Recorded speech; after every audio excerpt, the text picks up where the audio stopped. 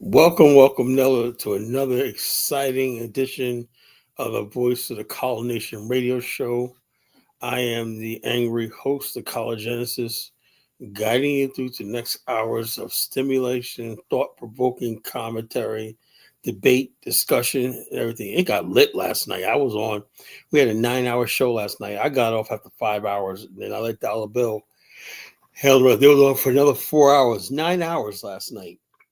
And boy, they were going at it. Like I was saying, I never knew that there was beef. Now it's like, damn, so much for Ubuntu, Pan Africanism, and all that stuff like that. It's like I had no idea that that that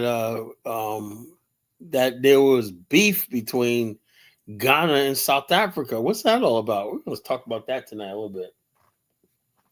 Could it be that there's Ghanaians who think that Ghana is supposed to be the natural place of the diaspora and Black America and stuff like that? I think, a lot of people went to Ghana back in the days, but Ghana is still a modern nation state. It has obligations and stuff like that. We have never basically questioned the politics of any country we go to or we try to connect with and stuff like that. For example, what do people think about former President Nadu Ada basically talking to Tony Blinken, basically eavesdropping and basically name dropping on Ibrahim Traore? Oh man, the Burkina Faso ones are doing this, and they got the Wagner group there. Dying, we're gonna keep an eye on for you, boss.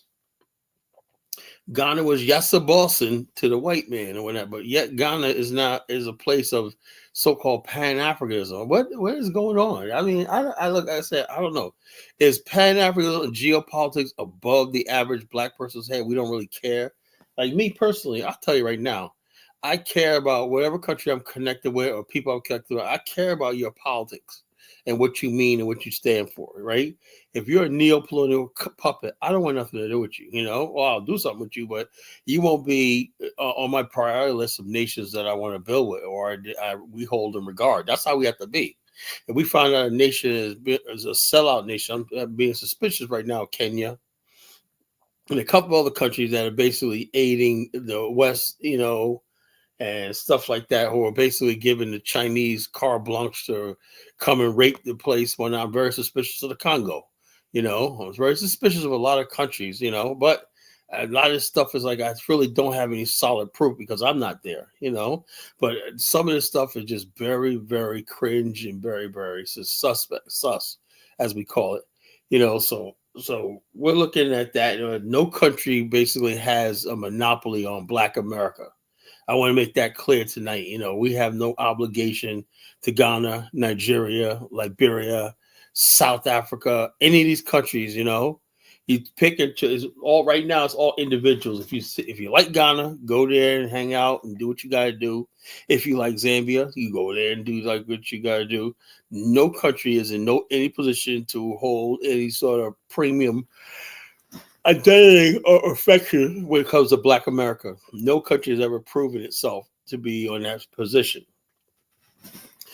Now, so therefore, this is what we're talking about tonight. The topic, though, is Black spokesmouths get in the bag. Everybody else gets nothing.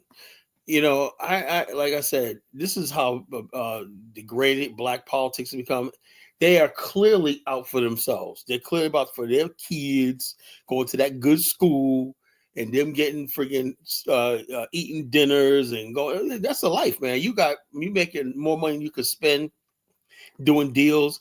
How did Jasmine Crockett in 2 years become worth $10 million? Who knows? Lord knows. How does Ilhan Omar become worth $80 million? You gonna tell me there's something wrong with this? People are getting the bag, And the bottom line is they have a nerve to say that we don't need $5,000. That people, the average Black person in America, don't need something. When we're giving money to the Ukrainians, we're giving money to illegals that are coming here by the billions of dollars. They said illegal aliens and everything cost America in 2024 $66 billion. Wouldn't it be nice if they took some money and sent everybody a rebate or say, yeah, we're going to send you a little bit of something to help you guys out. Here's a couple $1,000. I don't care if it's $1,500. Here's something for you. Have everybody. You can apply for this at your local IRS station. You can send your request in, and you get the money. That's how it should be. But everybody call that socialism, right? It's all right when America funds other countries in the world, and we call that just politics and geopolitics and everything. But for America, basically helps its own citizens. That's socialism, Carla. That's socialism. That's Carla. You're a commie, So our money does not. So America's tax dollars, right, belongs to everybody else. So whatever political interest, whatever you got to go out there and slave to feed this beast, and they can give it to anybody else but you. I mean, who made up this rule? And so, therefore, not to remiss, you got the black spokesmouths and whatnot. They're saying, look, why should the white people have all the fun? I mean, the white liberals have been doing this for years, creating programs, NGOs, and all stuff like that so they can get the bag. Stacey, the hippopotamus Abrams, they said her NGO was earmarked for $2 billion. $2 billion would it be? Not $2 million. $2 billion. What is the hell is that hippopotamus going to do that's worth $2 billion? I mean, it's just insane, Like I said, the black spokesmouths, the black activists, the black politicians are getting the bag, but everybody else is getting nothing, But this is what you vote for. This is what y'all wanted, and everything like that. So I don't know what to tell you anymore. I really don't understand it. I don't understand why it is the way it is. I don't understand why black people think the way they do. And everything. And then after getting in the bag, you got Negroes running around who think they're going to get a reparations check. Are you kidding me? The only person that's going to get all these same spokesmouths. They're the only ones allowed to eat in the black community. They're not going to say they're going to pass a bill, HR 40, the reparations bill. And guess who's going to get money? Al Sharpton, Benjamin Crump. Hey, what's up, Frenchie? Benjamin Crump. The usual suspects go around. Jesse Jackson, Rainbow Commission, National Activist Network, Roly Poly Martin. All these people will get the bag, and they'll call it reparations. We'll get blamed for it.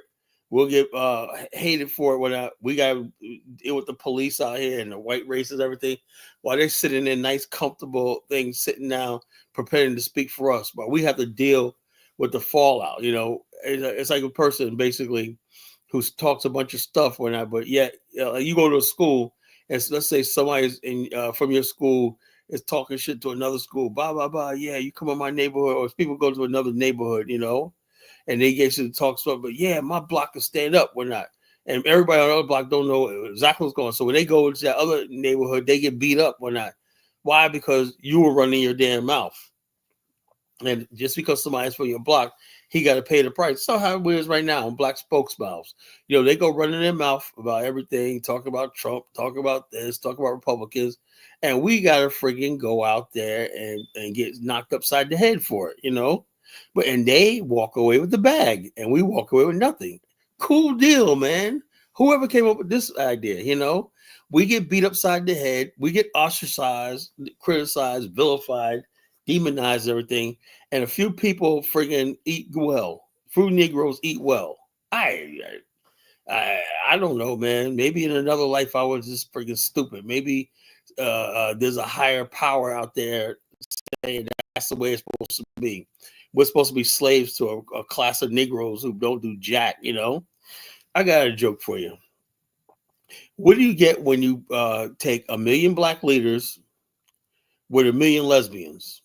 Anybody want to guess in the chat room? Want to guess? I'm gonna put that up there, and we'll answer it. I'm gonna see everybody. I'm gonna keep saying it by another hour from now. I'll give you the answer. What do you get when you cross 1 million black leaders with 1 million lesbians? What do you get? What comes out of that? What do you call 1 million black leaders and 1 million lesbians? What do you call that? Can anybody guess? 1 million lesbians and 1 million black leaders. What do you get? If you add the two together, what do you get? Well, I'll go ahead and tell you, no, not BLM. You get 2 million motherfuckers who don't do dick. That means 2 million brothers that don't do diddly squat. So you got a million lesbians, a million black leaders. You got 2 million motherfuckers who don't do dick. Don't do dick means you don't do a damn thing. Let me say he ain't did dick. That means you ain't did shit. So that's what it is. You get a million black leaders and a million lesbians. The outcome is 2 million people who don't do dick. You know, so it is what it is. So the black leaderships get the bag. They walk away with the bag. They got the nice perks and everything. They get invited to these nice dinners and fly on private jets and stuff like that, while we basically pay the price. We get bruised, beat up, ostracized and whatnot. They spread the misery to us. You ever notice that they lived a good life, but they was preaching also a gospel of misery. It's like in today's sermon and whatnot, we're not going to talk about the gospel of Matthew, Luke, John. We're going to talk about the gospel of misery. Misery, agony, misery. I used to be like that too, man. I used to listen to Farrakhan and get my doom and gloom on and whatnot. If you ever want to get your doom and gloom on back in the days, man, you just put on Farrakhan and whatnot.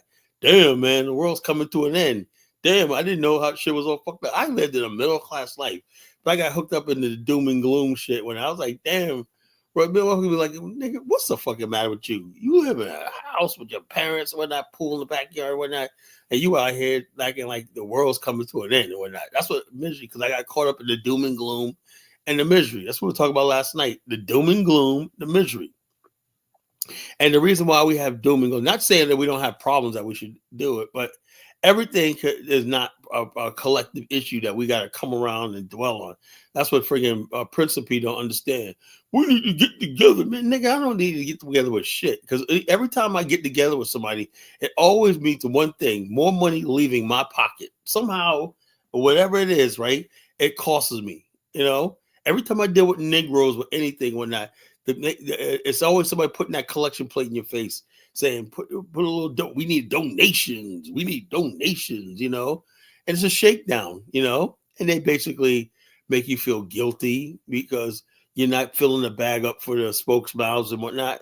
Don't you like the performance? Such and such spokesmouth just gave us, yeah, we got to fight the power, man. Black power, down with the man. We got to rise up, we got to do all stuff like that. It all means one thing. You're going to have less money in your pocket, right? They walk away with the bag, whatnot, all the recognition, the glory, whatnot. That's what it is. I would love to be a freaking black leader, a spokesmouth, whatnot. I could live, if I look, basically with my personality, if I was corrupt, that's what I'd be. I'd be out here making money. You know how easy it is me if I just change my whole thing to a grift where I can make money. But I'm glad the fact that I make money. I don't have to do that. I don't sell my soul to make a few dollars, Well, the Afghanistan is going to be reality, bro. That's going to be a reality. More and more, I'm destroying the whole facade called America, and everybody, nobody can basically argue with me now against the Afghanistan. I've done such a good job of it, basically, thing, So,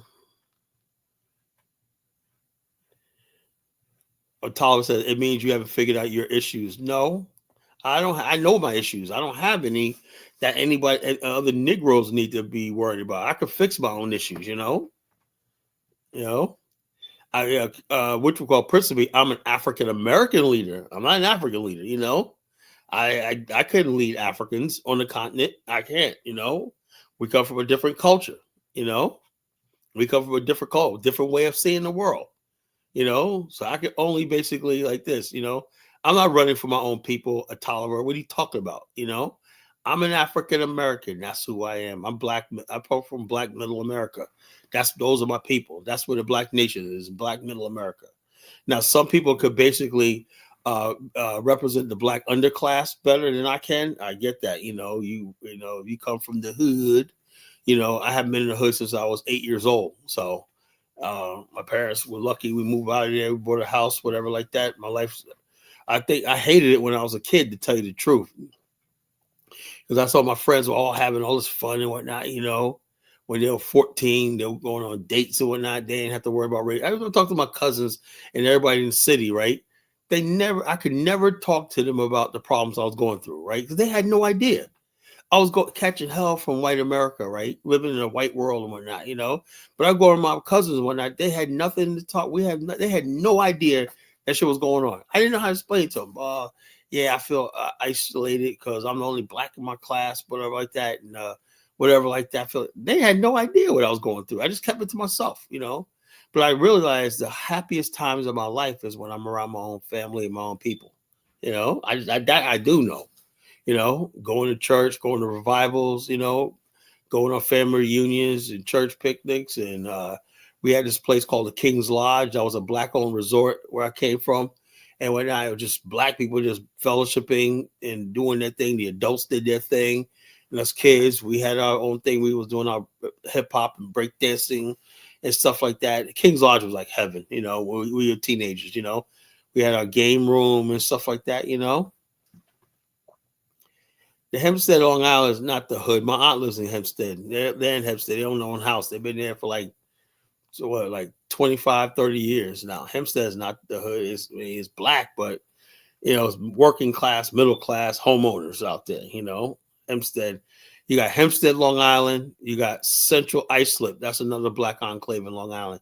You got Sag Harbor, which is an upscale black neighborhood in Long Island, And you got Baldwin. My family cousin lives in Baldwin. I'll be in Baldwin this week because I can't go to Baldwin. My cousin has to have a surgery. He usually takes me to the airport, JFK, when I go to Liberia.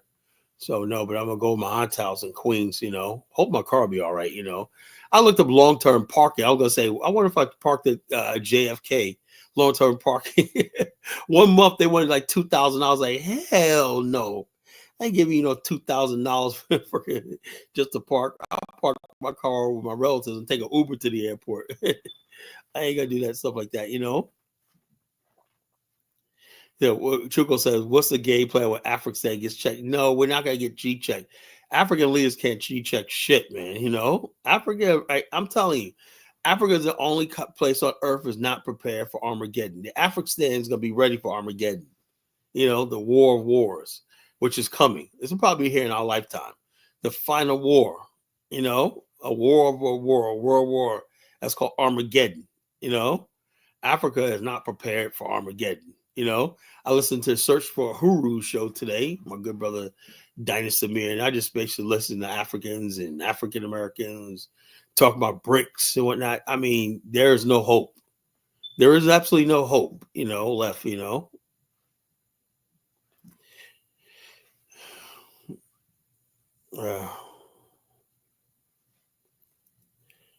I ain't saying follow no leader, I'm saying follow your own lead, follow your own lead. If you're smart, you can path your own way.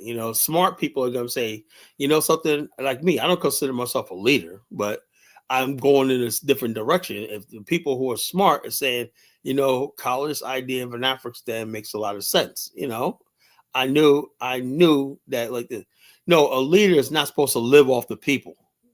If you're a leader and you're so-called making money and I don't see anything that you're showing for, like I said, I'll show you once this platform gets monetized, what leadership is all about.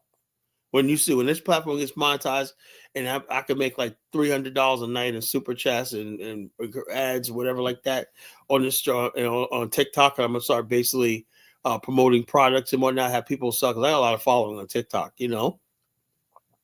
And so it's not poor righteous babble. It's the fact that you got to take money and do use with it. I don't believe in people basically getting the bag and friggin' sitting there talking a bunch of nonsense. You telling me how bad it is and everything like that, but you walking around with the bag. Your kids going to these nice prestigious schools and everything like that. Man, nigga, get out of here with that shit. Them days are over. Everybody else is beaten down and broke and hungry and starving, but you walking away with the bag and whatnot. I'm thinking of Roland Martin. Roland, where's the bag at, man? Give that money up, Roland. Put that money to a charity, Roland. Give the money back. You got $350,000. So Prince of Peace wants to smoke tonight. He says, if you're doing work, help yourself. No, help other people. Build something. And they know the look, let me tell you something. If your end game is not nationhood, you're not doing anything. I'm gonna tell you that right now. I don't believe in this getting together just to get together. When if you're not talking about nation building, if you're not trying to build communities in Africa or something tangible, whatever like that, that could change the thing, So it is what it is. I'm nothing like Tariq Nasheed. Tariq Nasheed raises money from people, and he gives very little back. If you're entertained by what Tariq Nasheed does, that's fine. If that's all you want out of life is a raggedy ass museum, in a parking lot, if you always want some DVD talking about shit that's pseudo and unfounded, whatever, hey, go ahead. That's what you do, If you like laughing at his jokes, he's very funny. He's entertaining. If that's all you want out of life, Tariq Nasheed, hey, look, go right ahead. I ain't whatever floats your boat, So no, look, Principe, that's a friggin' lie. The black middle class has nothing to do with so-called black leaders. Nothing. They never have. They never will. Everything you see in Black America, where they always were black success in America, never had. There's a disconnect between the people who call themselves Black America, right, and black leaders, right? Because most black leaders only talk about black misery, black failure. The only people that think that black people that exist are people who are getting shot by police, people running from the police, people on Section 8 welfare and stuff like this, people who have been discriminated against and everything. That's the only people so-called black leaders talk about. They never talk about real black people who are making it and stuff like that. They don't exist. I play the top 20 black businesses in America. Do you think any of these black leaders ever talk about that? No. They're not trying to do like that. They need you to be suffering so they could justify their presence. You need to be suffering and being beat down, beat over the head 24 hours a day, so they could come as super Negro savior.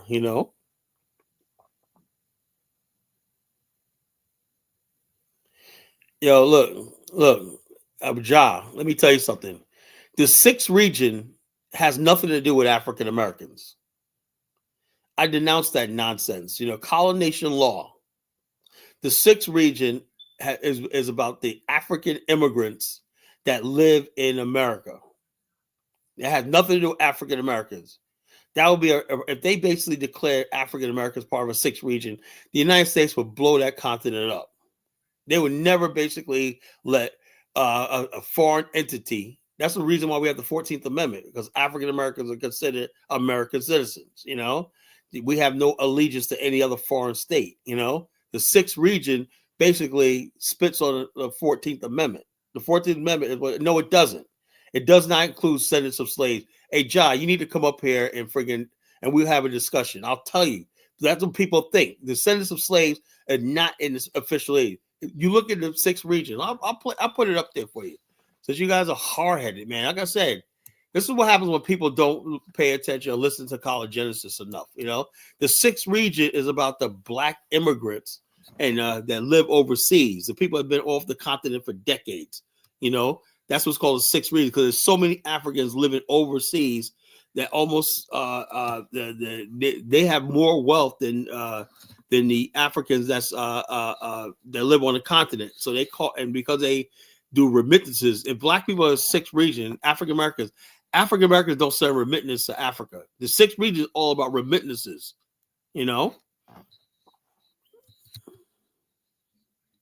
So let me find something for you. Sixth region of the African Union.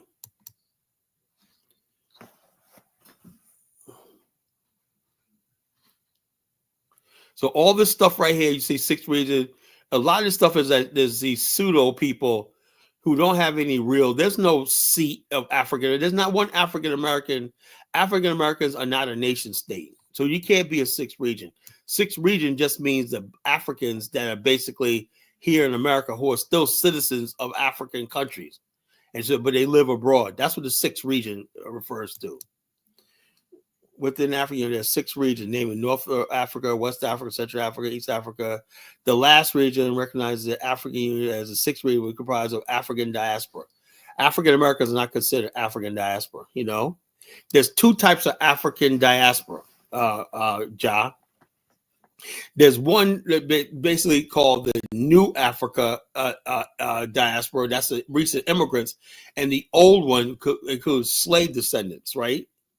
The African Union only recognizes the new, and the government of the United States only recognizes the new immigrants. Right. That's why you see them catering to the new immigrants, like with housing, with education, and stuff like that. Because America is in AGOA, the African Growth Opportunities Act, right? That's part of the helping the sixth region, the people Africans who live in America and the West. Okay, it has nothing to do with African Americans who are U.S. citizens. The sixth region means people who are displaced and may have to take up foreign citizenship out of circumstances. That's what this whole thing is. The African Union Sixth Region Global. Let's see this. Let me read this. So, and like I said, none of this official stuff. Like I said, they like using African Americans, to boost their nonsense up. We are the global citizen, but nothing really actually tangible. You can't show me any land, any government. Show me anywhere African Americans hold any political seat or any public office in Africa. That doesn't exist. So please, this is why we can't do. This is why the African movement is so important, right? If basically I'm saying at the sound of my voice, and any fools have to do it, right? If you want us to be part of the sixth region, then you basically like this, No, it's not the You said the Africa is defined as people of Africa. No, it doesn't. The sixth region is defined as people who are African, who are born in Africa. And like that, African Americans are not a nation state. We're not a government. We don't have a flag. We're not a government. Haiti is not even considered, failed to get membership in the African Union. So the bottom line, and also, the people who are like Elon Musk is part of the sixth region. Chinese, Indians, Lebanese who are born on the continent, live abroad, they are part of the sixth region. Charlize Theron is a sixth region. Elon Musk is a sixth region. They're white South Africans. White Afrikaners are part of the sixth region when they live abroad. It's not race specific, So please, that's why I said we got to get this thing. But people, you can believe whatever you want to believe, CARICOM, I have no idea what CARICOM is, right? All I know is, look, if a foreign state like the Bahamas and whatever like that want to be part of CARICOM, right? Black America is not part of CARICOM because that would compromise. That would be a provocation with the United States. African Americans belong to no international body. African Americans are not part of the UN. They're not part of the World Bank. They're not part of the IMF. They're not part of any international recognized institution. Why? Because we are U.S. citizens. That means something. The reason why Black America can't be deported because we are solely United States citizens. There's nothing that tethers us to Africa whatsoever legally. This is why the African movement is so important. African will give us a stake in Africa. Right now, we have no stake in Africa. We have no land. We have no territory. We have no industries. We have nothing. In African, if you want to be part of Africa, so-called sixth region, whatever like that, you have to build an African. Then Black America has a stake in Africa. This is what I'm trying to tell you. So all you people keep bucking me. It's good to disagree with me, but the college Genesis has been around a long time. I've been studying this stuff longer than you people have been alive. And this is why nothing ever happens. Nothing happens. Like, how long have we heard about the African Union? Now, do you see any major moves? I have my partner, Mr. Rosenthal. He goes all over the African continent. There is no real outreach to Black America. Nothing. He goes to build gold bullion banks all across the African continent. But we have no friggin' power politically in Africa. We have no political agenda. We can't enforce nothing because we're not recognized as any nation state. So the bottom line, the only way that's going to change that is Black America needs their own government, like the state of Israel represents Jews on the international world.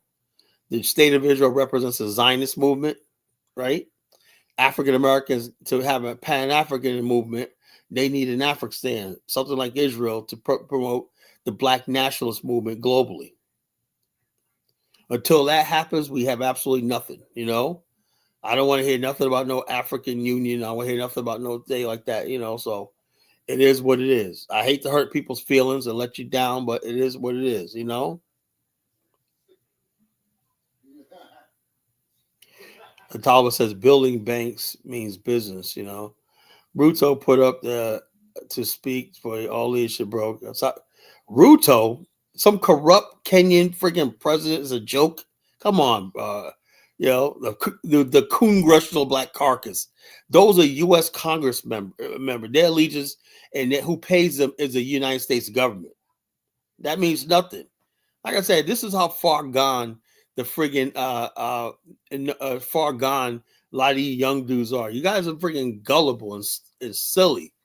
You know, geez, man. Bruto, are you kidding me?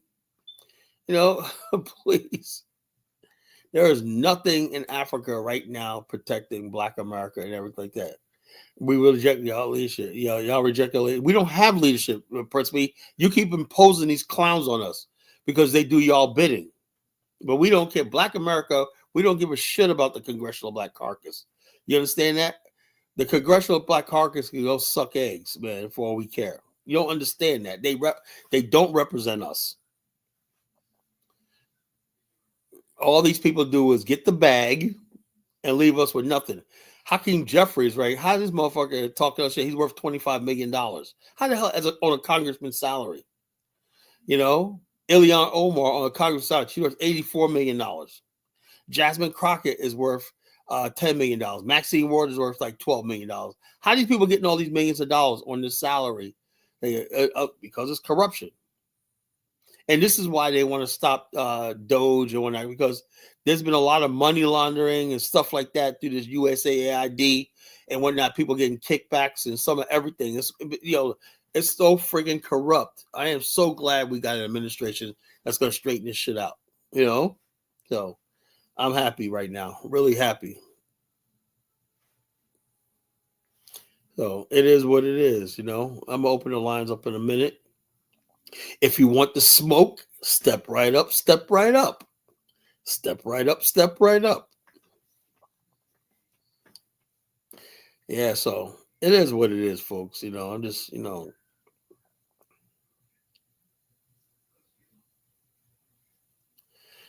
say y'all might be worse than hate. Yo, look, Black America, let me tell you something, don't need leadership, bro. We have a middle class. We have 2.5 million Black men in the upper class making 150,000. What the hell do we need leadership for? You know how many Black millionaires we have in this country? Thousands of them, tens of thousands of them. You know, how many Black billionaires we have in this country? You know, there's Black people opening businesses every day, you know, doing all kinds of things. What the hell do we need a fucking spokesmouth for? You know, we don't have damn leadership. All leadership's going to do is lead us to some stupid, selfish thing and look big.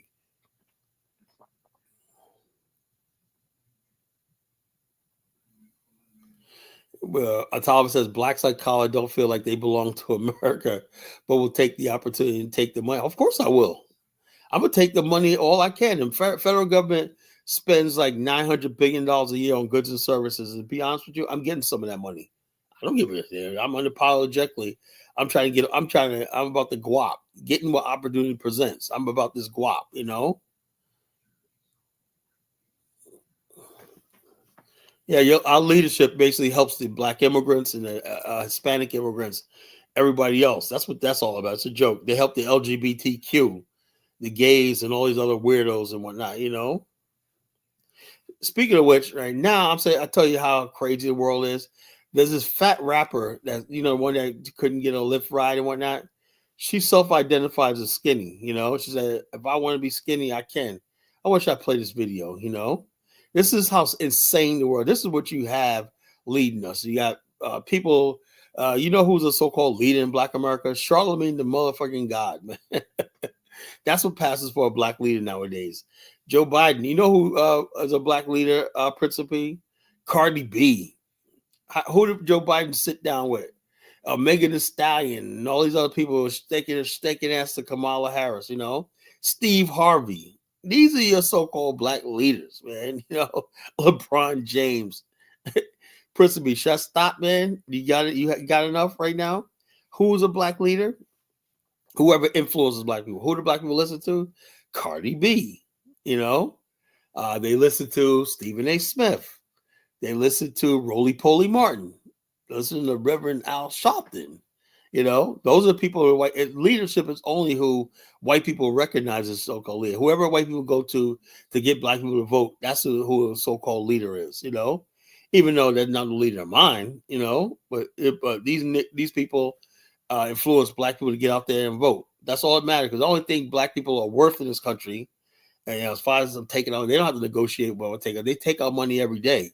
Because we don't spend money on black businesses and everything. So they know they got our dollars. They already got that. The only wild card is the so-called who we vote for, The only wild card is who we vote for. And they got that really wrapped up by basically incorporating all these people, Al Sharpton, Jesse Jackson, Messy Jesse, and all these other people to say, come on in, whatnot, We'll give you money. We'll give you everything like that. Main thing is to make black people think they have no other alternative but the Democratic Party. You know what, Principe? There's no such thing as a black community. There's only a dark-skinned Democrat voter. That's all it is. You're a dark-skinned Democrat voter. There's no black community. There's no African-American. There's none of that shit works. You are a black-skinned Democrat. That's all you are, as a Democrat with black skin. That's all you are. And your masses are white liberals with white skin, who are Democrats. That's all. That's all. You have no leadership. There's no black community. That's not. You're just nothing but a Democrat. And they only need you every 4 years, maybe this time 2 years, because we had the midterms coming up or whatnot. So they're going to whip you in line to get you to the polls, Now, will black people turn out to the polls in the midterms or not? For what? The same Jasmine Crockett telling you don't deserve $5,000. You're going to go there. Yeah, man. Screw Donald Trump. I don't need no damn $500. Like I said, we have the dumbest people on God's green earth in Black America. The dumbest people, so say what you want about Africans, right? They're smart enough to have at least be represented by a nation state. That's one thing I do give Lewis. He's fiercely protecting Ghana.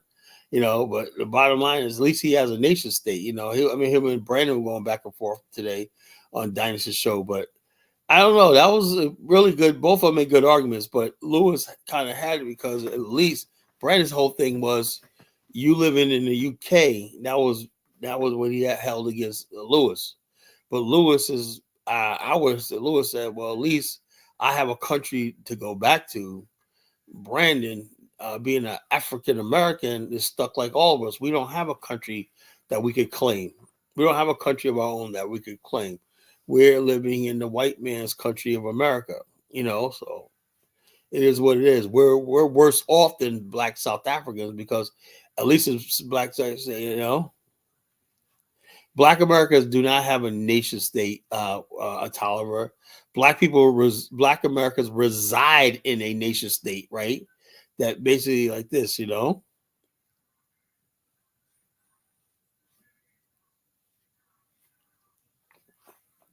I didn't see your comment, Bruni.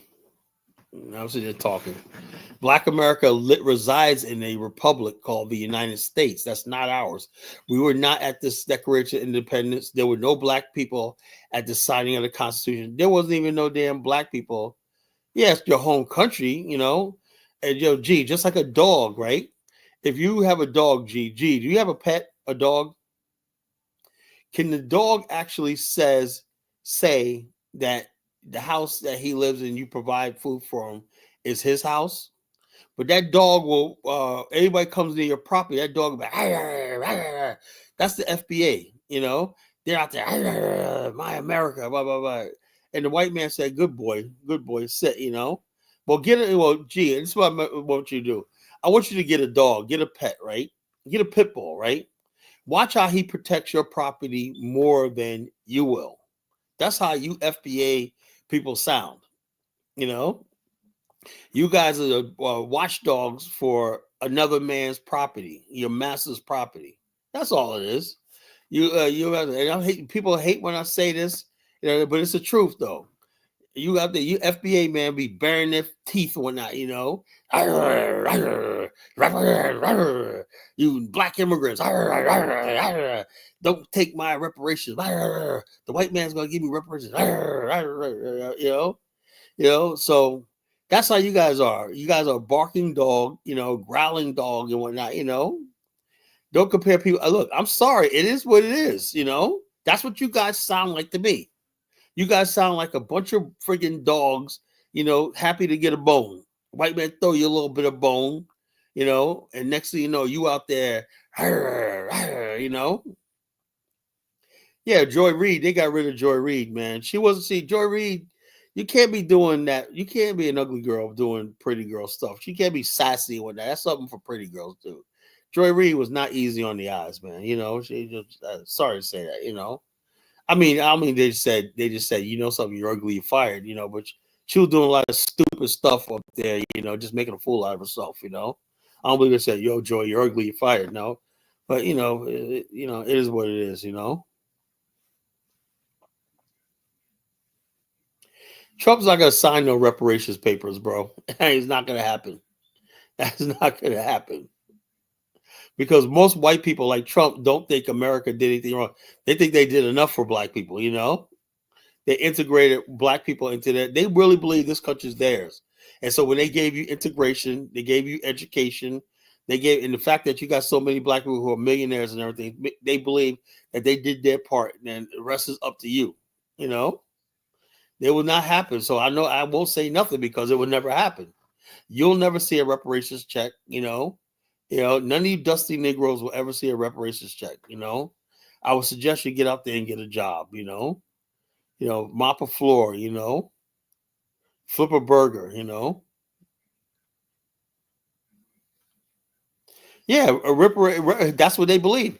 Integration, the fact that you could sit next to their white children. That's what Martin Luther King wanted. All he wanted was black and white kids to love each other and whatnot, And that's what we bought into. Black America bought into integration, We thought we had arrived, man. We could go into their restaurants and go in their hotels and go in their lodging and stuff like that, or play in their major league baseball and whatnot. We thought we arrived. We got our reparations when they integrated baseball with Jackie Robinson, That's the Negro mind, South Africa, well, I will say like this. Yes, that may be true, Dusty Brothers, about South Africa being a nation state, a white country. But the difference is, at least South African blacks are the majority and they hold most of the political power. I give them that. Yeah, the infrastructure and the structure of South Africa is white, primarily, but at least they are the majority. We're Black Americans a perpetual minority, and we're not on our native land. The Black South Africans will always say they're in their native land, and whites are always going to be perpetual foreigners in South Africa. That's the difference,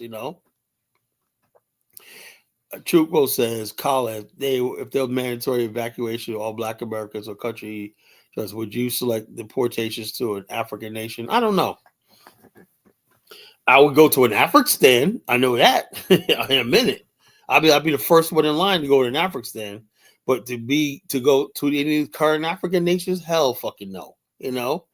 All these countries in Africa are fucking no people should be forced to live like that. The way you see Africa right now, No people should have to live in that level of poverty and whatnot. It's ridiculous, and poverty and backwardness and stuff like that. Jeez. You mean tell me we got to go back to hunting and gathering, 10,000 years of human civilization? There's a prospect that we might be thrown out of America, and we got to go back to hunting and gathering, shooting spears and whatnot, and blow darts to survive and whatnot, I don't know. I can't do the African thing, I'm sorry. I can't, I just can't do that, I'm a product of the modern world. My thought and everything like that comes from the modern world, So that's my burden. I'm, and I don't know. Either I go back to what my ancestors did 500 years ago, probably in the Congo. They were probably hunting and gathering and spear chucking and stuff like that. Making a living, probably happy. They're probably happy in their mud huts and stuff like that. But we're different people now. Maybe I would love to live. I tell you, one place I would love to live.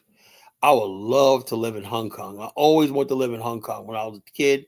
Hong Kong and Tokyo are my two favorite places on this friggin' earth. Hong Kong and Tokyo. You know something? I was watching a movie, Bruce Lee, Dynamo. It was about the 70s. He was like the protege of Bruce Lee, whatever like that, Bruce Lee. And a movie called Dynamo, right? Let me see if I can find it, right? This is what I'm gonna do. We're gonna have some fun. You played the intro. The movie came out in 1976, right? Look how developed Hong Kong is way back then. That's almost 50 years ago. And most countries in Africa are not even at that level at 50 years later. That's sad. I was just sitting there watching the other day. I'm like, man, Hong Kong was so freaking developed. That was the 60s and 70s. I was like, God damn, how these countries, these African countries, they brag when they get a little roundabout and whatnot, or they get a bridge built, an overpass. Like they did. And I'm like, Hong Kong was so developed,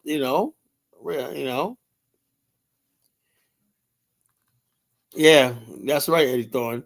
We were pushed because we taught and still think white people have the best of everything. But to be perfectly honest with you, right? My neighborhood's predominantly white, but I tried. Lord knows I tried to live in the black community and whatnot. Lord knows I tried, man. I'm like, damn. I tell a story about Miss Coffee. Lagos, Abuja, Port Harcourt Ferry. Oh, please, yeah. When the freaking lights go out. I seen a night thing of Lagos, man. Lagos like the darkest city at night. Wait, why don't I have no lights? A skyline. Can you show me, Chuko, a picture of Lagos at night? Let's see. Let me see. Let's have some fun, folks. We're gonna have some fun tonight, man. This is a fun show, man. We're gonna have some fun tonight. Let me put Lagos at night. Lagos dark at night. Let's see. I saw a video one time, man. It's the Lagos at night. Lagos have no nightlife, man. It's like, damn, freaking place is dark as shit. Lagos.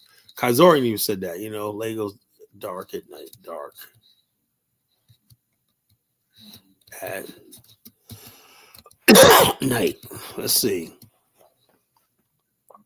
Damn, man. This is terrible, man. I'm looking at these pictures, man, these images. God damn, man. How's the city? The city's supposed to have a skyline, like, damn, oh damn, we got some fine ass girls, man. Damn. I was like, okay, maybe it's worth it, man. Why is everything so fucking dark, man? God damn, man. It's like terrible, man. Well, let me show y'all the pictures and see what you're saying. Chuko say Banana Island is a freaking joke.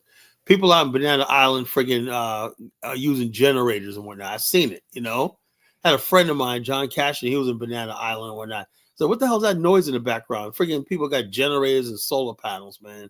No, I said barely any indoor plumbing and whatnot. I gotta go outside when for plumbing. But nice houses look nice, man. But please stop,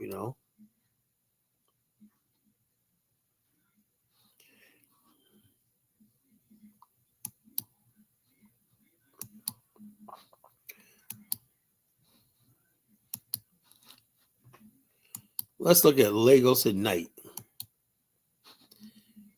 A couple of buildings are lit up, but goddamn, man.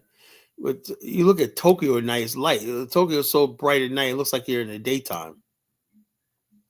Why is everything so dark, man? God damn, man. Come on, Nigeria. You gotta do better than this.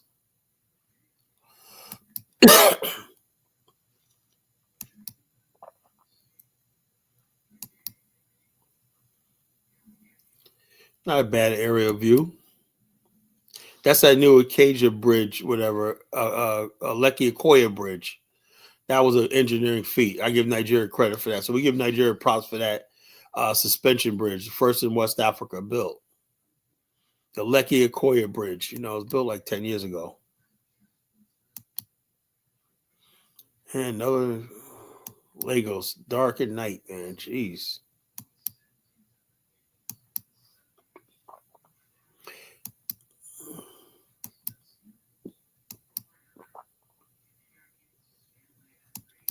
That was Portugal.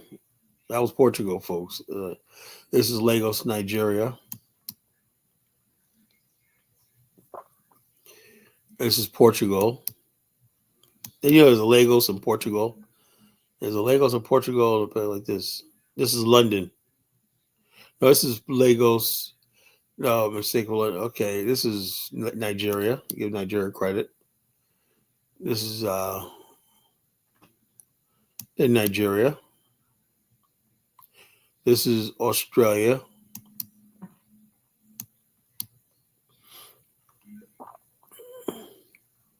Lagos is supposed to be a metropolis, man. You should see neon lights, everything like that. This is Portugal, Lagos, Portugal.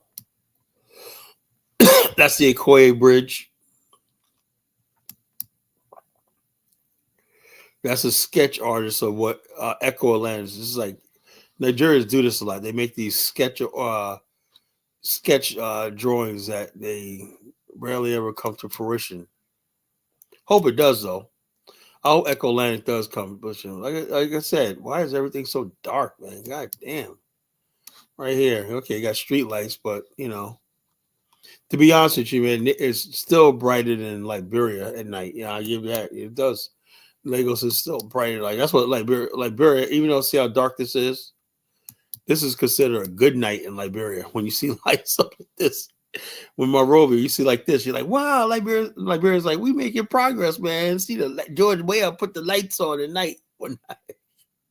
It still be dark as shit, man. You go off these main roads right here, and it be dark as shit. Like, god damn, man. You got people carrying around their camera phones, and have the light on and whatnot because it be so dark out at night, man. You know. Yeah, so it is what it is, folks.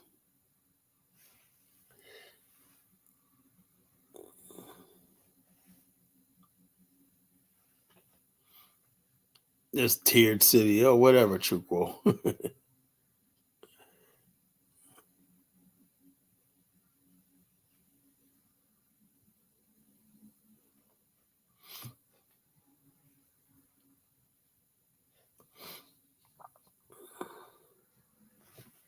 Yeah, Lagos is making some progress a little bit. I give it that. Nigerians, they did some right. You know, that Echo Atlantic, if that ever takes off, man, that'd be nice. You know, if they ever finish that thing, you know. I mean, they started around the same time Dubai did. Look at Dubai now and look at that. You know, Echo Atlantic's what, 2 buildings and whatnot, you know. So, I don't know. Uh, but it is what it is, folks.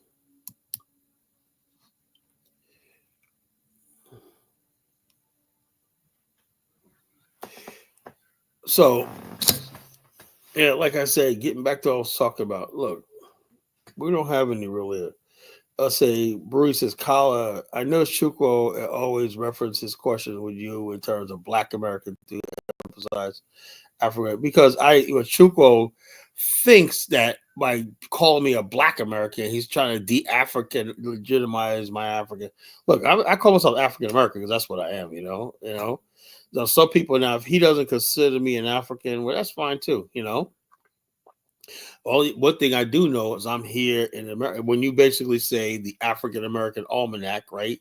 That's a complete the African Americans are the only group of Black people that have their own encyclopedia and almanac. We have a whole history, a museum, a whole history of accomplishments in the West. We were the only people in the Black world that were making any progress in far as our humanity and stuff like that. So when someone says African American, I know that's the people I come from, and I'm dead proud of it. You know, I'm proud to be part of the Black people that actually mattered. You know, the only significant Black people that's been around for in the last 500,000 years is Black America, right? Bar none, hands down. You know, hands down, Black America, the civilization that was produced here in America among Black America is the pinnacle. You know, and I don't want to hear nothing. It's been a thing you're trying to dismiss and minimize our success and accomplishments and everything, and what we're doing. We did it in spite of America, not because of America. You know, it tells you that white supremacy and stuff like that is we're immune to this shit. You know, we're really immune to this. So that's why I hate these friggin' doom and gloom misery people come around there. Oh, we got this. White people can't do shit to us. They would have done it. If they could, they would have done it already. They attempted to wipe us off the planet. They attempted to exterminate us and whatnot. They failed. Too bad. We're still here. We're still kicking ass and taking names and whatnot. And what like our ancestors did. We're gonna continue doing that. And when we do part ways with America, it's gonna be a position of power and strength. We're not gonna be groveling to the friggin' Africans, man, talking about let us in. Let us in. No, it don't work like that. So it is what it is. With that, let me put the link in the chat room. If you want to call in and rumble with the College Genesis, you can. I'd like to hear from you.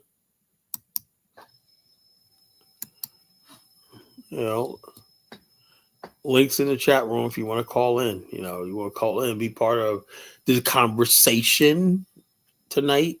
We're having a good discussion. Black spokesmouths get the bag. Everybody else gets nothing, right?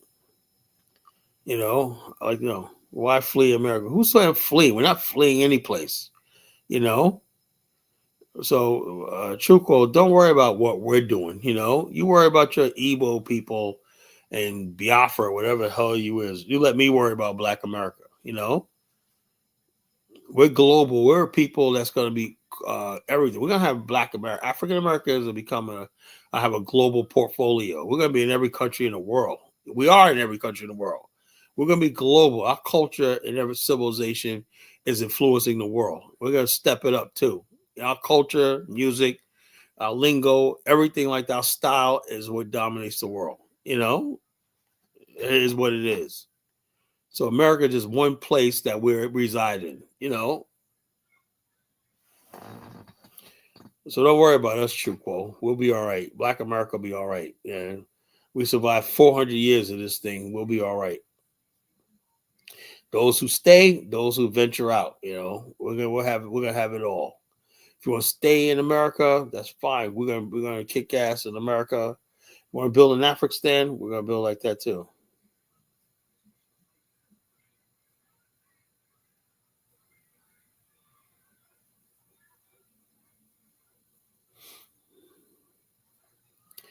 What leader are you talking about, Principe? Y'all shit on league up, y'all regain. Man, get out of here with that Principe, please. Everybody help those games, Jack. Principe. The bottom line is this: America had to correct itself. They basically we don't like Black people, but having Black people suffering in this country because of racism is not a good look. We're trying to influence America, and basically have successfully created a myth and a myth about integration and stuff like that they sold to the world. The world would not see America as this great country if they thought Black people were being oppressed. So they had to freaking click the image up. It tells the College you speak ill of my ancestral countrymen. Who are your ancestral countrymen? Are you talking about those dusty people in what part? Where you say you're from? What your ancestors are from? So look, and not only that, we also produce some of the best scientists. This is still Black History Month. Let's talk about Black success in America. We produce some of the best scientists and inventors. So I'm gonna play a video about Black inventors. Chuko thinks we're only sports and whatnot. We're the only Black people that ever invented anything. Black inventors,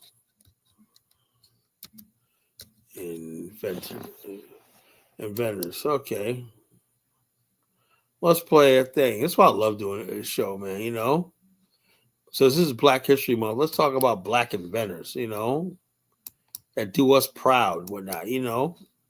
Why we know we're part of the master race. Black America is actually the master race. Something Chukwu's not a part of.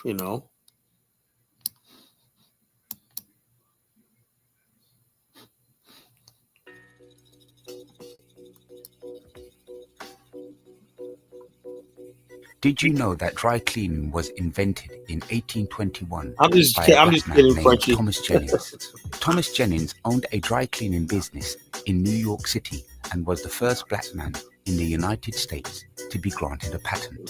Thomas L. Jennings was an African-American tradesman and abolitionist in New York. He operated and owned a tailoring business. In 1821, he was one of the first African Americans to be granted a patent for his method of dry cleaning. Dr. Joseph Jackson holds 6 U.S. patents for telecommunications and fertility prediction inventions. Jackson's first patent was for his contribution to a V-chip device that allowed users to block selected content on cable television. This type of technology is commonly used for parental controls. He also holds patent for the TV remote control devices. Granville T. Woods developed the railroad telegraph, a device that transmitted messages through static electricity between moving trains. Telephone transmitter, railway system, subway system, roller coaster, and many more. Lonnie Johnson, the man who created the Super Soaker water gun, was awarded $73 million in unpaid royalties from giant toy maker Hasbro. Johnson, who founded the Atlanta-based company behind the Super Soaker, filed a lawsuit against Hasbro for underpaid royalties in the sales of the widely popular water gun, according to the AJC.com. Garrett Morgan invented a safety hood you put over your head to avoid inhaling smoke at standing height. Jesse Eugene Russell, inventor of the digital cell phone. Paul L. Downing, little known Black history fact. This man is named Paul L. Downing. He invented what every household uses today, the mailbox. Downing patented his mailbox on October 27, 1891, and called his invention a street letterbox. 1 year prior to inventing the mailbox, Downing patented an electrical switch that allowed railroad workers to turn on or off the power supply to trains at the necessary times. Downing's design for the railroad switch were used as inspiration for inventors who created residential electrical switches. The street letter drop mailbox with a hinged door that closed to protect the mail was invented by Philip B. Downing. Downing, an African-American inventor, patented his new device on October 27, 1891. Marie Van Britten Brown was an American inventor. She was the inventor of the home security system in 1966, along with her husband, Albert Brown. In the same year, they jointly applied for a patent, which was granted in 1969. The invention was basically the first closed-circuit television security system and is predecessor to the modern home systems today. It led to the foundation for video monitoring, remote-controlled door locks, push-button alarm triggers, instant messaging to security providers and police, as well as two-way voice communication. The fame of Brown's device also led to the more prevalent CCTV surveillance in public areas, according to a 2016 New Scientist report. 100 million concealed closed-circuit cameras are now in operation worldwide. Edmund Berger. In 1813, inventor Edmund Berger invented the spark plug. Although the internal combustion engine, in which the current version of the spark plug is used, was only in the developmental stages in the mid-1800s. Mr. Berger is still given the credit for the invention even without obtaining a patent. Henry Thomas Sampson Jr.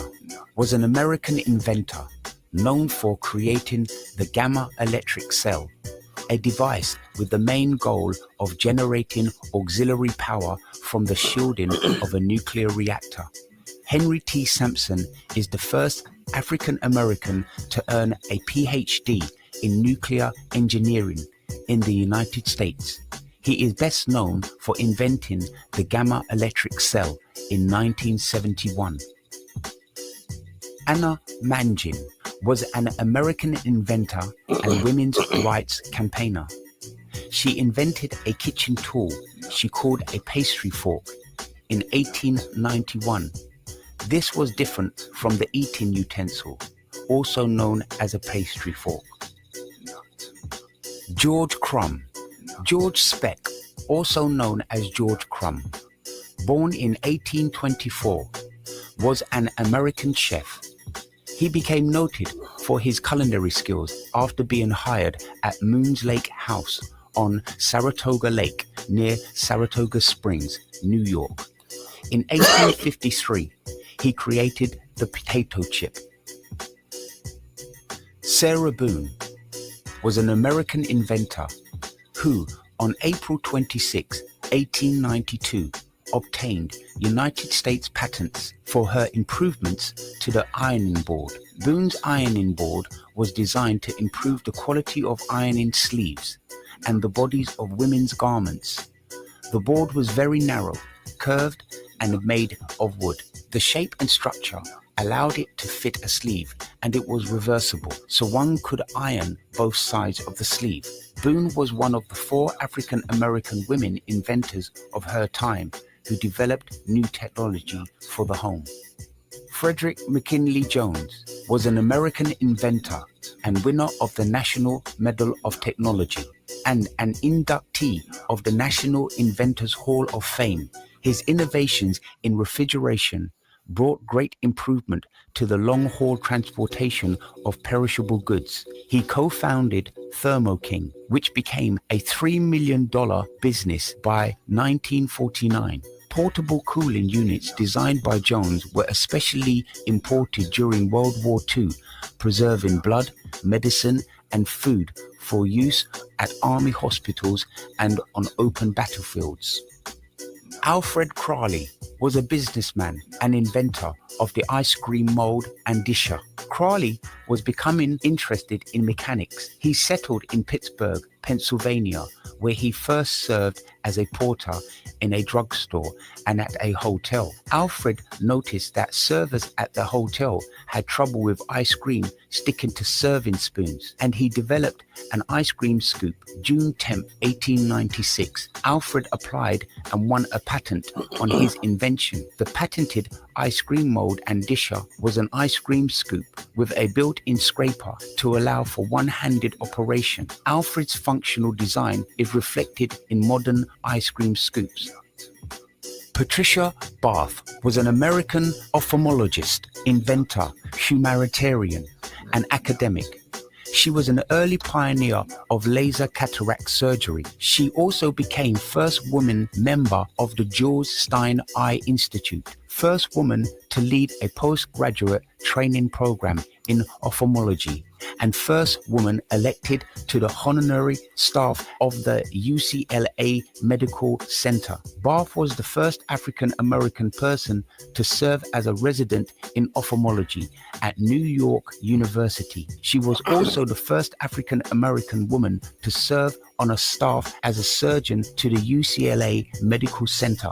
Bath was the first African American woman doctor to receive a patent for a medical purpose. The holder of 5 patents, she also founded the non-profit American Institute for the Prevention of Blindness in Washington, D.C. Madam C.J. Walker, born Sarah Breedlove. She is recorded as the first female self-made millionaire in America.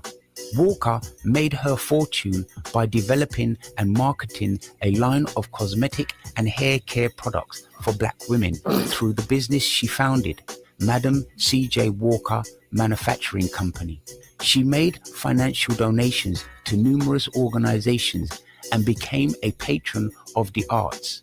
At the time of her death, she was considered the wealthiest African American businesswoman and the wealthiest self-made Black woman in America.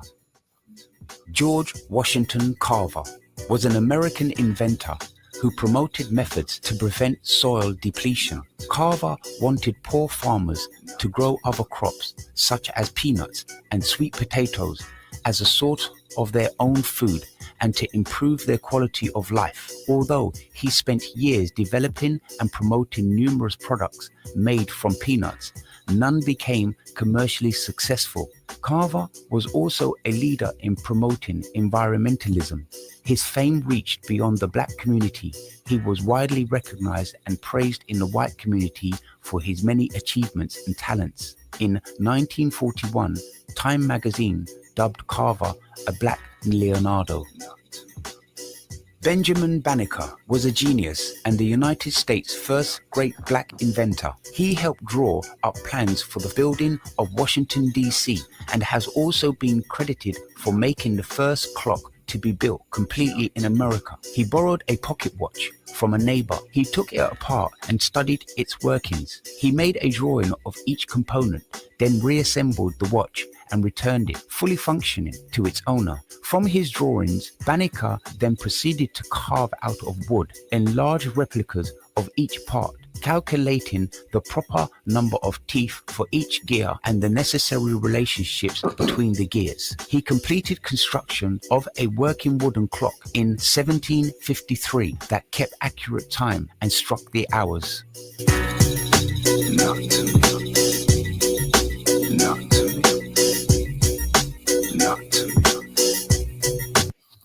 Now, so when people like Chuko say we're only good at sports and everything like that, I hate to like that. And like I said, I don't really believe Black America's superior, but when people keep putting you down, sometimes I do say stuff like that. Let people know how it feels. What we think. People, like I said, when you take the white supremacy narrative, whatnot, people like me are here to say no. White people are not going to tell you all this. They're gonna make you think the only thing we do is music and sports. No, we're people of invention. We produced the Harlem Renaissance. It was a revolution and renaissance in Black culture that affected the whole world. The reason why you got Hugh Masekela and all these other people in Southern Africa when that listen to jazz, and we produced poets. Some of the best minds in literature. And art and literature. The Harlem Renaissance. So, when you just dismiss Black people in America as just sports, like I said, I know that we have everything it takes to build a nation. We have the history, we have the success, we have the strength, we have the numbers, we have everything we need to do. So when people try to say, "Oh no, College, it's the best you could ever do," no, America. If we was in our own nation, whatever we did and during slavery and Jim Crow, imagine what we could have did with our own nation. That's the problem. I'm trying to make people understand. Whatever we're doing in America, we could have did 10 times more if we had our own land. If we basically built our own nation, we'd be the number one in the world. I have no doubt about that. If we don't have the white man or white America to freaking fight with all the time, we could be way much further than that, So it is what it is. Yeah, of course, no white people are helped by their racism. That's all it is. That's the only reason why they're on top, because they're racism. They have the numbers and they have the power. Black people. If we was it was an even playing field. We mop the floor with these people. Easily. Because I'm telling you right now, the smartest people I know are Black. The white people got everybody convinced that they built everything and they're so smart. And they got a lot of Black people around the world thinking, "Oh, I got to come to America. Let me stay away from the Black Americans and whatnot." You need to come near us because this is where the intelligence is at. Don't be fooled by the media. Yeah, we got to keep fighting racism, You fight racism by letting white people know we don't need you, We don't need this country. We don't like that. We'll be fine without you, When most white people believe that, then racism will change. But when white people believe that they built everything, that we're not capable of building nothing, and most white people don't even know our history, they don't know what we're capable of. We got to demonstrate what we're capable of. And how you demonstrate that by building a nation of your own that could surpass theirs. That will kill racism once and for all. Pakistan will kill racism once and for all. It would.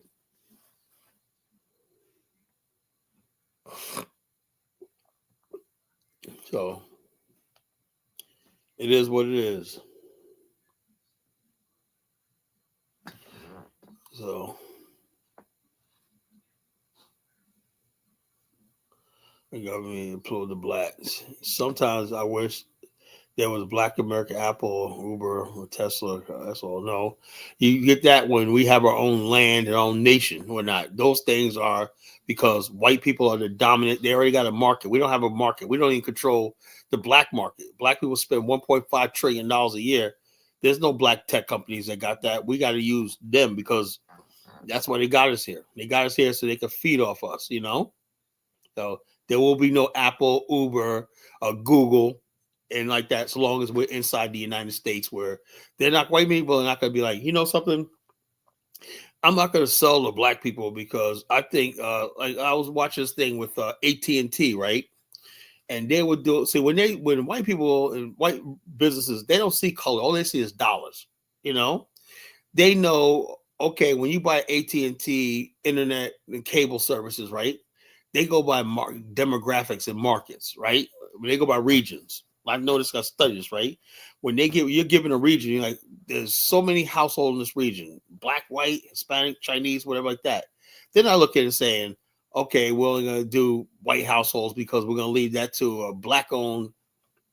No, they're going to take the share. They're not going to share and let a black company target. No, they're going to basically like this. To them, see, this whole thing about race is bullshit. Because in the real world, nobody gives a damn about race. All you care about is the bottom line. The bottom line. I keep saying the bottom line. The whole thing is true quote. If you haven't figured it out, Amazon doesn't give a shit about color or anything. All they know is money. That's the real world. Apple and all these other people, they know you got to use. They have what we call a market. They control markets. Black people, because we're a minority group and we don't have the numbers, we're only a minority group in this country. We can't scale any business that everybody has to do. It's just not possible, you know. Now, Jonathan says there's 5 rideshare companies. I guarantee you they don't do as a business level as Uber because they can't scale it like that, you know, unless they basically can penetrate into the white or whoever thing. You can't just basically, it's like trying to find a needle in a haystack, only target black people. That's what Chuko is trying to say. Imagine like this. No, you go by markets. If you have a black-owned rideshare app company, you ain't thinking about just black people. You know, just like me, my business. When I'm not thinking about when I get ready to sell policies or do consultancy and stuff like that, where I make a living, I am not thinking just black people. I'm thinking everybody, all the dollars like that. I'm looking at a market. My agency is trying to dominate the region here in Virginia. You know, we ain't thinking about just like, yeah, we got black people, customers and everything, but we got white customers, Hispanic customers. We have one Asian lady that's in our group. She got the whole Filipino community on lock. You know, that's one of my downline agents. You know, she has her own office and everything. She got the Filipino. That's what we're looking at. We look at numbers. You know, so I don't know what Chuko will be saying nowadays. You know.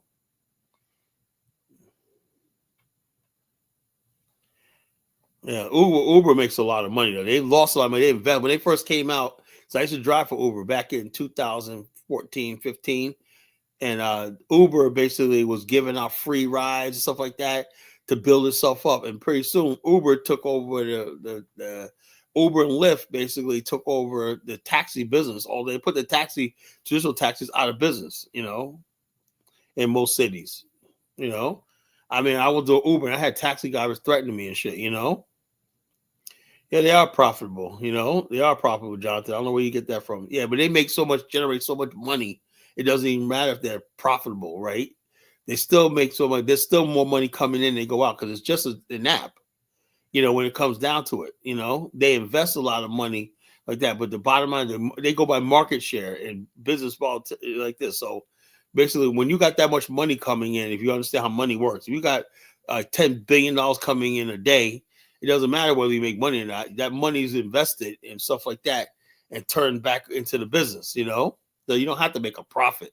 You're still generating money, you know, generating wealth and revenue. That's how businesses work. You know, profit is just the extra stuff left over. But the amount of money Uber generates is freaking incredible, incredible for just having an app with no overhead, basically. Just saw like Twitter, almost $1 trillion worth of revenue and stuff like that they generate through advertisement and stuff like that. So it is what it is. They're making money. Tech companies can't go wrong with tech, because those are services everybody has to use. There's always gonna be money coming in. Always gonna be money coming in. No, what you call it, Uber, the money they coming in, they're buying up real estate, they're buying up gold, they're buying crypto, they're buying all stuff like this, and they basically make it seem like they don't make a profit, so they don't have to pay taxes, They invest the money in different things and whatnot. When you generate that much money, all you have to do is keep investing it. That's called capital gains, and so therefore, if you don't seem like you're making profit, you're making money, right? But you don't put it like that because the money's going to CEO. So CEO Uber probably makes like $1 billion a year. So they put it in the salary and all that stuff like that, salary and expansion and everything like that. Yeah, so they're definitely making money. The profit, they keep the profit low because they don't want to freaking pay taxes on it. That's how it works.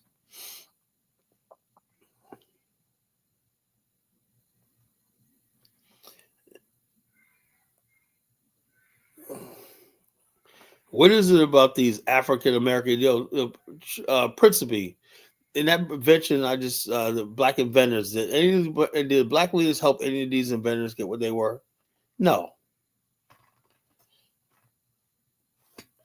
There ain't no black leaders that help these inventors got what they. These guys hard work, brains, and studying. Anybody said, "Oh, we gotta confer with the black leaders before we do something."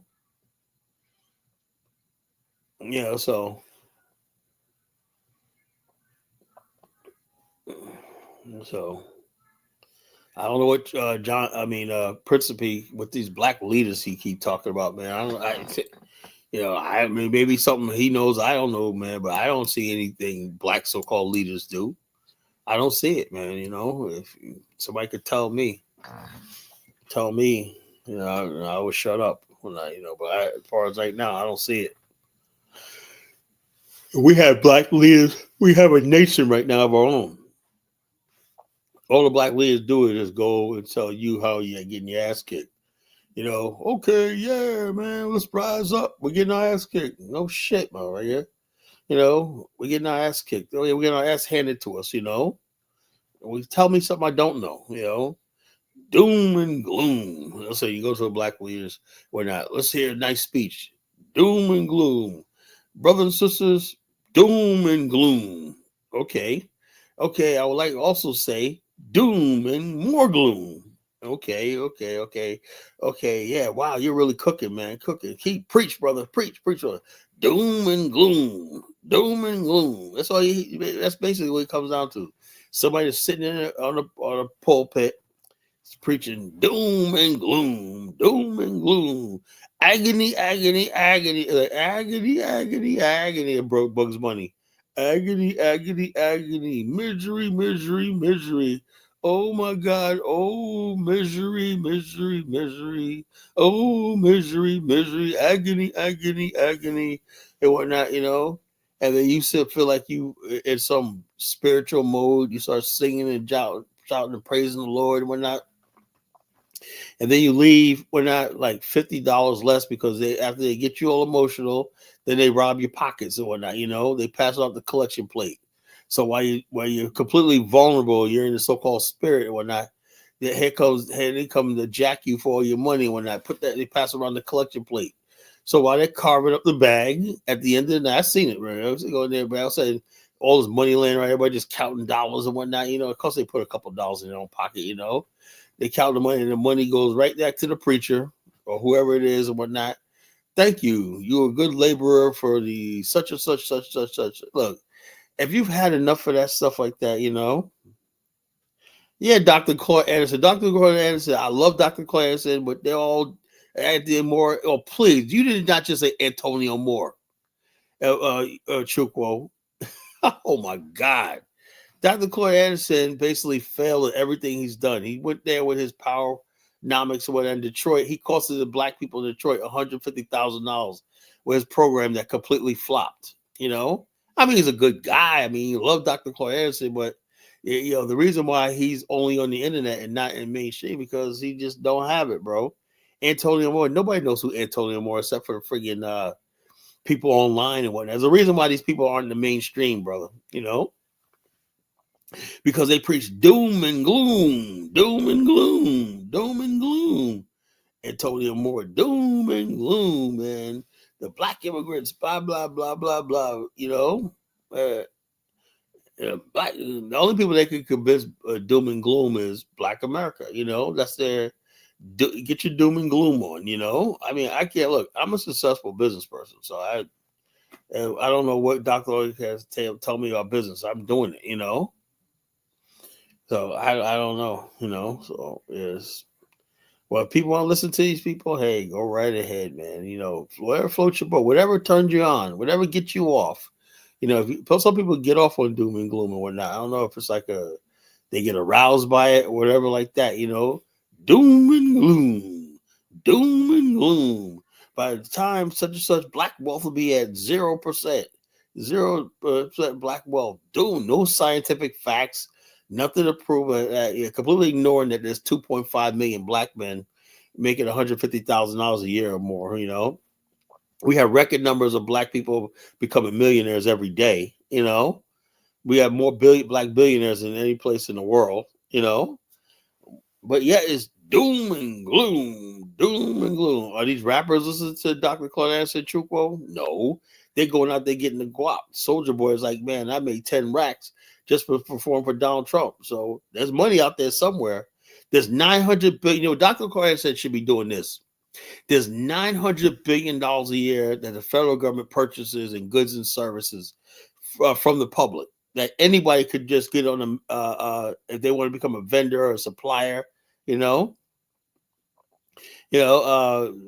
or supplier. I don't know about Noah. I don't whatever. Sometimes, in the Bible times there was doom and gloom. God was going to friggin' destroy the earth. He said he was going to destroy the earth with fire and brimstone. So that was doom and gloom.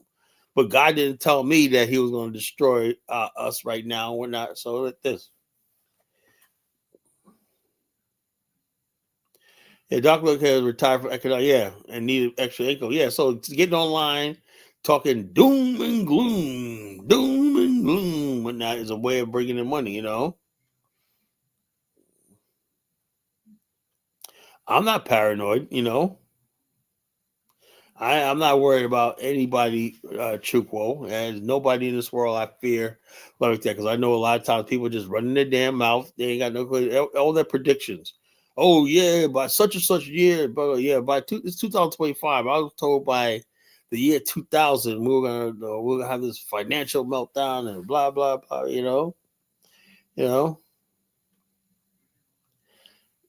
Kala, do you not believe Jesus coming back with a vengeance? I don't know, man. I haven't gotten the word from God when Jesus is coming back, man. People are like, oh yeah, man, Jesus is coming back, man. I had this thought about a comedy skit. Why somebody take it and run with it? That people will talk about Jesus H Christ, Jesus Mother effing Christ, whatever like that. And then all of a sudden, next thing you know, Jesus walks up and whatnot, and it's oh, sorry, Jesus. And Jesus pointed up saying, hey, I heard what you just said, Oh, I'm sorry, Jesus. I'll be at church on Sunday and whatnot. I'll be on Sunday quiet, Jesus like pointing at him, walking away. Mind yourself, whatnot. Don't use like God's name in vain, So so yes, get the doom and gloom. Is Jonathan Mills coming on? Is he gonna give me some doom and gloom? Or are we gonna pick our spirits up? Let's see what Jonathan Miller has to say. Which dummy said that black wealth was going to be zero? Who said that? That was Claude Anderson and Boyce Watkins. Black wealth is by 2050. Black wealth is going to be at zero. We're all going to be out in the street, poor, starving, blah blah blah. No, I'm like, people believe that. Doom and gloom. Then all of a sudden, you look at these people, man. They ain't got no real credentials. There's no nothing scientific. No, black people, they don't know what black people actually making and stuff like that. So every year our money goes up, our wealth goes up, but somehow What's supposed to happen in like Yeah, you know what it 2050? is? And they asked Antonio Moore that. He said, I don't believe black people are making trade, even though the evidence is there. Yeah, we did at one point. Yeah, but how much of that money goes into the black community? Blah, blah, blah. They always got to. So the whole thing is they always got to convince you that you're doing worse than you are. They can't ever build on the success of Black America. You know.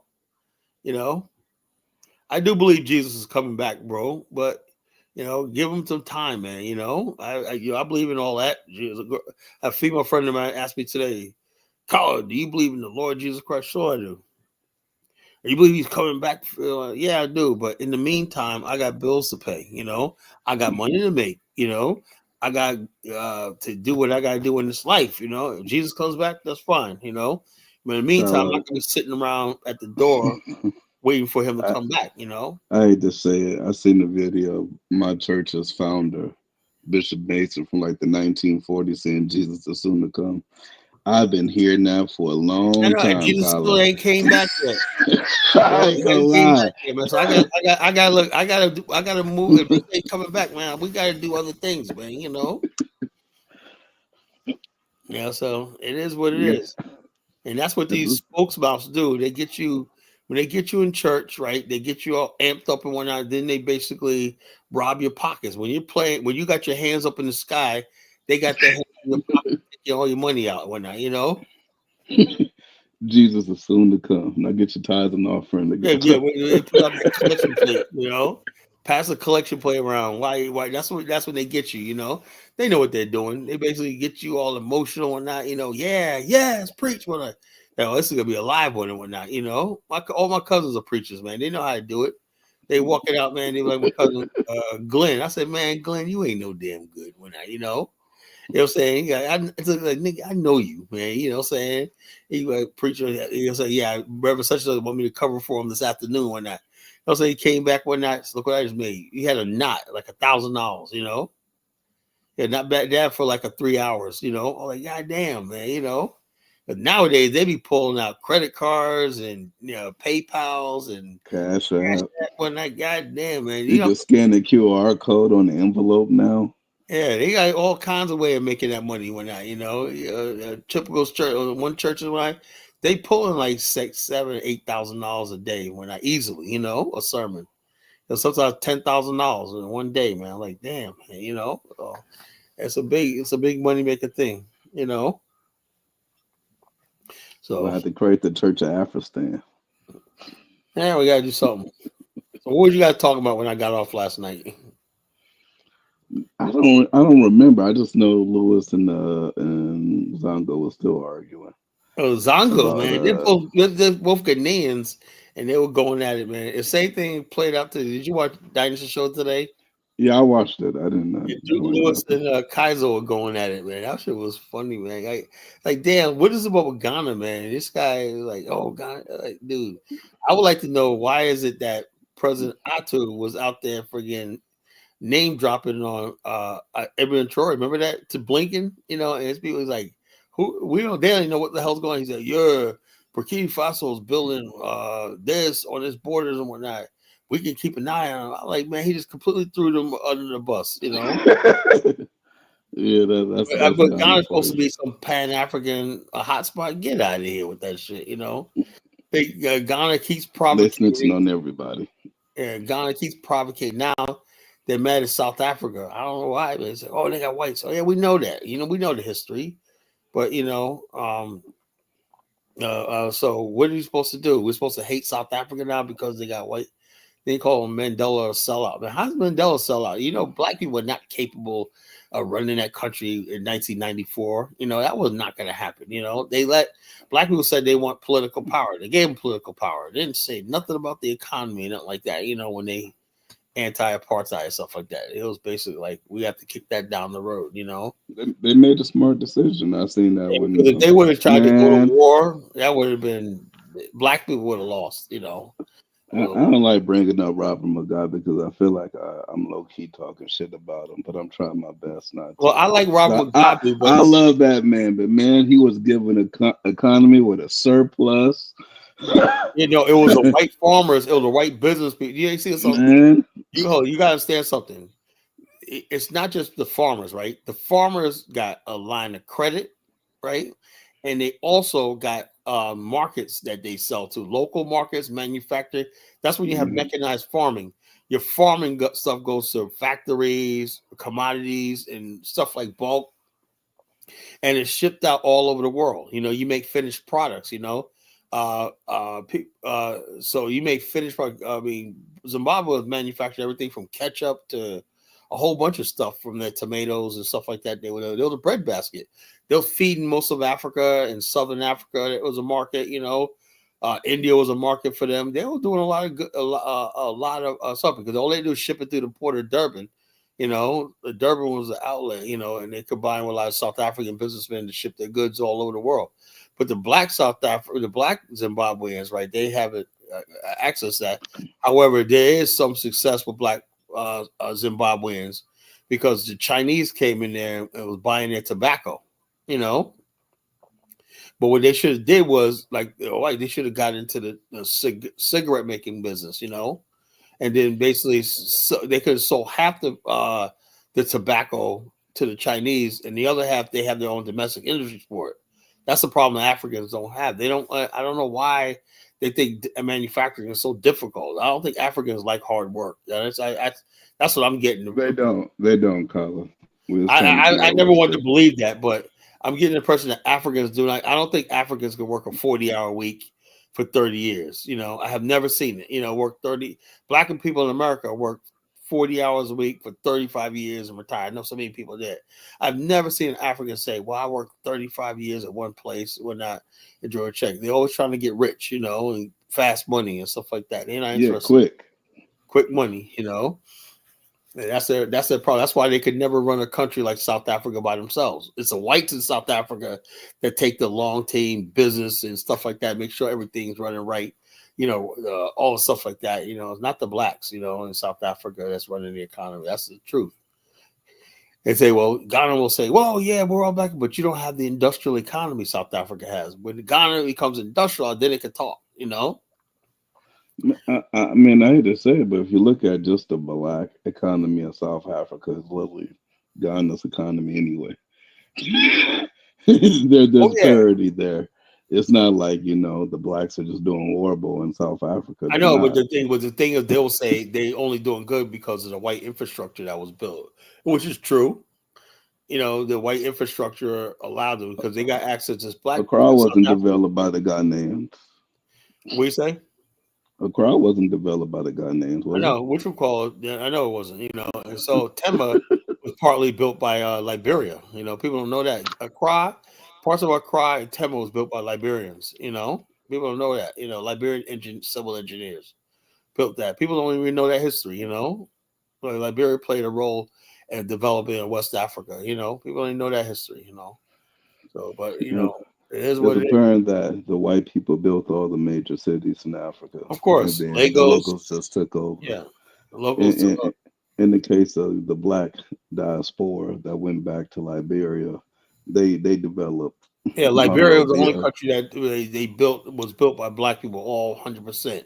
So when you go to Liberia, you go to Liberia, you go to Capitol Hill, you go to other places, you're gonna see Liberia was actually really, you get that impression that this is where we were supposed to be, because it's an African American, Black American nation, now, but the locals, Native people took it over and governing it, right now. But when you look at Liberia, it was really Black America's thing,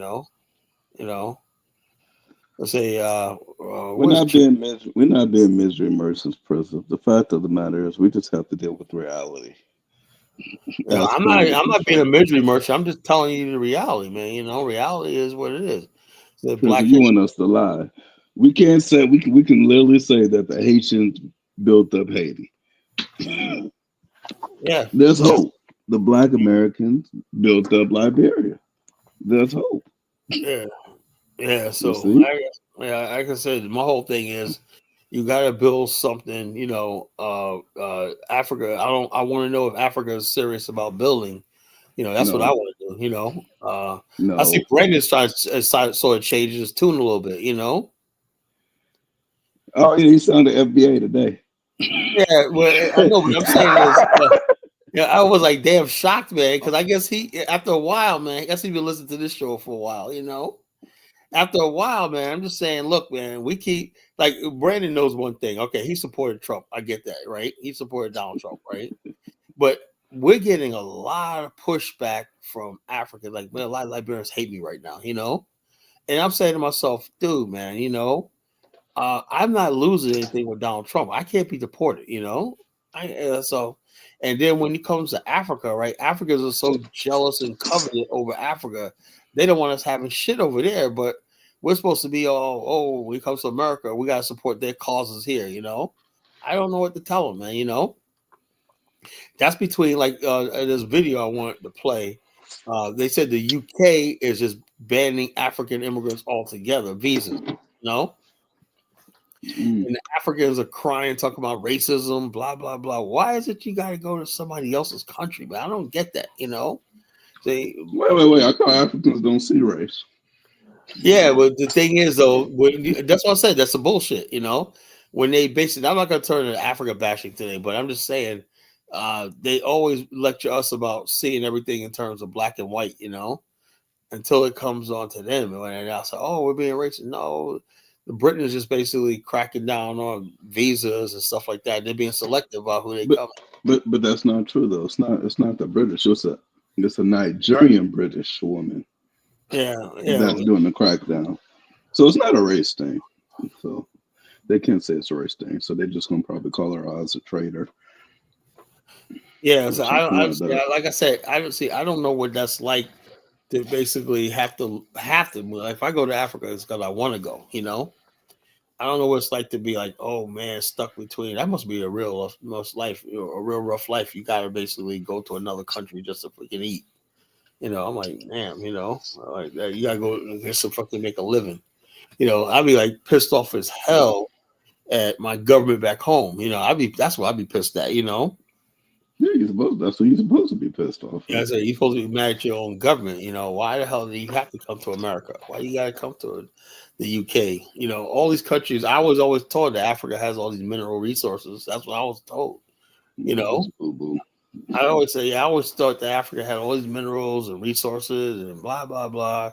They got developed and they'll be rich and whatnot, you know, and stuff like that. And the only country that ever really took some of his mineral resources and did somewhere is South Africa, you know, because they actually developed industries around their resources, you know, and so like that. The black, and also they own the mining companies, you know, they own the mining companies and they basically financed it and they made finished products out of the stuff like that. It was value added, you know, and a multiplier effect, you know. They just kept bringing in more businesses to facilitate more business, and it grew. The economy grew, you know. But and also an investor basically put money in South Africa.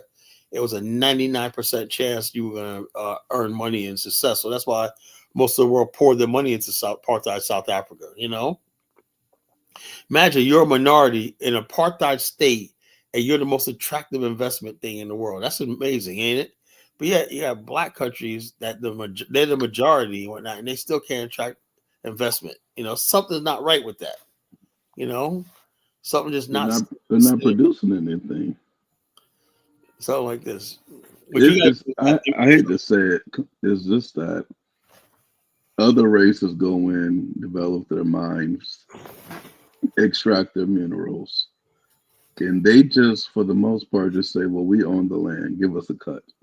That's it. They don't bother trying to mine the stuff and pull it out of the ground and make products around the stuff themselves. You know, they leave it to other people. We got mineral resources. They let the other people tell them how much their stuff is worth. You know, and so basically, it's like if you're going to get into mining, you got to own the mining company yourself. You got to basically mine the stuff, make finished product, and you can partner with, like, the best success in Africa was Debswana. You ever heard of that? No. That was the beers with a Botswana company. It was a state-owned company, Debswana. You know, it was De Beers Diamonds partnered with the Botswana government. They formed a private company called Debswana, which they mine diamonds and also they cut them, they polish them. You know, sort all that's important in the diamond industry. Every stage of diamonds. You know, the extracting the diamonds, right? polishing, cutting, sorting, all that stuff like that, and then retail. Now they're into retailing, making jewelry and stuff like that. So with that, Botswana became the first African country that like achieved almost like first world status. Yeah. Their real estate boomed. The real estate boomed and everything. That was like at the last year. That was in the 90s, the last years of apartheid. But the only thing was Botswana was relying on South Africa's infrastructure by electricity and stuff like that. But and also they had to use South Africa's ports. And they was juggling between fighting apartheid but they were depending on South Africa. So but Botswana was the first African country on its own that really, besides Liberia, almost did for the 1990s, had achieved like first world status, as far as their financial system, the educational system, the infrastructure. But granted, they're only Botswana's only live in that one area, Gaborone, and they only have 2 million people, but it's really good. Botswana is really, that's a country I wouldn't mind living in. They only got 2 million people. Yeah, only got 2 million people, but 80% of the people live in Gaborone. Just like think of Australia. Most people in Australia live in Sydney on the coast, and then you got the outback. Same thing with Botswana. And that's why people say, well, Liberia is just Monrovia. That's the way it usually is. One area is an outpost, right? The rest area is a hinterland. So like undeveloped. Same thing happens all over the world. Of course, New York City is going to be more developed than Montana. That's just common sense. Of course, like Monrovia is going to be more developed than the hinterland of Liberia. So that's the thing. Well, Monrovia got all development and whatnot. We that's how it is. Like you have to in Botswana, much of the black interior are game reserves. But most of the people live on the grid in Gaborone. They live on the grid in Gaborone, that's that city. That's like 90% of the population. They got sparse people live in villages throughout the country, but 90% of people, but those 90% live in a first world life. I wish you didn't know that, do you? Botswana, they all live a first world life. All the black people in Botswana live in the first world life. So it's only like black country I should say it's a first world country. Mm-hmm. Did you hear about they were beheading Christians in the Congo? Yeah, I said they beheaded Christians. Nobody said that. And they're trying to blame Paul Kagame for it. Yeah, so this is what these 2 white guys did, right? They talked about it, and then they put the backdrop of Paul Kagame. I said, well, so what's Paul Kagame got to do with this? Some Congolese came in and said, see, right in the area, Paul Kagame, blah, blah. Well, the question is, who beheaded Christians, right? So they try to tie Paul Kagame into it by mentioning the conflict in the area. No, those are rebels. Like I told you, those are rebels, warlords, and people are fanatics that basically control that part of the Congo. That's what it is. So Paul Kagame knows if you let these people, if he's not over there with M23, he says he supports M23, these people will grow, and you would have this stuff spill over into Rwanda's border. So here's what it is. Hey, the fact that these people, what is he saying? He goes, they always. What do you say? Why is it that every time a country is doing good, right? This is what I said. People like principally call themselves Pan-Africans, right? But God forbid if an African country actually does good, suddenly you got the favor of the white man. That's what they always do.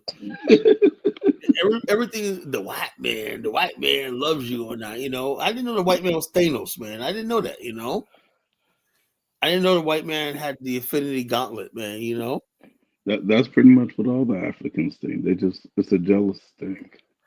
And but yeah, we love Botswana because it's a beautiful country. It's a beautiful country. It's stunning. But I wanted to go. That's one of the countries in Southern Africa, Namibia and Botswana. I want to go to. I wouldn't mind living in Namibia, to tell you the truth. I would. That's one country I would actually move to and live. If I could. I would definitely live in Namibia, try to build an enclave or a community one night. If I have it in 2 years, if I can get my business to the point where I don't have to really be out in the field no more, and I can just basically build my agency, I'll walk away and I'll live on the continent. And that's one of the countries I would think about living in. It's Namibia and Botswana, those two countries right there, because I like how developed they are, And so the country's not developed, I can't fuck with you. It's like that's what it is. I gotta have certain things. And Namibia is so friggin' nice, Windhoek, the capital, that is so clean, That's like the cleanest city in Africa I've ever seen, So I'm like, yeah. So I do like Botswana or Principe. I'm sorry, man. It says pirates and smugglers having a field day. Where did they get this information from? What you call it? Botswana is a landlocked country. Where would the pirates come from? And smuggle. Where would they come from, Principe?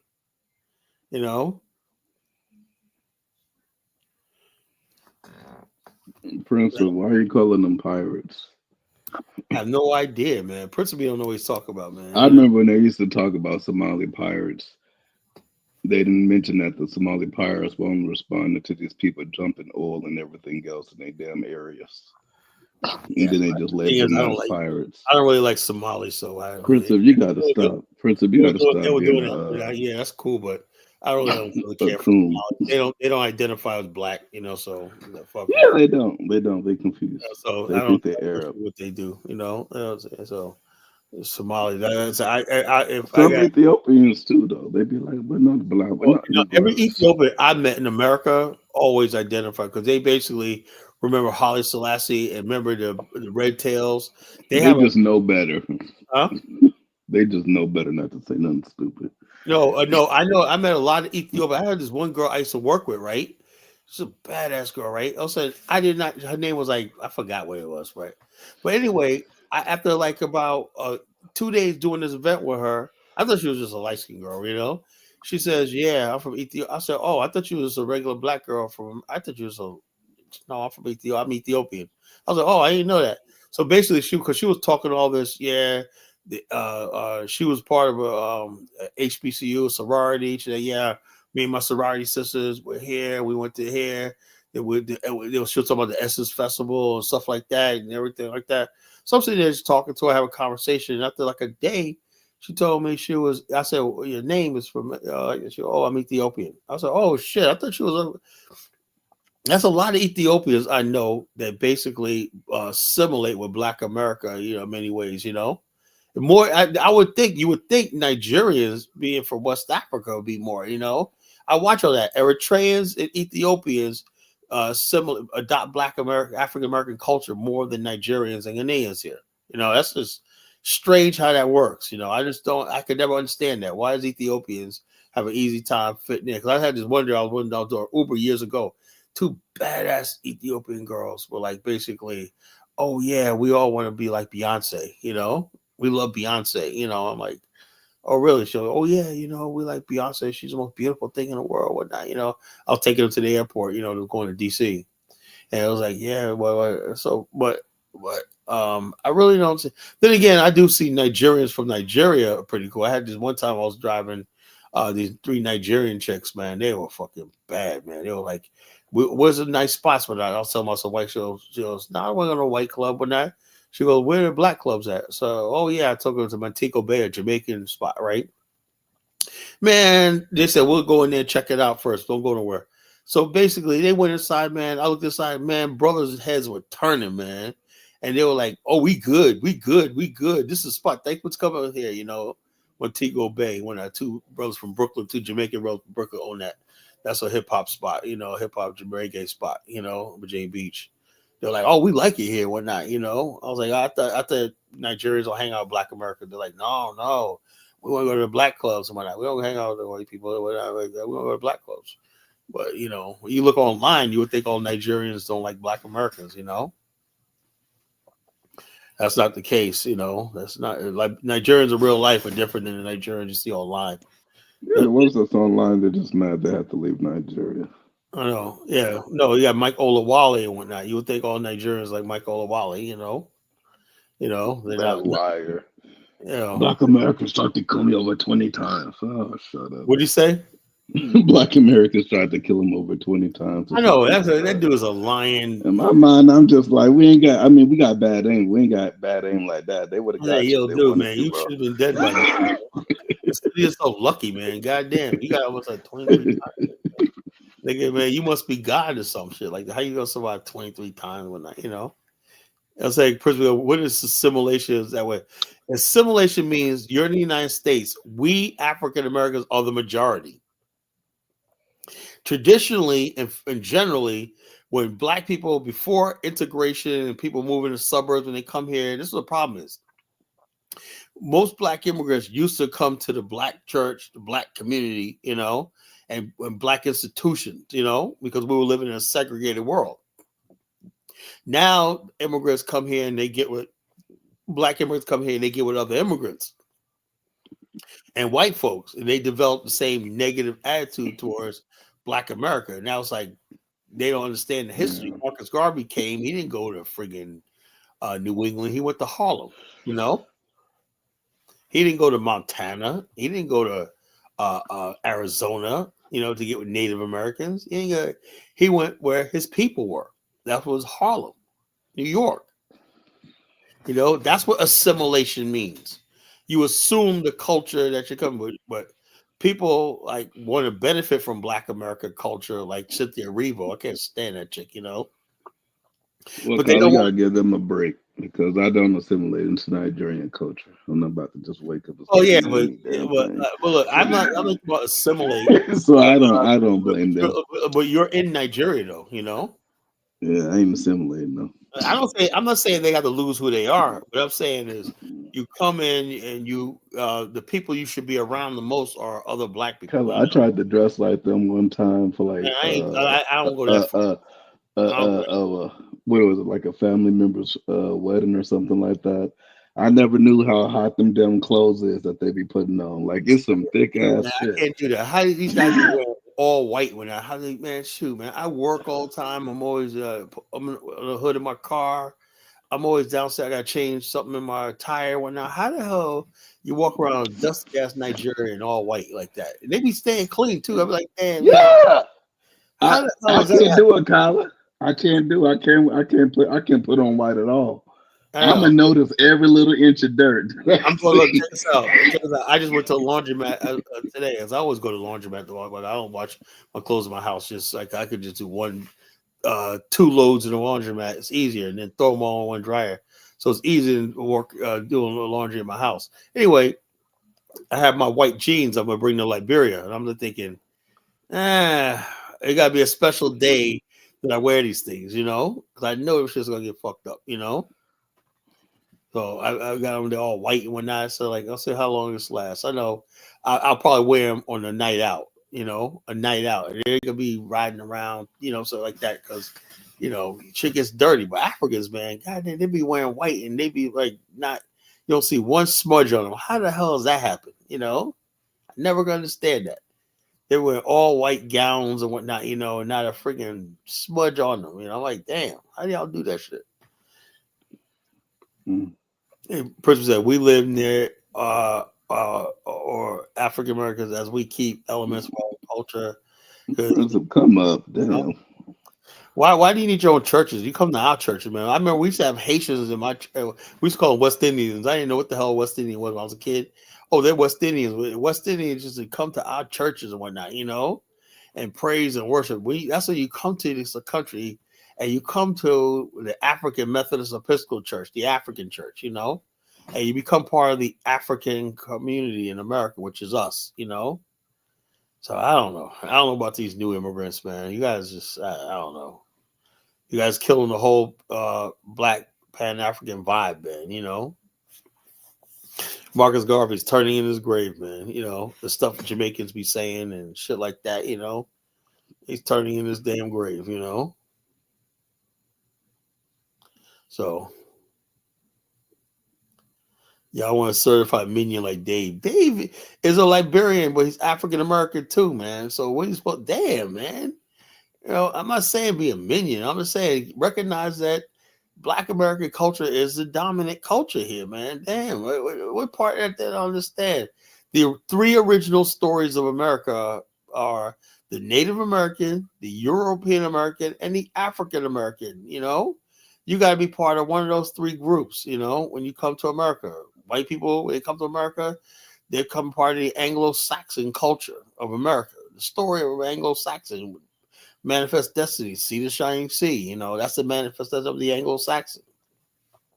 Me, my story is the African story. We were stolen from Africa, and our goal is to one day have a nation of our own in our ancestral homeland. That's our manifest destiny, you know, and building bridges with other Black people in the diaspora, you know, like that. That's our story, you know. So all these other stories, you guys try to come over here now and become the new American and try to redefine what is Black in America, man. Please stop it, you know. You know, so no, yeah, you respect African leadership because they give y'all so much. They work for y'all. They don't work for us. You know, so African American leadership don't work for us. You know, Steve Harvey. You know, and Steve Harvey. Look, he said you shit on African leadership and Steve Harvey, etc. Not us. You know, look, Steve Harvey. The fact that Kamala Harris sat down with Steve Harvey as a so-called representative of Black people, man, that was just a shame and a disgrace, you know. You sit down with Steve Harvey, LeBron James, Cardi B, you know, Megan Thee Stallion, Saucy Santana. Wow, man, you know, Charlemagne the God. You know, come on, Principe. That's the so-called Black leadership, you know. I'm supposed to respect that. Are you kidding me? No, I can't do that. Because they talk a bunch of nonsense. We don't support gender wars of that, you know. Well, I don't support gender wars either, but I'm not going to have people come up here and bash African American men. I tell you that right now, you know. I don't do gender wars, but so basically, if I don't sit there and do gender wars, because I don't really get into all that, you know, about the gender war situation. I never had problems. I never had problems dating or being with Black women. Black women has never given me problems in my life, so I don't need like this, you know. LeBron James is more present than the billion Africa you support, you know. What is he talking about? LeBron James, they asked him about Malcolm X, right? You know, the fool couldn't even say what what Malcolm X wrote. He never read Malcolm X. He just said, yeah, he said the word Negro. I'm like, that's so you never bother reading the autobiography of Malcolm X. Can you believe that? LeBron James knows nothing, you know.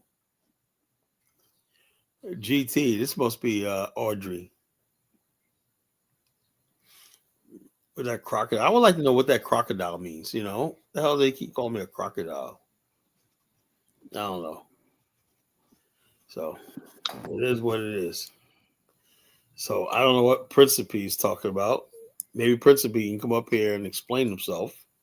You know, explain himself. You know, so why the hell you think I should be listening to LeBron James? You know, I don't care about LeBron James. He's a good basketball player. I love seeing him play basketball. He's amazing. You know, but I draw the line with political support, man. You know, if you're going to use LeBron James and whoever does that, I'm going to vote against you, you know, as a principle, you know.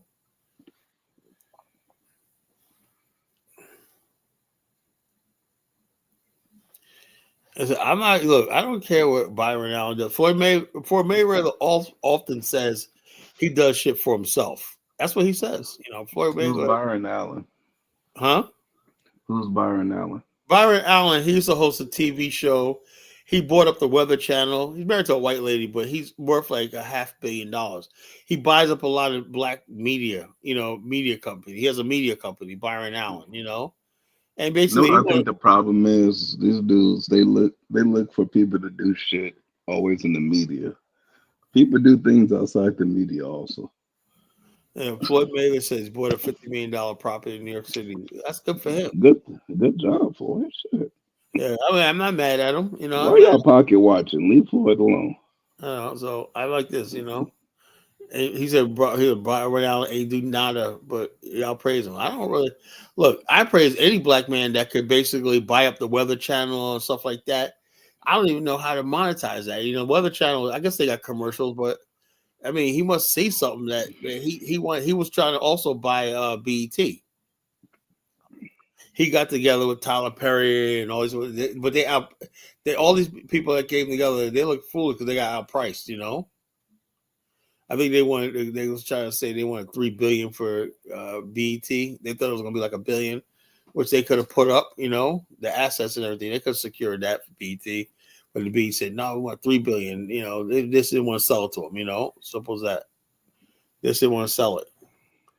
You know, Go to the bottom. They could bring have down found it, the right? road black entertainers and play and give you. Yo, look. Yo, look, it's like this. We put them in perspective. Back in the days, we had people like Muhammad Ali, Principe, right? They stood for something, right? Kareem Abdul-Jabbar, they stood for something. Jim Brown, they stood for something, you know? They stood up and stood for something back in the days. But please, you know, these people nowadays, right? Okay, I respect their art, their sport, whatever they're doing, whatnot. But the whole thing is, what I know they're being used by people to get us to vote a certain way. That's the only time you hear from anybody. But Muhammad Ali, you heard from him all the time. I never heard him endorse a presidential candidate or anything like that. That's the difference. I never heard Kareem Abdul-Jabbar represent talk about a political candidate or who he's voting for. They just talk about stuff that affected their community, their people. You know. He said, Altal said, no, they each wanted the company for themselves. They didn't want to share the company. That's a problem. Why is black people can't just form a corporation and divvy up the shares of who owns what and everybody gets paid, you know? So it's all ego when black men with their ego. So I have no hope for, you know, other than that. So it's basically, I don't know. I guess that's just America, you know, black people in America. We're just always fighting each other. We're always jealous of each other, and we're trying to outdo each other. And nobody's trying to build nothing. That's why I can't listen to what Principe guys say. I know these black people up there, Tyler Perry, they can make a difference, but it's not in them. You know, it's not in them to do anything. You know, but other than they know all you're gonna do is sit back and worship them because they got money. They don't have to do nothing. Principe, Muhammad Ali gave away millions of dollars, right? That people don't even know about. You know, he did it from the heart. Bill Cosby, who y'all hate, right, gave $100 million. I never heard him endorse a presidential candidate or get into politics, right? He gave over $100 million of his own money to black colleges and black causes. $100 million. And so, therefore, the same black community turned on him, you know? Well, Tom said the point is if you can't do it at the top, it won't be done at the bottom. Yeah, well, it is what it is, you know, because Africans don't celebrate a wealthy class who actually married to black and doing things in black women. Look, we celebrate Bill Cosby. He was married to a black woman, you know. I have no problem with the wealthy class of black America. I love the wealthy class of black America, but at some point in time, the black America is disconnected from each other, right? The wealthy class is disconnected from the middle class. The middle class is disconnected from the poor, you know? And how do we get to a point where all those groups of people can work together? The only way is nationhood, you know? That's how America came together. You had the rich capitalists of Wall Street and stuff like that, connected with the farmer, the middle class. All these people came together and built the nation from coast to coast, sea to shining sea. All those forces were invincible. They came together, and anything that stood in their way was crushed. You know, black people are never going to be like that because we don't have anything in common. We don't have a land that we control together. When we have a land that we love and we want to build, then you'll see the rich and the poor, black people. You'll see actual leadership. You know, I never said I wanted broke leadership, Principe. I want real leadership. We don't have leadership in Black America because nobody benefits from any of this stuff like that. Voting for Kamala, what was that going to do for us? So I don't care about the poor righteous teachers stuff. I believe in making money and stuff like that. But the whole thing is, I have no problem with people getting rich, whatever like that. But don't tell me something, you know. So we do have something in common: separatism, pure. I don't think so. You know, the black people who are like I put the top 20 black business people. they're like, oh, there's an awful lot of white people working. Yeah, because to be successful in America, you got to be really part of the mainstream of America. That's what it is. We don't have a nation. Now, if you want to all see black businesses and you want to see all black people working on that, you got to build an all black nation. That's just the way it is. That's what it is. Build coalitions, build the community, and take that. We don't have a community, Principe. You don't get it. We don't have a damn community. What is Principe on crack or something? We do not have a community. There's no black areas. No, you can't point to black America on a map, Principe. We live in certain areas where we congregate together. We don't have a community. We don't have any enclaves. We don't control like a reservation or territory that we have sovereignty over or autonomy over. We don't have that, so we hardly have nothing,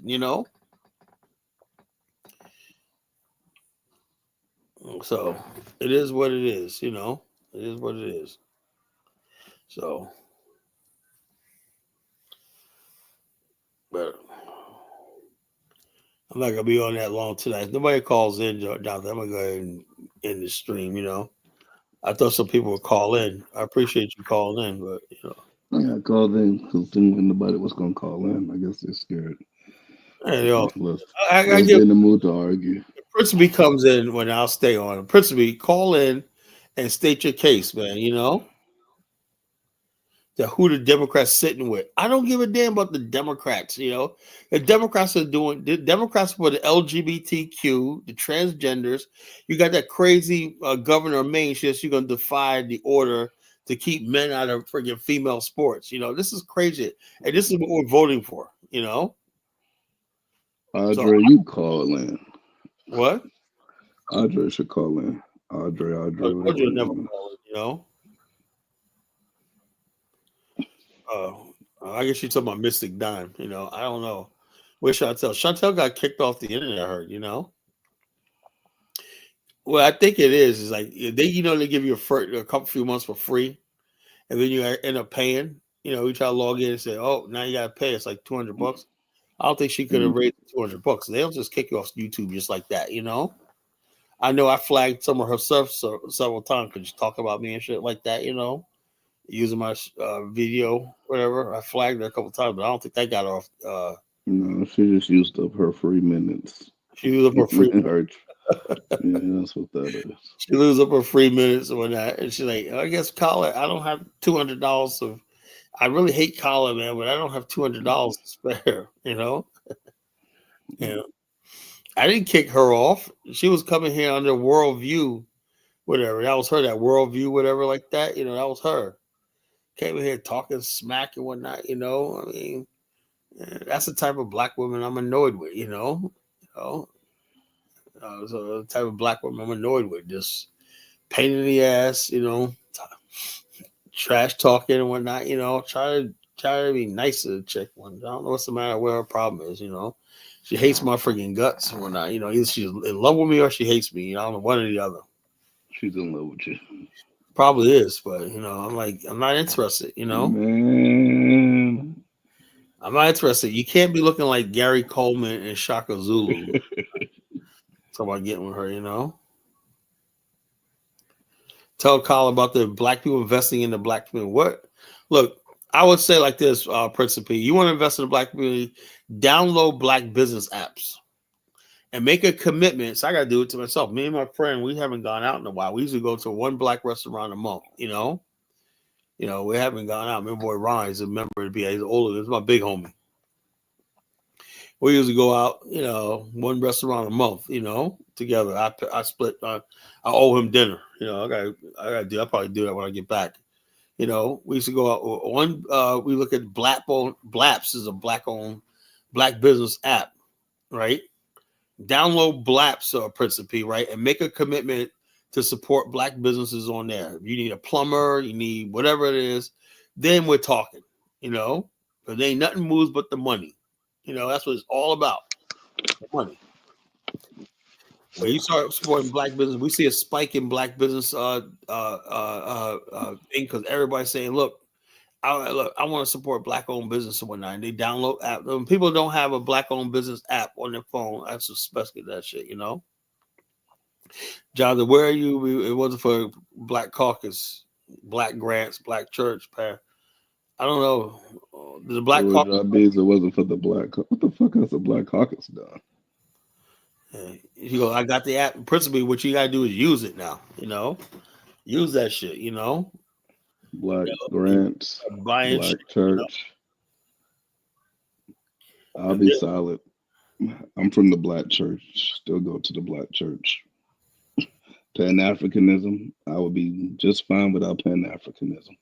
I know Pan Africans. I don't know. I don't know what's going on with that. Wasn't no damn Pan African organization that raised me, brought me up, or contributed anything to my damn life. All Pan Africa did for me is just give me frustration and a headache, man. I'm like, look at it now. Like, what the hell was I thinking about? I put so many decades in this shit, man. I'm like, what the hell was I doing? Now I'm still interested in Africa, but I ain't no damn Pan Africanist.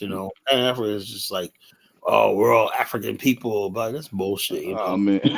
After 2 days in a row on this channel and then Dinah's channel today, no fucking Pan Africanism. My spirits was Shut that shit up. I was completely depressed, man. I was like, God damn, man, it's that bad, man. It was like, man, Negroes were just F you, man. Lewis, man, cursing out Kaizo. I didn't know they had history. Yeah. Calling him all kinds of bitches and shit. I'm just like, damn, what is this? Hey, you're a bus driver. You're a bus driver in the UK. UK, whatnot. And Lewis like, give me one more year and I'll be back in Ghana. The Kaizo, I was wrong. You call Ghana, just be honest, Ghana's a shithole. Lewis went off on that shit, man. God damn, man. It's like, damn, 1 minute was Lozy, next day Kaizo, man. Lewis is on a warpath, man. That's a Ghana enthusiast, man. I said, man, what happened to Ubuntu, man? Ubuntu went out the fucking door. Yeah, Ghana enthusiast outside of Ghana. And they've been in Ghana in 9 years. Come on, Lewis. I know you're in the comment section somewhere. Yeah, come on, Lewis. Come up here, Lewis. I'm waiting on the South African to come on so he can get on here. That was so good last night, man. Lozy and Kaizo, man. This is hilarious, man.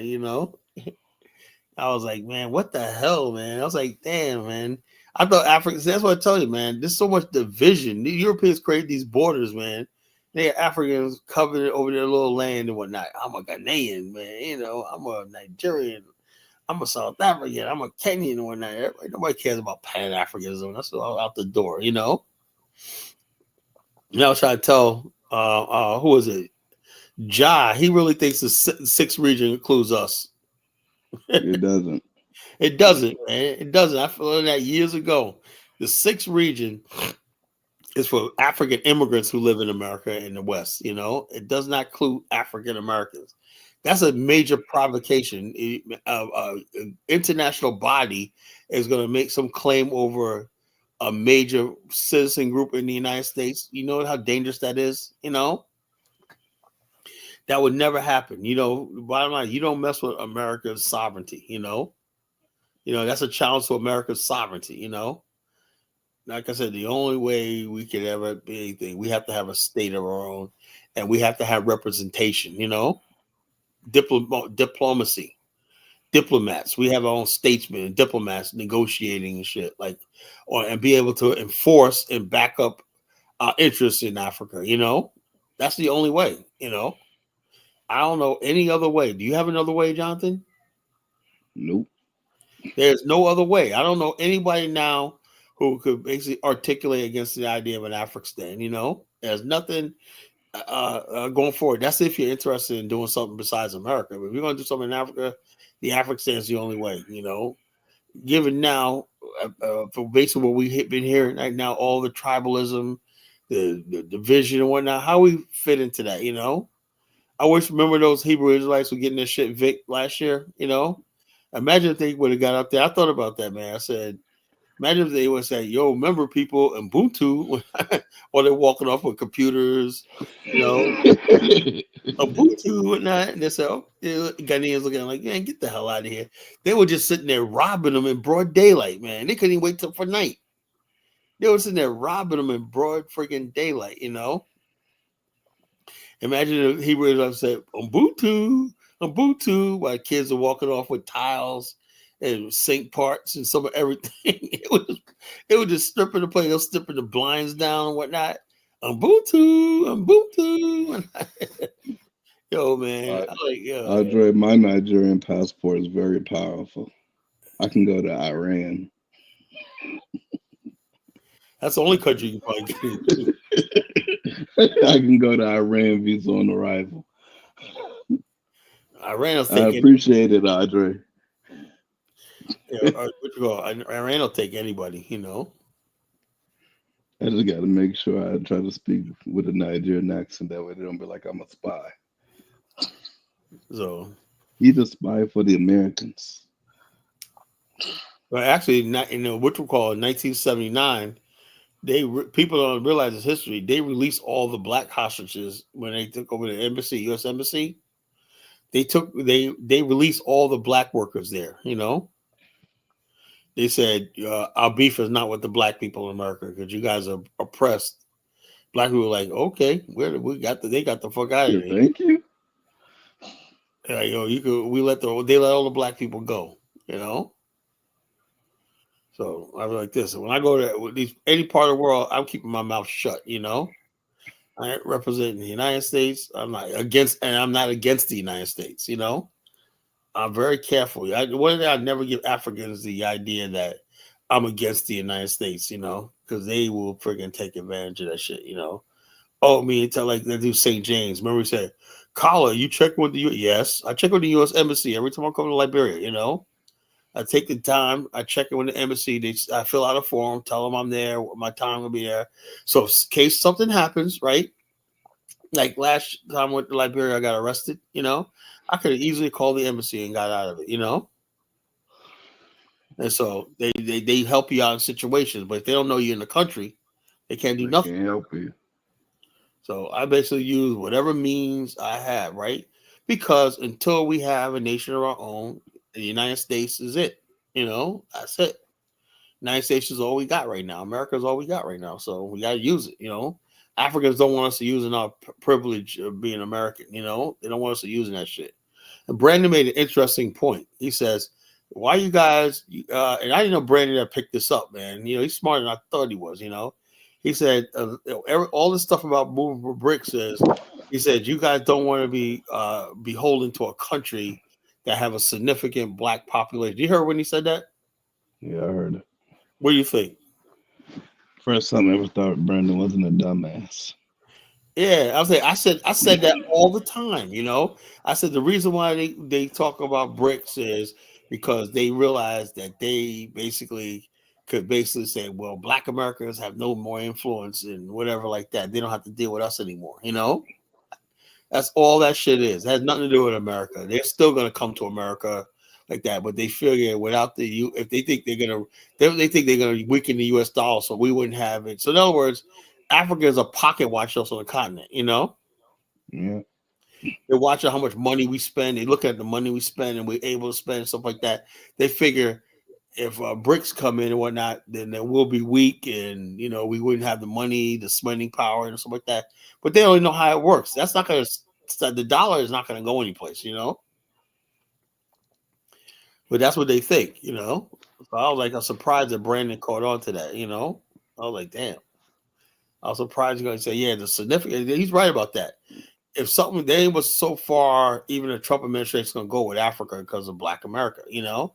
As much as we're fighting right now, we're not going to let any government in America harm Africa directly, you know. It's not going to happen. So I mean, quite frankly, it's the reason why they ain't been doing a whole bunch of shit in any of these black countries. Yeah, because of Black America, you know.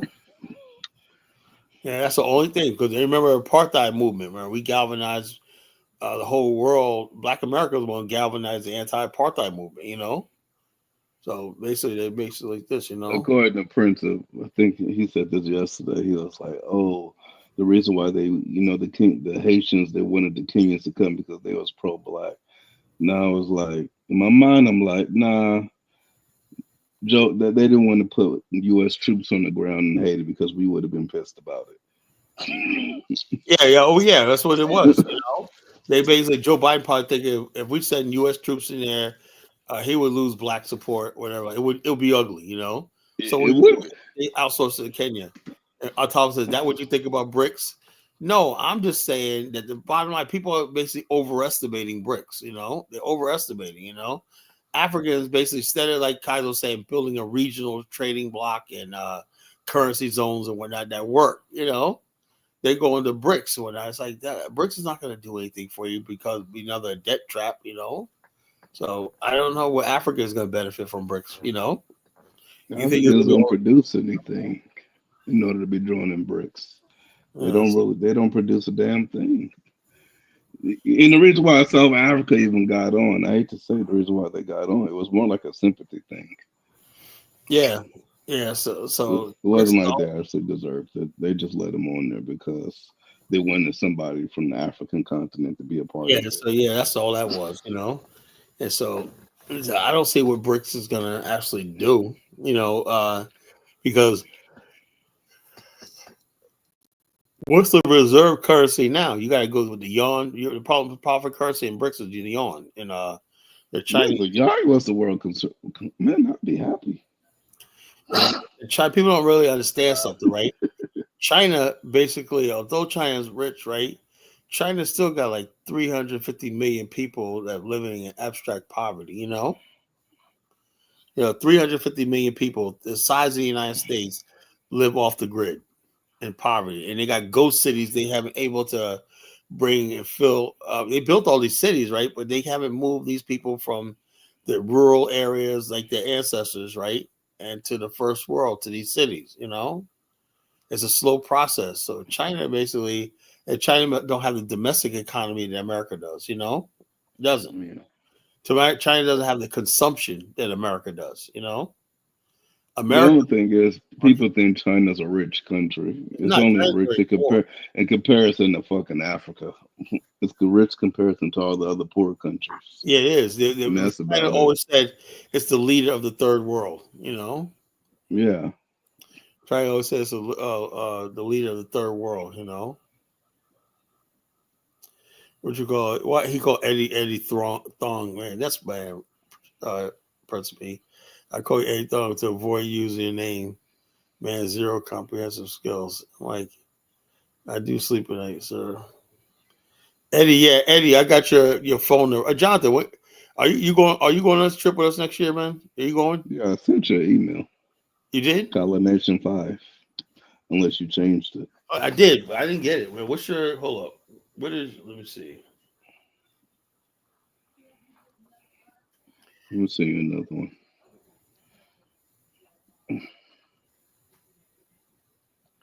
And you gotta put your phone number there because I gotta give it all to Bomani. I got Eddie Thorne's number. I gotta give that to Bomani. And now see here for Eddie Thorne. Now see it's Kala Nation.com 5 at gmail.com. Send me another email.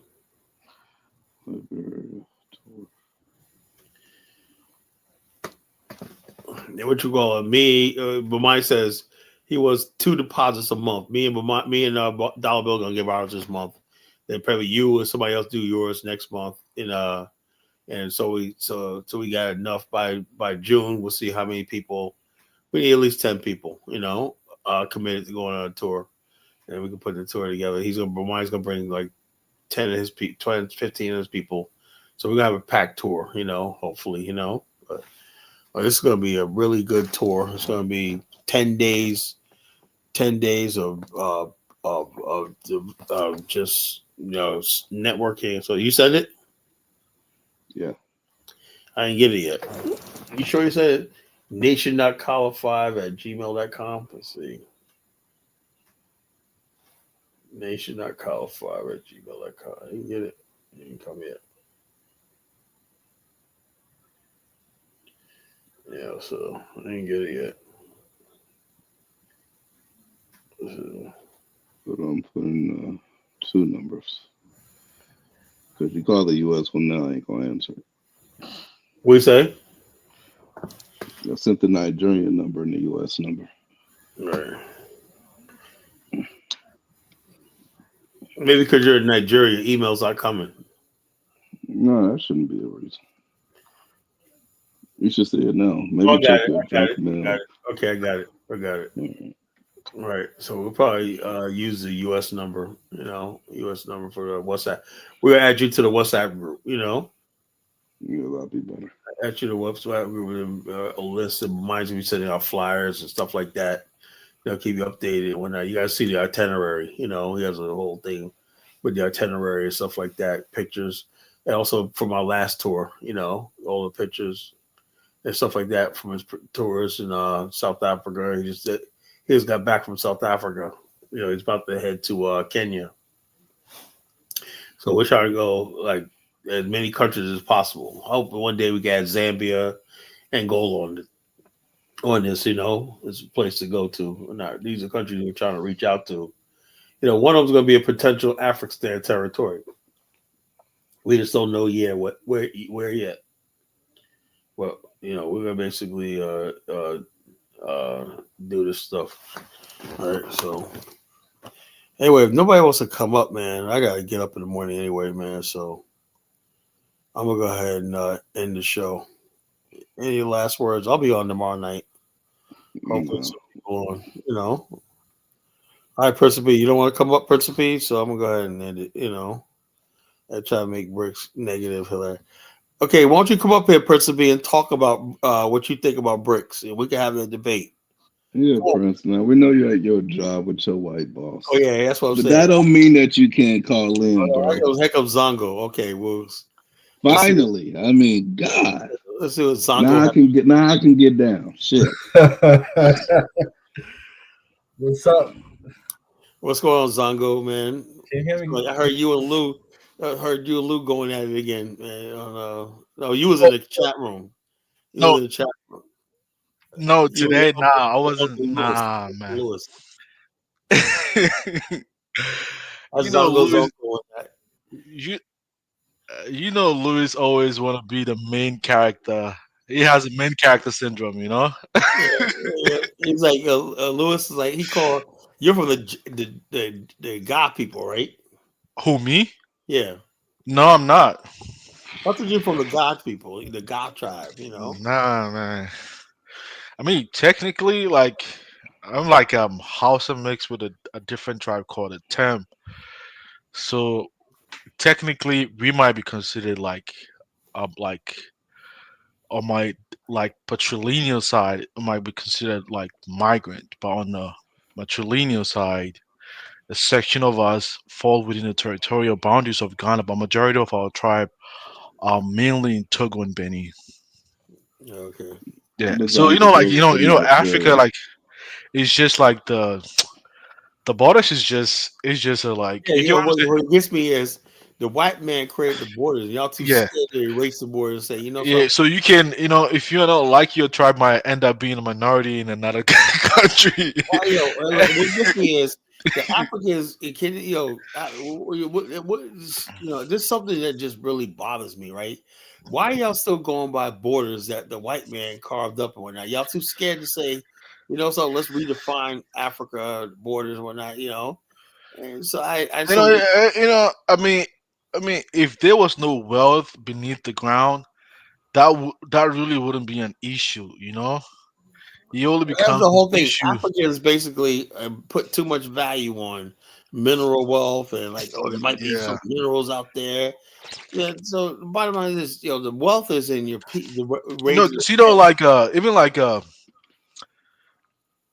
Ghana, like I would say from the Volta region all the way to the northern part of Ghana. It used to be like part of Togo, actually. Like I said yesterday, it was the plebiscite that really determined where that region should belong to, whether as part of British Togoland. It was initially called British Togoland, like maybe become part of Togo or maybe become part of Ghana. So 60% actually, voted to be part of Ghana. So they became part of Ghana. You know, it really created some,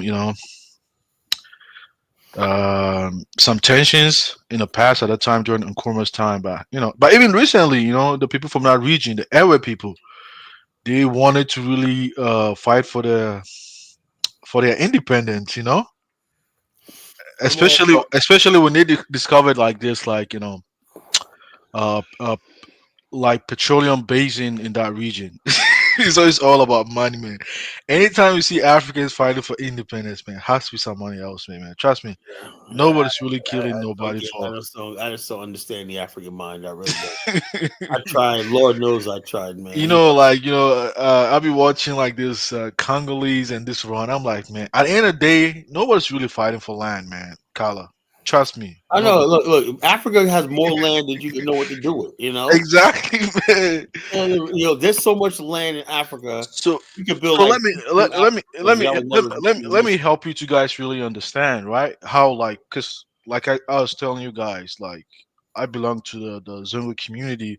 Zongo, like Jonathan, you checked the last time. You saw like a community of migrant from ethnic groups from West African region. So they're kind of like spread across. So like there are really even like migration among Africans between these countries, right? So in the past, the way it kind of worked was there's nothing like nationality, right? So someone can move from a tribe can move from Togo region, right, and come all the way to southern Ghana. The king that he meets over there, they can give him a place to stay, and that's how like my people did in the past. Like wherever we moved, the king, like maybe if the Akan chief was the one that had the land over there, they're gonna give you a place to stay. That's how it worked in the past. It's always been like that in the past, and nobody's gonna claim that oh, the land belongs to me, because we all knew like we came even where I stay in Ghana. Everybody knew my ancestors came from somewhere. We stayed in Ghana, even though this whole nationhood thing, it's like a whole new concept, so everybody pretty much kind of assimilates in the idea of like nationhood. But everyone knows that, hey, when you came to meet this tribe, and the king was this man, and they give you a land to stay. So in the case of Congo and Rwanda, I'm like, everybody knows, like, but they just don't want to be honest to themselves. They just don't want to be honest. It's kind of really sad. It's really sad. They're just killing, and mostly it's like just the innocent people just fall victim of this whole like conflict. The women particularly. It's just really sad. It's just really sad, man. Nobody's fighting for no freaking land. Cause Kala, you can just go right now. Don't go to any big city in the capital. Just go to some remote area, meet some chief. They're gonna give you a land to stay, man. Trust me. True, man. Yeah, like I said, look, and look. Bottom line, getting the land in Africa is not going to be a problem. I know. Yeah, yeah, yeah. Like Because I said, like if mostly if you go to the coastal region, because like this, like especially in Ghana, like this western region, central region, these people they've been interacting with the Europeans all the way like 400 years, 600 years. So their area had, a lot of like land dispute. But if you go far away north, middle belt, far away from like the coastal areas, if you go there doing philanthropic like work, trust me, the king, the chief, they're gonna give you something, man. They will give you a lot of land, trust me. we Remote don't need a areas. whole lot. We don't need no. We only like. We But I'm only. telling you the cycle of how like people kind of like act. Yeah, this is African mind. Like I've noticed it. Right. It's like land can be sitting there doing nothing. Right. Thousands of years, right? Some people have a claim to it, right? But the thing is, though, when they see somebody build something on it, suddenly that's our ancestral homeland. Blah blah. They want it, Yeah. Yeah, but It's like, Carlo, because like I'm saying, like my people in the past before this nationhood was created, we all came from somewhere, right? Because like we were spreading Islam all the way from where we came from, and we came to settle like in the like southwestern part of like Ghana, and we were given a land. But eventually, those land became our land. Like the chief's not gonna come and tell you that you get up and just go. especially if you come there with good intention. You get what I'm saying? Oh, we got good intentions because the whole thing is we're going to go there and develop the area. The people benefit from our presence there, but we have to do it Yeah. our way. Yeah, that's the whole thing. We have to do it our way, so they'll benefit from our presence there Yeah, but because the way it's been always working in the past is like they give you the land. It has to be like the way Asebu. It's always been like that. They're yeah, gonna but give so they, you. that's why we don't want no land in Ghana. But I'm saying like Yeah, we know that, but but the I'm thing saying is, it's always been like that for the look, Zongos. look, Wait, look, wait. in order for us to develop the land, we have to basically it has to be ours, 100%. But I'm saying but Asebu is for them So though. no, words, basically, if we can't develop it, the land's useless. No, It's no good to us but what having makes you think? you But people that we Asebu have belong. land, but we'll But become typical Africans. We have land, but we have no infrastructure. We yeah, can't but build it. Kala, Can't I'm take telling like you. look, But you but can't collar me though. Look, if you can't have an infrastructure, but look, what you call Zongo. This is a yeah. problem. This is a problem you don't seem to understand, right?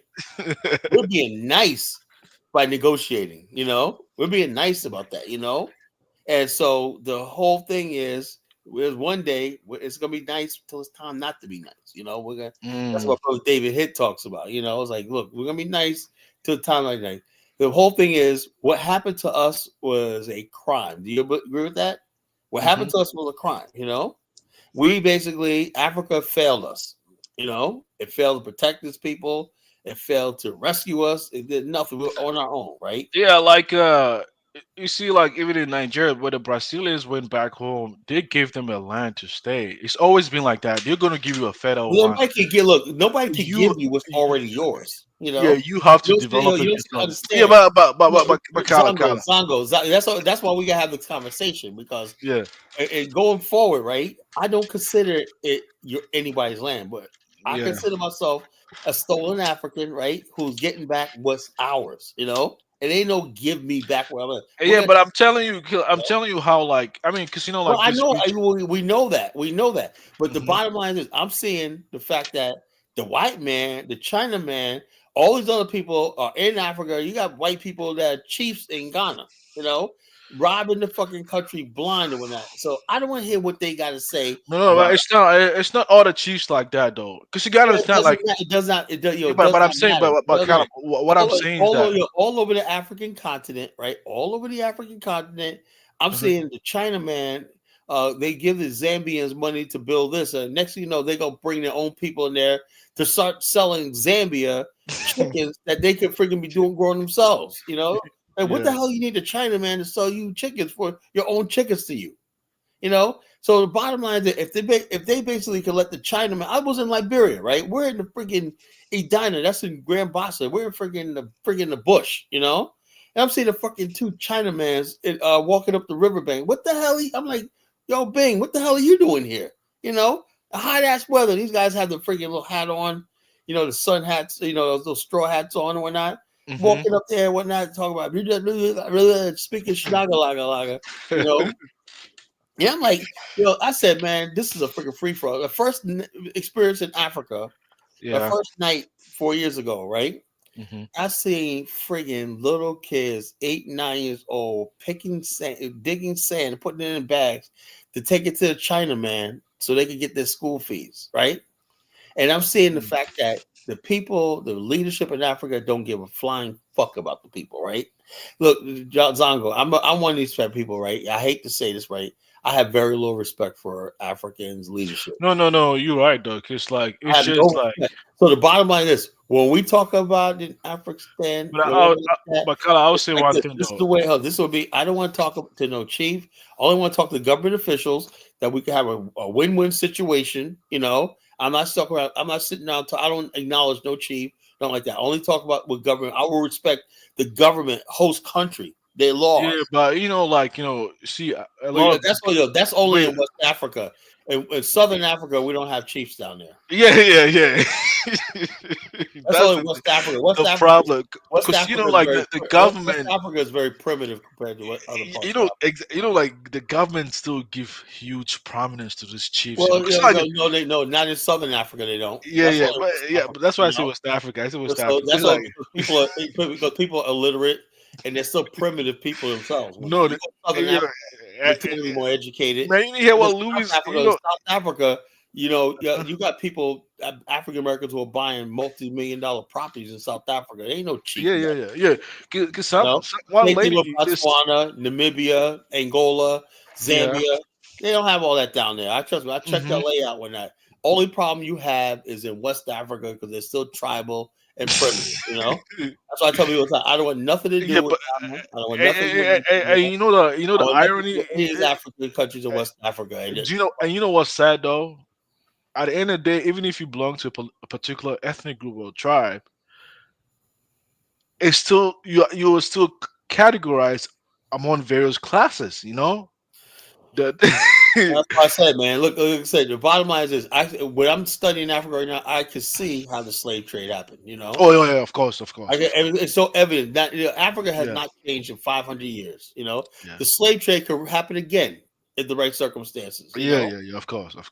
So like I said, it's our prerogative to build an Afghanistan that will help Africa. And the bottom line is, I know the average African can't see this because we're trying to help them, right? Having an Afghanistan on the African continent where you got the largest group of black people in the world from the diaspora concentrating on pumping billions and trillions of dollars into the continent will help Africa in the end, right?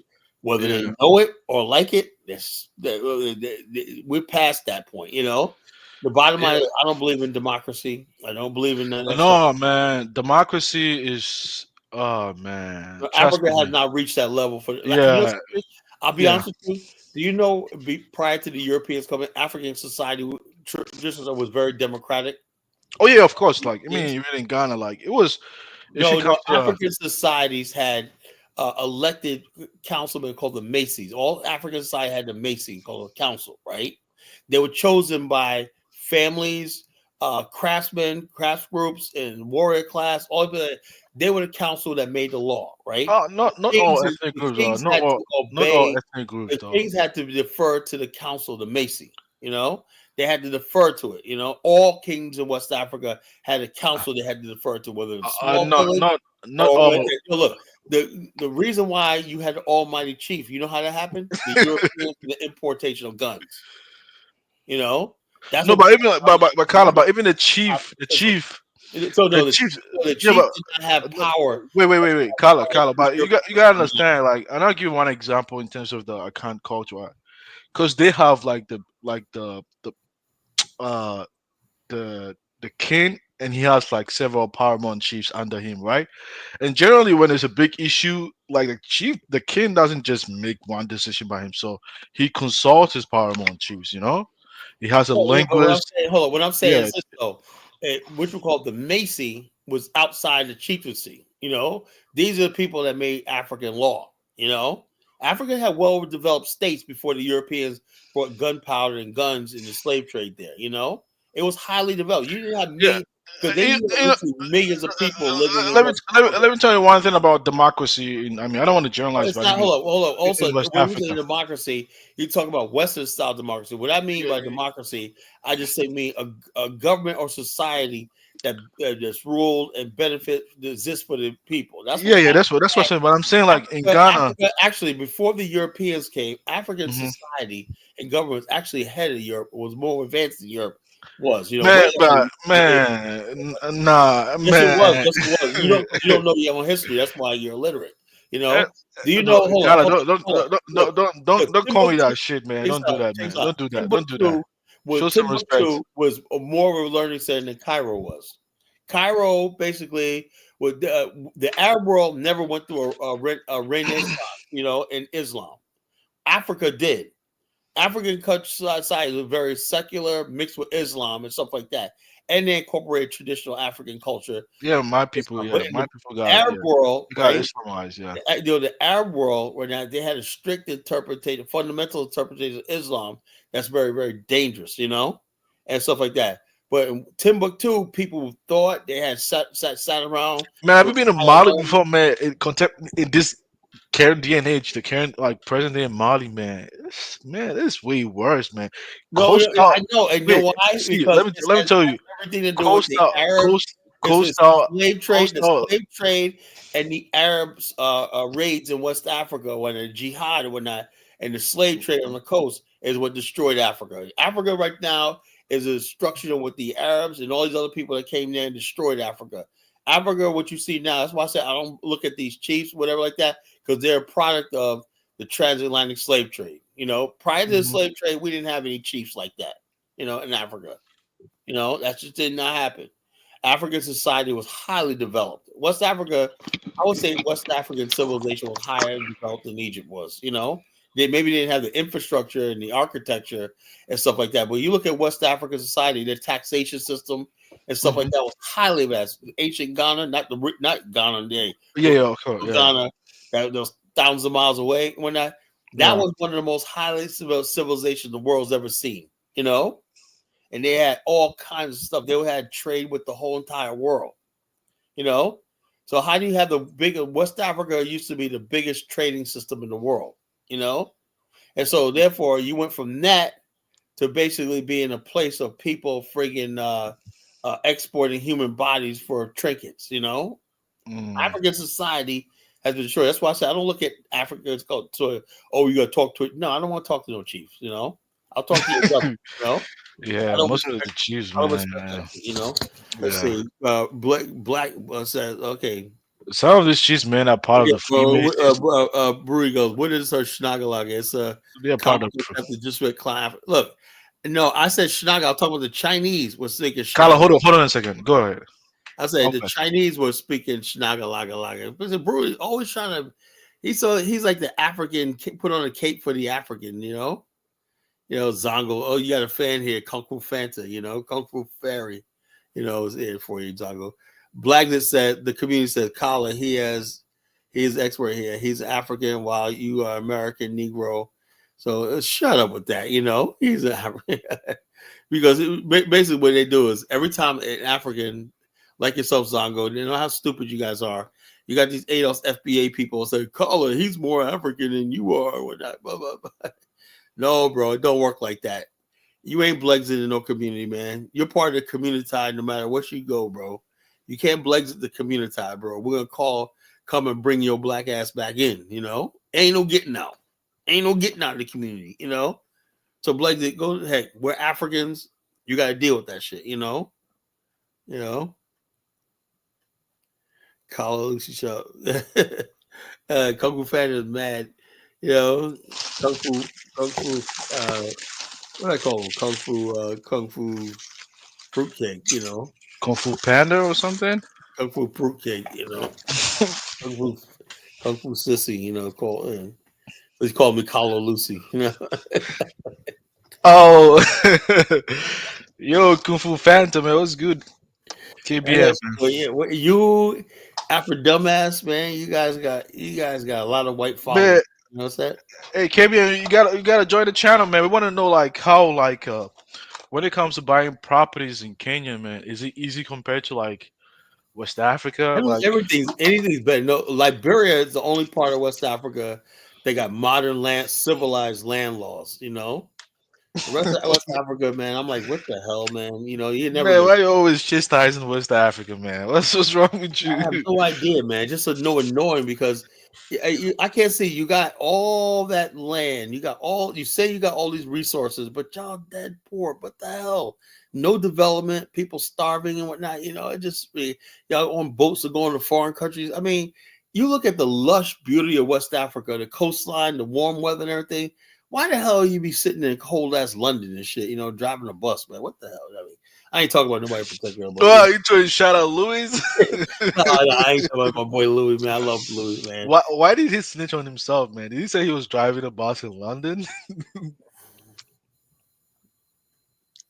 His Kofi, man, was goofy something about. Oh yeah, Kofi, man. Hit the link, man. The family man, land is not that important, man. Kofi, hit the link. Hit the link. I have no. To be honest with you, right? I have no intention of owning really land in Africa. I really don't. Only land I want to own one day is in Afghanistan. I do not want no land in no damn Ghana, even Liberia, man. I mean, I don't want to own land in these countries. I don't. I just don't. Let the local people have their land, whatever, like that. God got something for us in the future. So, I got to go through all that. inherit land, or I got But married can somebody inherit yeah, it land. can be. I mean, like buying the property. Is it easy? Do you sometimes Look, get I sell property in Liberia. It's easy to own property in Liberia. It's easy. entangled with scam? Because West African No, man, no, no. Well, like that. it's me doing this. Oh, My okay. guy, the guy that does the land title and How can whatnot. How can Americans sell property in Liberia? Do you Well, have no, it's my partner. I have a citizenship? corporation. I'm incorporated. I have a corporation. My partners are Liberians. And so we sell properties and stuff like that. In Liberia, whatever like that.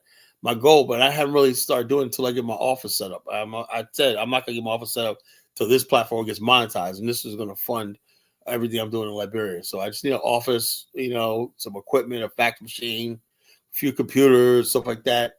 I got a place I want to get. My friend is Liberian. He owns like 15 buildings, so he's gonna rent me an office space. I got to God, go in. are you waiting for this channel to get monetized? Are you Yeah, serious? because the bottom line, look, I spend a lot of Why money. don't you ask people for donations? I don't want nobody's donations. You want to contribute, you super chat or whatever like that. I don't want nobody's Nah, donation. man, you banned my ass on your channel, man. You gotta I don't let want no Frenchie. look. I don't look. I don't want You gotta let nobody. Frenchie pay that money for I you. don't look. I don't want nobody's freaking donations. You know, and you want to contribute? It's gonna be a time where we have super. That shows me what you're all about.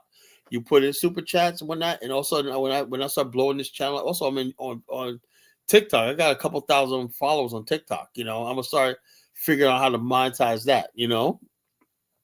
So the bottom line is this: what you call, so you know, so it's like I only got 200 subscribers, Look, like a little bit over Kufu. 200 subscribers left. Oh, I'll you be out there in no Kufu, time. you need 1K to get monetized on YouTube. Yeah, to get monetized. I used to be monetized on YouTube. They changed it.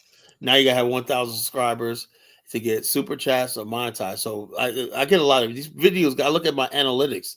The views are good. So the bottom line is, I will basically once I get monetized, this channel will generate money, and basically as simple as that, like the money this channel generates will go directly 100% to what I'm doing in Liberia. 100%. So if people want to support the movement, they can super chat or like, share, and subscribe. That'll push the algorithm up. I'm gonna start doing short video clips. I'm gonna get on TikTok too. And I'm just gonna learn how to. So like I said, I never got on YouTube to make. I like this. I'm not gonna be my friend O'Shea Duke Jackson. Yeah, I'm gonna do clips too. I'm gonna do clips. Bawani keeps saying, "Colin, make some clips." Well, I'm gonna do some when I'm in Liberia. I'm gonna clip up a lot of stuff when I'm in Liberia. So I'm gonna have at least 15 clips I'm gonna put up there, just different places and whatnot. I'm gonna go live randomly and just do clips and whatnot. And just do talking and Yeah, stuff. I was saying YouTube money can really make an impact in Africa.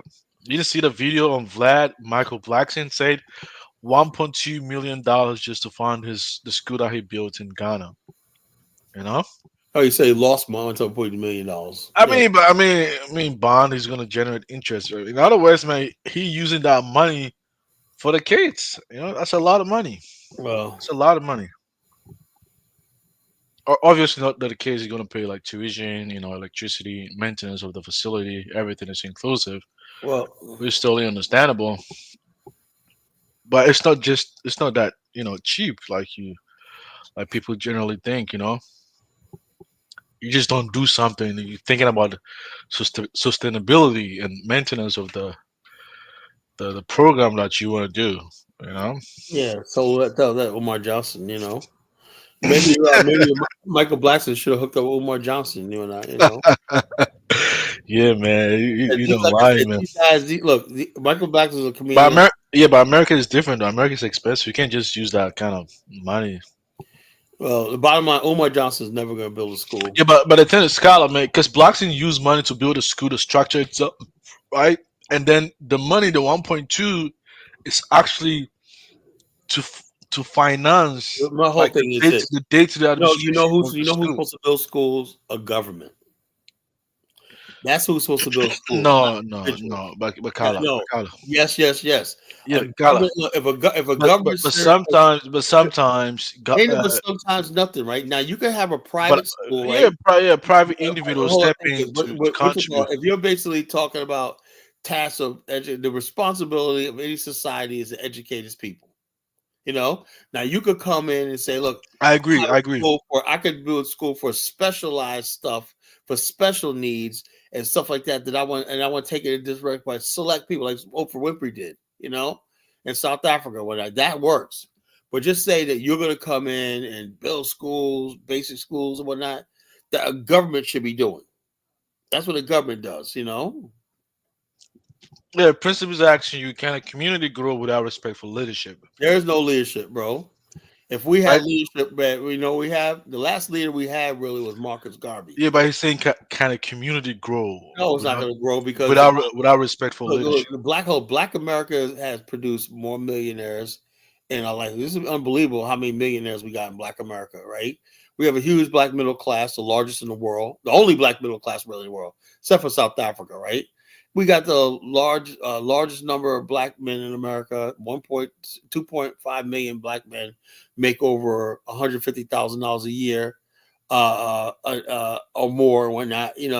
We did that all without a so-called anointed leader. Right? Nobody goes out and say, I never remember casting my vote for Cardi B, Charlamagne the God, Al Sharpton, Steve Harvey. I never cast my vote for these people to be a leader. So it is what it is. Yeah, but they got middle class by African standards, Kung Fu Fanta. African standard middle. I'm talking about real middle class.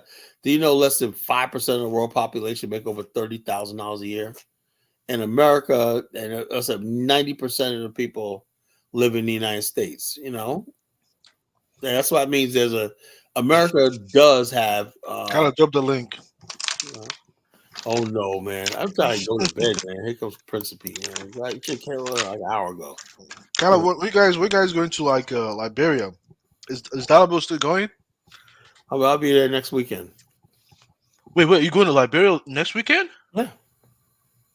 I thought you guys had a trip in 2026. Yeah, I'm going there 2025. I'll be there this year and I'll be there next year. Oh wow! I go every year, man. That's what happens when you actually make real money. I'm not broke. I could go there anytime I want to. I can go 2 times. Are you saying I can go back to Ghana? Is that what you're saying? I don't know. I don't think you would. If you could, you would, right? Oh man, come on, man. I'm gonna go to Ghana, man. When's the last time you been to Ghana? 5 years ago. 5 years, 15 years ago, nigga. Oh, man, how long have I been here? I haven't been here that long. 5 years in the U.S. Yeah, you're comfortable in the United States, man. You ain't trying. I'm still a newbie, man. You ain't trying to hold on. You're gonna be going when they ICE come and get you. You're gonna be kicking and screaming, man. Saying no. I see this one. I'm trying to find this one video, man. It was hilarious.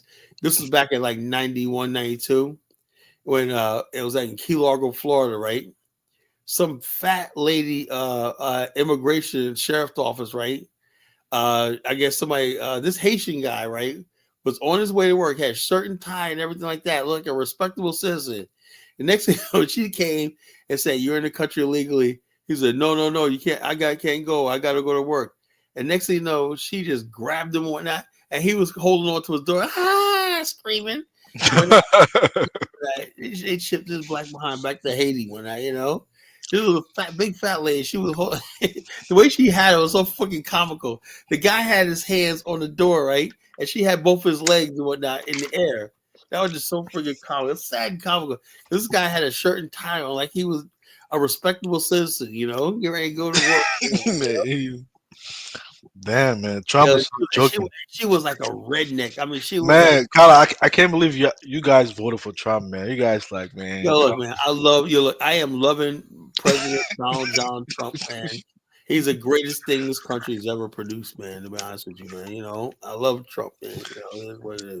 Many people are saying he took his cues like his playbook from New Gingrich. Is that true? What do you mean, Newt Gingrich? I don't see nothing similar about Trump and Gingrich. Gingrich was an asshole. Oh, really? Gingrich was an asshole. George W. Bush was an asshole. I like Donald Trump. Oh, okay. Trump's always been cool. He's always been down with black people. He's cool. Okay, he's cool. He's always been down with black people back in the day. Hey, Principal, go ahead, man. Is that? Did Princip join?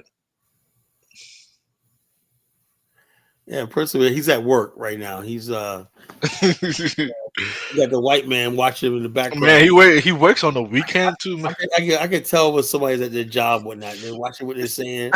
You He know, works on the weekend. Come on, man. yeah, so You should be retiring by now, man. You can't be working on the weekend, man. Come on. Is Jonathan still in Nigeria, or man, or he's back in California, yeah, man? Is he back? he just got to Nigeria the other day. I don't think he's back that quick. Oh man, he's in Nigeria, man. You see how that's a shame. We Black Americans go to Africa more than you guys do, man. That's just a shame, man. You know, Man, y'all can't be letting that I happen. I live most of my adult life in Africa, man, than any other place. You can't tell me that. You gotta Come tell. on, Prince B, man. The bottom line is, you ain't having, you ain't going. Do you got a passport, bro? No, oh yeah, Kung Fu man. Trust me, man. I already know about New Gingrich, man. I know a lot about him. I'm not listening to Kala. I just don't want to You got to argue start tonight. listening I just don't want to argue tonight. Howard Jones. Investigate your look. Newt Gingrich. Look, Newt Gingrich. Back in the days, right? He basically did the contract for America, right? That was back in '94, I believe. Contract with America, right? And he won. He said basically it was a prelude to also, but Newt Gingrich got in there, right? And basically got in there basically and formed this group called GOPAC. That was geopolitical. GOPAC was a Grand Old Party, a political action committee, GOP, political GOPAC, right? Which raised a lot of money, and Newt Gingrich, it was corruption. He ended up having to step down and speak at the House because he was implementing corruption. All the stuff he was talking, he did a lot of stuff they said he was going to do, right? Basically, man, there was even basically, some people said it was like a lot of racist stuff and whatnot, you know. They got rid of any remnants of affirmative action, whatever like that, whatever black people were getting. They said hell no, and they made us a separate thing. But Bill Clinton basically saved the day and whatnot, stopped Gingrich in his tracks and whatnot, and then the GOPAC thing came out saying Newt Gingrich was corrupt as hell, man. You know, the GOPAC. I remember all this stuff. But Kala, I don't think the Republican leadership hate black people though. Maybe look. Let me they do accommodate some element of them. That kind of like a far right, but I don't think the leadership are really like. You know, let me say this. Let me say this, right? I basically the movement I'm leading and whatnot has nothing to do with white racism, right? White racism, I'm pretty much immune to it. You know, so is most black people right now. We're immune to it. It does not matter if they hate black people. They can hate us all they want. They can't do shit to us, you know? They can't do shit to us. Them days are over, man, you know, where we have to worry about right racism. They don't have the power like they used to have, you know? And so, therefore, I'm not leading a movement based on white people racism. That means white people have no influence on anything that we do, you know? The Afghanistan movement has nothing to do with white supremacy and white racism. It has to do with the fact that some of us believe that we could reach our best in our own land, and we have to honor our ancestors by building a nation of our own. That's all we believe. We will say that America is still the greatest country in the world. I'll give it that. America is the greatest country God's ever made, man. We can make money here. That's all beautiful. You have more rights here, more privileges. Man, everything is relative, though. Everything is no. Look. Let me tell you something, especially for black people. Bakala, at this point in time in your life, man, you have to understand. Just making that statement, you gotta understand it's just relative, man. You get what I'm saying? Look, hold up. All my life, man. I look back at my life. Because like now, people in America people like after working for several years, they can't really retire in America. They have to think about going to other countries. Well, hold on. No, you can't really say things like that out of the blue. Hold on. But get this right. I don't know anybody that basically come from another country and retire in America, right? So, if the fact that you could live in America and you can retire in another country is a testament. Because you got people retiring in other countries. Yeah, but I'm saying there's no pension plan in Nigeria. There's no pension plan in Ghana. But I'm saying, like, are you kidding me? Stop that bullcrap, man. What? You saying like they don't have pension plan? Are you crazy? Go ahead. Zongo, you talking? You talking to a man who don't respect his own leadership, man. What do you expect? This Prince of guy B, don't. Prince of B, Come you on, man. can't stop. Could you stop imposing these leaders on us, man? Thank you very much. These are not my leaders. I have never So elected so any. so so so you the guy who always say that African Americans don't have no real issues to battle over, but We don't. retirement and No, the cost of living is one of the issues. let me say this, right, Prince B, so you understand very clearly. We have no issues that any so-called leadership is taking. You could idiot Al Sharpton and whatnot, and Benjamin Cook. You gonna tell me he's gonna solve any of our problems? No.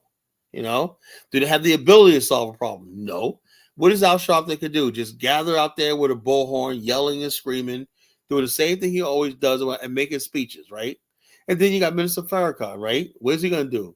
Just give you an hour of doom and gloom, doom and gloom, doom and gloom. Then talk about the Jews, the Jews and blah blah blah, doom and gloom, doom and gloom. That's all you got with so-called black leadership. If I want to do that, I could stay home. Why not? I could stay home and watch cartoons. Yeah, Why but whether you talk about people staying or going to the Afghanistan, they're going to benefit from the black middle class. With Yeah, but them cutting like the black affirmative middle action programs, it black middle affects class, the hold on, middle the black class. middle class has nothing to do with anything. Like I said, that's another thing. People don't understand something. Do you know there was a black middle class way back in the 1920s in America? It's like people that actually think some civil rights came along and we got a black middle class. We always had a black middle class. We had to have a thing called the Green Book, where black people would basically patronize other black businesses, motorists and stuff like that around the country. Black people had money. Back in the days, you had black people in the Carolinas, right? In the 50s, black people my family, we had so much land in North Carolina and whatnot that we discovered a thing called mortgages and home loans. They would give us friggin' we'd go there and register our land. Next thing you know, some white man come out and tell you, this is how much your land's worth. And also, next thing you know, you got a loan to build like 5 or 6 houses on there. You rent them out. There's so many black people taking trips to Florida, New York, and whatnot, living so freaking good. That was before the civil rights movement. There were black people taking trips to Africa and everything like that. There was so much money in so much wealth in Black America at one time. We had our own communities, whatnot, and so that was before we were the ones who financed the civil rights so-called movement, because black people had money back then. We used to own farms, we used to own homesteads. We had a lot of wealth in Black America at one time, so to make it seem like the leadership, we were the one who financed the so-called black leaders in the civil rights movement, not the other way around. They never gave us. Would you take the $5,000 Trump stimulus check? Of course I will. Why not? What do I'm saying? No, I don't need $5. Yeah, you send me $500. Give me that $5,000. I thought you got money, Kyla. I don't give a damn. I want more money. I'm greedy. How about that? I take that money and put it towards my movement. Yeah, I will. Hell yeah, I would. I guess any free money is good money, right? Well, anyway, the bottom line is this: I remember back in the days, or you probably wasn't here. In 2003, George W. Bush, who I couldn't stand, right? I hated him with a passion, right? He gave everybody a stimulus, right? We call tax relief, right? All I know is everybody I knew, we got $500, and that came right on time. Never forget that. It was the spring of 2003. 2003. Was it during the Great Depression? Or No, 2003. Oh, okay. Why would it be depression? I wasn't alive during the depression, moron. What do you call it? 2003? That was right before the Iraq War started. Fuck you, Carl. Fuck you. He gave everybody $5,000. I mean, $500, man. Everybody just got a $500 check sent to them. That was great, So Donald Trump wanted to give $5,000. Hell yeah, I'll take that shit, And I like Trump, I like Trump. I didn't like George W. Bush, but I still took that damn money, I like Trump. I like Trump too, but you gotta look at some of the What do stuff. you think about Africans like Afrodamas, supporting Trump though? What do you think about? Look, I would just hope that Afrodamas gets deported. Right, there was a lot of people, Latino for Trump, getting hauled off and sent back to their country one night. So he's a citizen, though. He's a citizen. He's not getting deported. He's a hauled off back to the Gambia. What Afrodamas needs to do is, what he needs to do is, he needs to go back to the Gambia, right? Go back to the Gambia because he's not needed here. Nobody, black people don't want him here. White people don't want him here. No, we don't want him here. So he's useless here. He should go back to the Gambia, and he's halfway intelligent. He should take whatever little intelligence he got and help build the Gambia. I'm not that serious, man. I think a lot of these Yeah, Africans, but he's helping. He's actually helping. he's not helping Uh, nothing, man. He's not helping. He's got. man, he's been productive in the He's not being industry where productive he enough. That's works. bullshit. That's bullshit. Have you ever seen his business or whatever like that? No, I don't know him personally. All right. So how do you know that? You only know by what they say. I've learned most people lie. You mean to tell me someone who leaves every day? He doesn't work. How do he sustain himself? Oh, I have no Of idea. course, I you're people gonna. he can Oh, travel that over means for he's you working. you That know. means he's working. So, He's working. bottom like this, all I know is, hey, look, whatever he's doing, right, he needs to be helping his own country out. You will see, which like Bomani. Let's say Bomani is successful, right? Bomani does tours, right, to all these countries in Africa, right? He has a community that he's building in Ghana, your country, right? Self-funded himself, roads built, everything like that. He's doing himself. How come Afro dumbass don't have anything like that going on? If he's so successful. Thomas is way successful than Bomani, man. Oh really? Oh Yeah, really? man. Bomani's not successful, man. How come I could go to Bomani's website, his technology business, right? That's booming. Man, what is website, man? What? What is website, man? After Thomas got his business published on. No. How does Afro dumbass got a website? No, he publishes business on various new. No. Does he have a channels. website? Does he have a website to verify? Man, come on. What is website, man? It depends on your. No. See, hold on. How is it that this was that if you're really successful, right? You don't have to hide who you are. I have a website. I don't hide who I am. I have a website. I have a large business. Nah, the website actually depends on your nature of your business. Yeah, no nature, nothing. You just don't build I freaking don't know website any if you business- want I to. know any It doesn't business- work like that. Business that don't have a website. And I'm saying you just don't build any website. No, I know that's bullshit. That's bullshit. If you have a legit business, you have a website. You have a Yelp. No. Does he have a Yelp? Does he have his business have a Yelp? No, you don't need no website. Yeah, but hold on. Colin, why are you trying to compare two black businessmen? You got Elon Musk, who has business all over the world. You don't tell him to go back to his country. You only have this kind of stigma towards blacks. I'm saying Elon Musk is actually contributing. He's somebody gave us PayPal. Man, He gave us crazy. PayPal. He gave us Twitter. Tesla. I think Afro dumbass would be best served if you went back to the Gambia, to tell you the truth. There's child sex trade going on. Gambia, he should be talking about that. You don't talk about that. There's white guys screwing little African boys in the Gambia. There's people drowning in the sea trying to get to on riffraff, trying to get out of the Gambia to go to Europe. That's what Afro dumbass should be talking about. Helping his people. Afro dumbass has to learn how to start loving himself and loving his own people. See, I love my people. I'm Black America. I would not trade my people for anything in the world. Chantel says the Black American though. Why are you claiming Black American? Bottom line, I don't. That's something new. I don't know. I was born here. But kind of. Do you have like? Look, I was born in Jamaica, Queens. Do you have my family's from North Carolina and Georgia. Do you have like two channels? I have no other ancestry other than the 400 years my ancestors were from the Carolinas and Georgia. That's the only thing I know. You gotta be proud of where you come from, though. Hey, Kung Fu Fighter, do you believe Kala is cosplaying African American, or he's like nobody basically. Look, the bottom line is this: I look African American by my phenotype, everything like that. I look African American. Phenotype. You know how many different phenotypes African Americans have? What are you talking about? Man, I look alike. Yeah, what? That's the African American phenotype. Typical African American phenotype. Oh, yeah. There's different ones though, so I don't get it. The same way Africa has. That's difficult African, man. That's difficult African. That's an African American. My head, everything like that. My face, that's African American. Not really, man. Carla, if you look up what people call the Baka people, right? In Haiti, they look down on those people, but do you look like those people? They're like the pygmy people of Congo. They call Baka. You have the same head, like the box head. Don't do that. Don't call him pygmy. He has a box head, man. He's like a tall pygmy, man. All my friends that were Haitian, I already knew they're Haitian before by the time they walked down the street.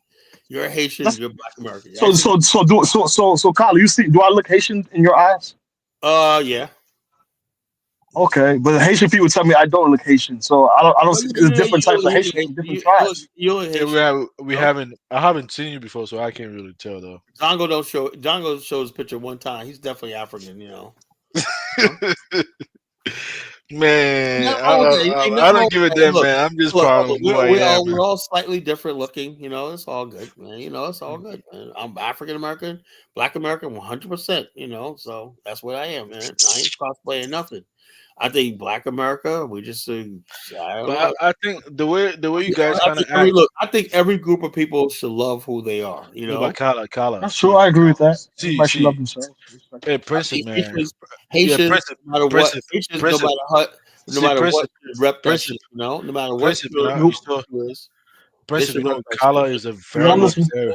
Should represent your Zongo Kala, people. let me finish, You know? man. Kala is a very, very ignorant person, man. Because even here Oh, in the I'm not U.S., ignorant. wait, I'm not, let me finish. you know? Let me finish. Because even here in the U.S., right? I've been to Yeah, Juneteenth and I've seen quite a number of African American. If you see them, they're just like Senegalese, you They know? probably are Senegalese yeah, too. I know. I seen it. I No, seen they're that. not. They probably were Senegalese, just hanging out with No, Black Americans. no, they're not, man. Also, let me ask you a question. What is Joy Reid? What you mean, Joy Reid, man? I don't know Joy I Joy don't Reid Reid. got know. that show canceled from MSNBC. She's not African American, Okay, Oh man, but nobody's speaking so about and she doesn't look he's African talking. American. He's picking random people, man. But so what is the FBA claim that people are cross-playing? If we don't look nothing alike, how can we cross-play you I guys? How does don't that look. work? Some Black people may look like Joy Reid, but the whole majority of us don't. So that's I don't know. Yeah, but when you do that though, you are sidelining people that belongs to your group. Why would you do that though? No, no, look. The bottom line Don't is, do even that, it's not man. even That's about not the nice, complexion, man. nothing like that. I could look at somebody and tell if they're African American or not, no matter what the color. Yeah, but sometimes you just don't use phenotypes. It's like just ask the person's history. But I know. Look, Africans don't do that. They just look, ask you who are you, where you from, what's your hometown. You know. I had like which one? People say somebody said, "Well, Wesley Snipes. Wesley Snipes looks like African American, 100%." You look at my cousin. My cousin What Lennox. about Boozy? What about Boozy? Boozy, Boozy Who? badass. Boosie, Boozy badass. I don't know, man. I think he's Haitian, man. Oh my god. Is he Yeah, from New Orleans? Is he from New Orleans? Yeah, he's from yeah, Louisiana. yeah, Yeah. yeah. Louisiana, Yeah, yeah. that nigga's Haitian, man. Boosie's Haitian. That dude's What Haitian. the hell? Yeah, really. Just there's a lot of different phenotypes in Haiti, man, because they come from different tribes. Like I don't look nothing like no Ramoise. Ramoise come from a different region Oh man, you throwing shots at Robin Reese, in man. Africa. Oh no, no, no, No, no, man. Ramoise might be a very handsome. I don't know. I'm just saying at the end of the day, if I'll be we don't, personally, there's no, different phenotypes. There. like that. I'll be honest with you. You're good looking for a Haitian. What the hell, man? Bro, I'm saying there's different phenotypes, man. There's a lot of Haitians that look just. My family look like me, and Okay, if you go to okay, Haiti, okay, come on, Kyla. man. You know, What about Leslie Jones? Oh Lord, man, she is not African American.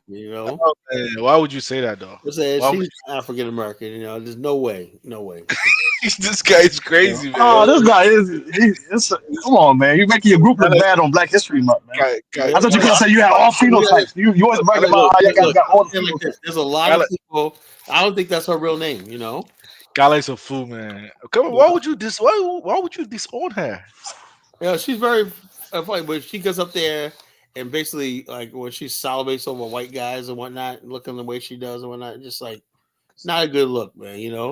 The one guy, white guy, she act like Hold one of on, but you ever heard her story though? She said African Americans used to bully her phenotype. A man that she used to love punched her in her Man, face man, when I know, she man. declared her love for her. She said that story, man. That means that you Man, guys been doing this hey, bashing the phenotype. I would not bash Sister Leslie Jones, whatnot. man, they do that though. They do that, man. I'm See, just, even the last time, if I'm you just, listen, I'm just, Hey, Princip, if you listen to a lot of like Yeah. this hood shows, man, there was one time this guy, man, from Chicago, he was like, if you like really like, having like, African phenotype, they think like you like evil. I'm like, damn, like where is it coming from? Like, where is this concept coming from?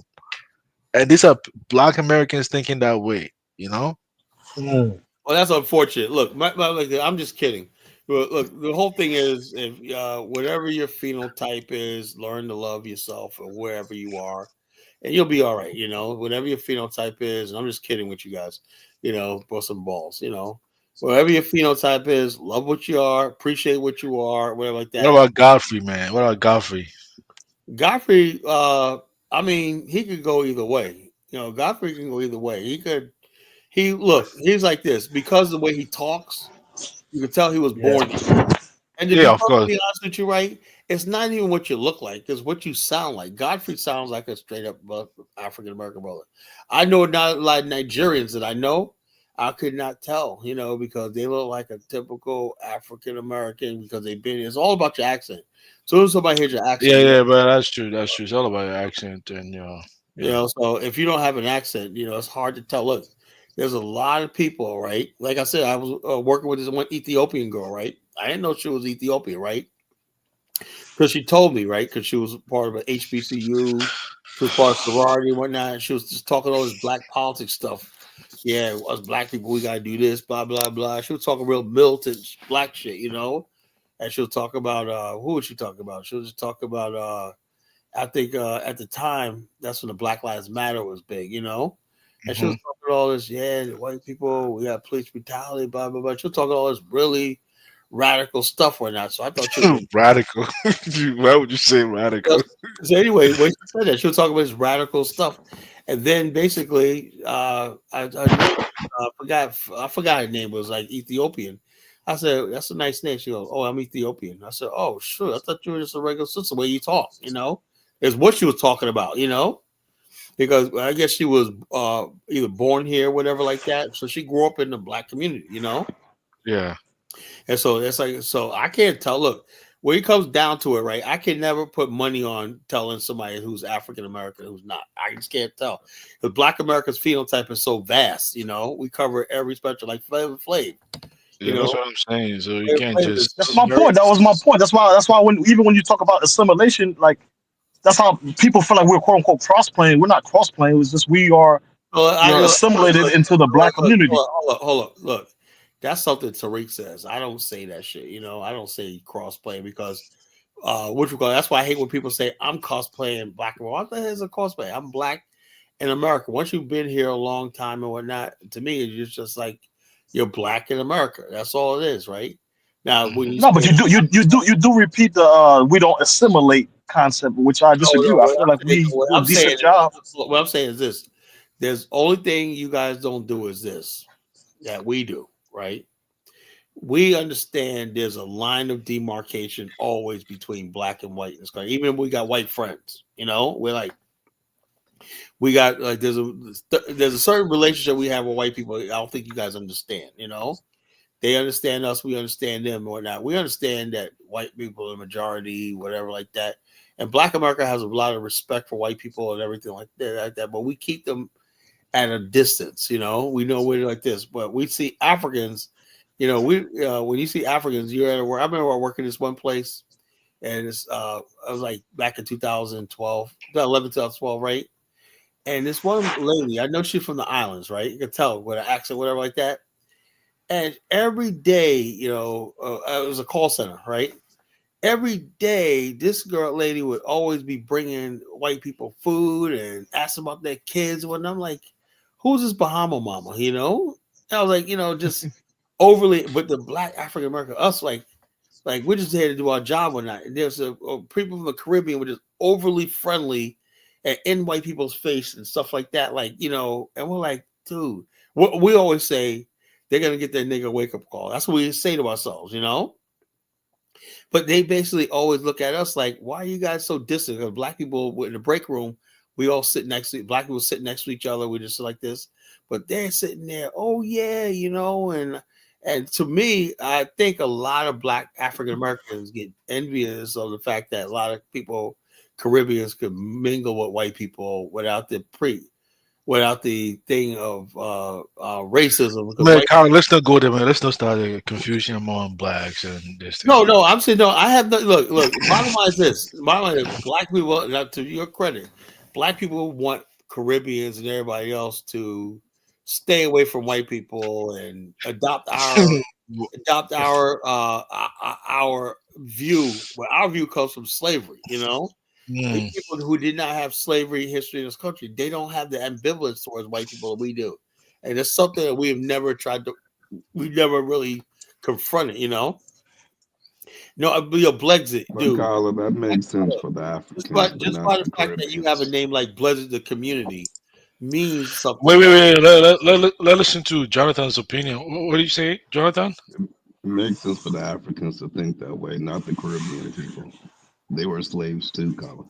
Yeah, I know. But some of them, the recent ones, come over here and they act like the Africans, like slavery never happened and shit. That's why I think. I don't think that's what the case. I think they kind of view it as like, like if especially a lot of them live in their own enclaves, right? So they kind of have a different view of how to challenge white supremacy than you guys. Some of you guys do all this posturing. Some of you guys marry white people. There's nothing wrong with that, but some of you guys do that. So y'all speak more pro-black than us, but y'all guys move. Principally, when I was growing up, most of my friends who were white girls were from the islands. Almost all of them. Even this guy like Prince, even the leadership. I'm talking about today. Prince, even the leadership, even this guy. Today, a lot of them people don't be African Americans, bro. You come on. Who's Father Divine? Who's Father Divine? Who did he marry? Jonathan, I have no clue who that person is. Jonathan, look at this man. Like Father Divine lived in Long Island, Central Iceland. Jonathan, like the Supreme Court Justice. What's his name? The guy who studied at Harvard. They say he used to hate. What's his name? Oh man, I forgot his name. This black dude. Adam Clayton Powell. Clarence Thomas. Clarence Thomas. I'm sorry, Clarence Thomas, man. I mean, when I saw his wife, I'm like, damn. I was shocked. I was like, damn, like. Yeah, yo, check us us out. The highest office, man. Come on, check us out. You talk about Clarence Thomas. You want to see a funny skit? Yeah. Play the skit. What you call Howard Stern did Clarence Thomas, Yeah, because when I listened to his history, because they say he used to hate this privileged white people, they thought that he came to the university based on affirmative action rather than just his merit, He was a clown. He did get affirmative action, Oh, he did?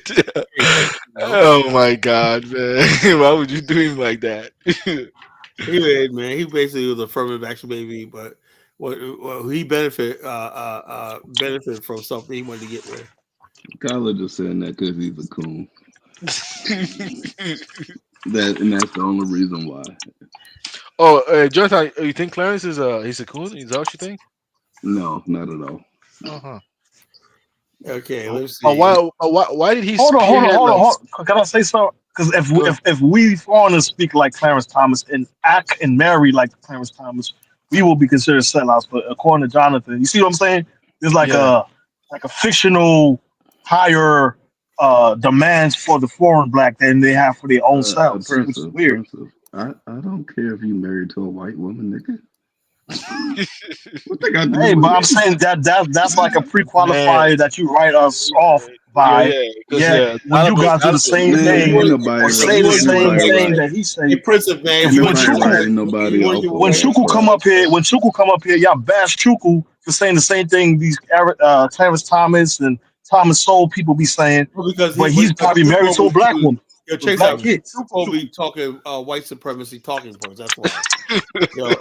Man, it's no different than those guys. Okay. We'll discuss this after this video. It's a couple minutes. Here's Howard Stern. Howard Stern was racist as hell, man. But he said he was. Anyway, check it out. This is him as Clarence Thomas.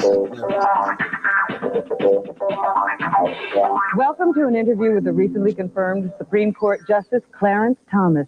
Can you believe it, Robert? I am the head muckety-muck, and nobody thought I'd get in. Oh, boy. I tell you, so many important decisions to make as the head Supreme Court Justice. Now, I hope that you are going to maintain a level of decorum and remember to be sensitive to women's issues and civil rights issues. You better believe I'm going to have some decorum. Oh, no. You better believe that. Yeah. Excuse me, Judge. Anybody ever said you got the nicest hair I ever done see? Look, haven't you had enough trouble with allegations about just sexual kidding. harassment? You know, Robin, I got to tell you something. We were hoping you weren't going to be malicious. Now, or vengeful. ho. You know I love pornography, don't you, woman? Well, you didn't talk about it during the hearings, but you are now willing to admit. How am I going to talk about it during the hearings, woman? If I talk about it during the hearings, I never get in. So tell me about your love of pornography. I love it, baby. Now, here I'm one of my favorites. This here called Behind the Green Teeth. Oh, no. Now, let me show it to you. What is in this movie? Take a look at this here, right Okay. up. See? See, there he is. Oh, no. That looks like two men. I didn't know you liked homosexual movies, Judge. Look at that, though. That is good. Uh-oh. What are you doing? Just calm yourself down. Yes. Well, I'll tell you one thing. And you do that to relax. I certainly do. Would you like to see another good one? What else would you recommend? This here is my favorite porno movie. Long Dan Silver. Now, I'm a big Dan fan. What's Look at the plot of this? Well, here Dan running around and the sheep are chasing him. He a farmer. And then there he is. And then he naked on the bed waving like that, you see? There you go. That's super. I just can't believe this. Sometimes in my office I get lonely. I got this here Anita Hill love doll. Oh, no, you're still harassing Anita Hill. That's her. Honey, you sure is dreamy. Oh. Why So it's true, all those allegations she made? Oh, I ain't saying there's true. That's a little bit of exaggeration. But I will say this. You hurt me, baby. Come on, honey, do that slow mo. I can't believe you testified. You're going to have to pay for that. Oh. That's right. Abuse, too? The bitch deserve it. Oh. Now, I'll tell you one thing. Well, what can we expect from you as a Supreme Court That am a justice? good question. Excuse me, baby. First, I got to take a drink. Baby, he calls me. This here Coca-Cola. Hey, honey, am that a pubic hair on my Coca-Cola? Why, I come to It's think... a good thing I have a sense of humor, Judge. Am this a pubic hair on the bottom of my shoe? Why, look I don't at know that. who you've been with. Well, let's just bang my gavel. Hold it there, I'm a pubic hair on it, honey. Whoever she is, she's Look at bald that. now. Yeah. Uh-oh, there am a pubic hair on my bong. Wait a minute, a bong? A bong, that's The right. last time we talked, you told me you'd given up drugs. Well, I didn't get confirmed at that point there. Come in here, honey. Oh, there she is. Who is this? She referred to me being a mominist. Sit down, honey. I'll sit down. I'll sit down right here. Put my hands There's a woman who was wrong during the testimony, Who was Robin. that? There's a person who was a whole bunch maligned, and she is my white wife. And at this point in the trial, I would like to produce her. Here she is. This is Mrs. Thomas. Mrs. Thomas. There she is. Come in here, honey. Yeah. Well, it's a pleasure. I don't think we've ever spoken to her or heard her Hello, interviewed. sweetheart. Don't give me no lip, Al. Now sit down, honey. That's right. Now look here, love pumpkin. So, Mrs. Thomas, what was it like for you going through those hearings? This from home, didn't you? Yes. Well, I have something to say, first of all, with apologies to the sister here. I'd like to say that you don't have to be black to be outraged. But you ain't black, you honky witch. Oh, shut up, you pornmonger. Pornmonger, that's what a Well, pornmonger. no need to be nasty, honey. You know, sometimes, sweetheart, you're an enigma. Don't you call me, don't either you call me a nigger. No, I said enigma. And I told you not to call me that or I'll have to cane you. Oh, dear. Well, sometimes I wish that Lincoln had been stillborn, don't you? Don't you? You a big fat bitch. You the reason I was grabbing All right, man, everyone else in the that's first enough, place. man. Let's get back to I you. want to say something, if I may, Robin. Go ahead. I'd Hey, like Carla, to you say still on that the show? me, my husband, my sweetheart, my Thank you. darling. That was hilarious. The reason why I was grabbing everybody's ass in the first place. Yeah, back in the day, all these allegations that he was going around sexual harassing Anita Hill, talking about pubic hair all over the place and whatnot. Long Dong Silver, that's what he did. Long Dan Silver. And he was basically just Thomas was a character, man. You know, all those allegations. They just brought Anita Hill out of nowhere one night. He was about to get confirmed. Next thing you know, we got You got a new panelist on your show, man. What new panelists? Who? Oh, he left. Oh, is that Princip? Oh, That's Principal is on here. He's oh, up okay. here. I thought there was another guy that joined actually. No, there's nobody else. Oh yeah, it's Ja. He hung up. What happened to him? Oh, okay. Oh, that Yeah, was Ja. Oh, that was Ja, man. What's good, Ja, man? You gotta join the chat. You gotta hit the link, man.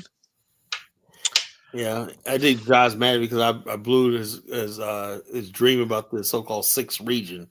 I said, man, Black America don't go unless you from Haiti, Where? Sixth region at where? African Union. Black America is not including no damn sixth union. Sixth region. That's all bullshit. The sixth region, is people like Zongo. He's in African in America. He's part of the sixth region because you send money back, Zongo, right? You send money to Africa, right? just like you, man. No, but I'm not part of the sixth region, bro. I'm African American, man. 100%. So you don't But send money back in Africa? Is that what I you're do telling me? send money to Africa, but the bottom line, when I say sixth region, I mean your country in Ghana is counting on you, or they'll starve. So Oh man, Colin, man, you gotta stop that bullshit. really, no, I'm saying the sixth region is people who are refugees outside of Africa. They call it the sixth union, the I sixth region. mean, when America abolished USA, did many countries starved? No. No, what I'm saying is this. What I'm saying is this. African Americans are citizens because of the 14th Amendment. We don't have any other allegiance to any country. This sixth region means that you have an allegiance still to Ghana, a foreign state. America is very stipular about giving citizenship to people that have allegiance to a foreign state. That's why I said, you know what's going to be challenged in the future? This dual citizenship stuff. So I told Chuko, I'm a dual citizen, Colin. Yeah, he's going to go one day to go to work, and somebody will say, Chuko, we need you to come to the office down here or not, And next thing, there's going to be ICE. They're going to hem that nigga up. And next thing you know, he's going to be back in Yeah, Igbo. yeah, but Colin, man, we all know that in America, even if you are the president, you don't run shit. I mean, I know. Look. I'm just here. come on, man. I'm not. I'm just here. I'm gonna tell you. I'm not. You don't have to worry about me. You Even got to worry about the white people. Louis Farrakhan said he knew Obama wasn't running shit. That's what Louis Farrakhan said. Well, the bottom of Farrakhan talks is about. Farrakhan has never done anything useful. Yeah, but Trump runs shit. Why don't he do something with the Nation of Islam? Oh Right? man, Jonathan, man. Farrakhan has had check this out. Farrakhan had Didn't you hear even Elon? Elon was saying that. he probably had bigger audience. Let me make this thing, More man. people probably came to see Farrakhan than Even Trump, Elon was saying that. combined with that, and he has nothing to show for it after all these years. Even Elon was saying some of the executive orders that he passed recently. He had to assign people to make sure those orders were actually implemented. You know? Well, all I know is, like I said, I have no skin in the game in this. It's not my problem with the immigration issue or not, But those people talking about dual citizenship, man, you better get that affairs in order, man. Because sooner or later, that's the next thing. Man, America being the president doesn't mean nothing, man. You got to be part of a bloc, the Democratic Party, because you got to do things collectively. You mean to tell me Obama living in the White I don't House? believe in no damn Democratic Party, Yeah, of course. I'm not believing in the Democratic Party. The Democratic Party has not done jack for us as a community and whatnot. So what the hell? Now, if I was a black immigrant, I would love the Democratic Party because they're basically fighting for y'all. They even Brandon Johnson, man, is trying to say, I'll go down for my immigrant people, whatnot, and he will, that fool will go Who is that? the mayor of Chicago, Oh, Brandon Johnson. Oh, okay. This fool right here, whatnot. He doesn't. He doesn't want to. He doesn't want to get into the situation.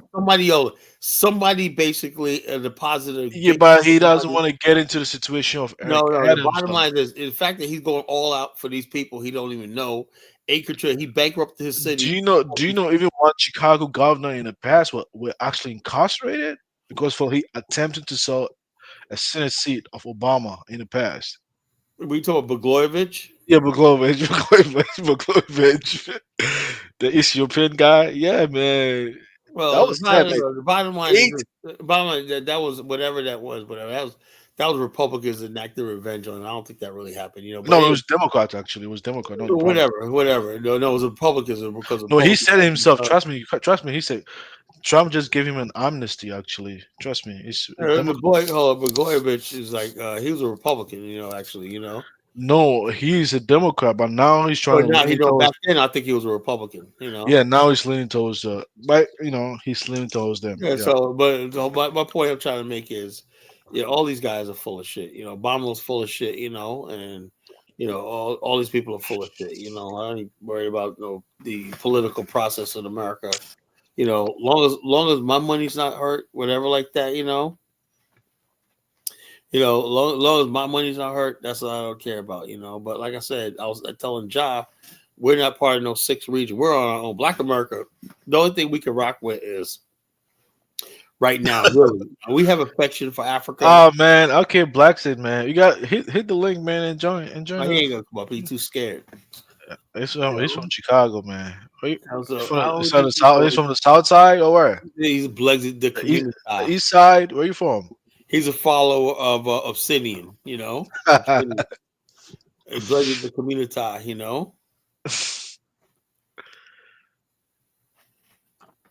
He from Chicago. Okay, somebody said like this.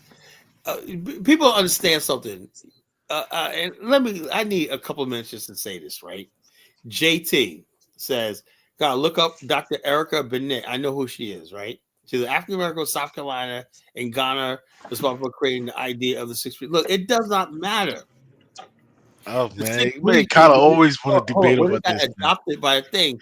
That's what I said. With so-called African Americans, that especially the ones in Ghana, are the dumbest people on the freaking planet. They know nothing about geopolitics, the reality of geopolitics, and everything like that.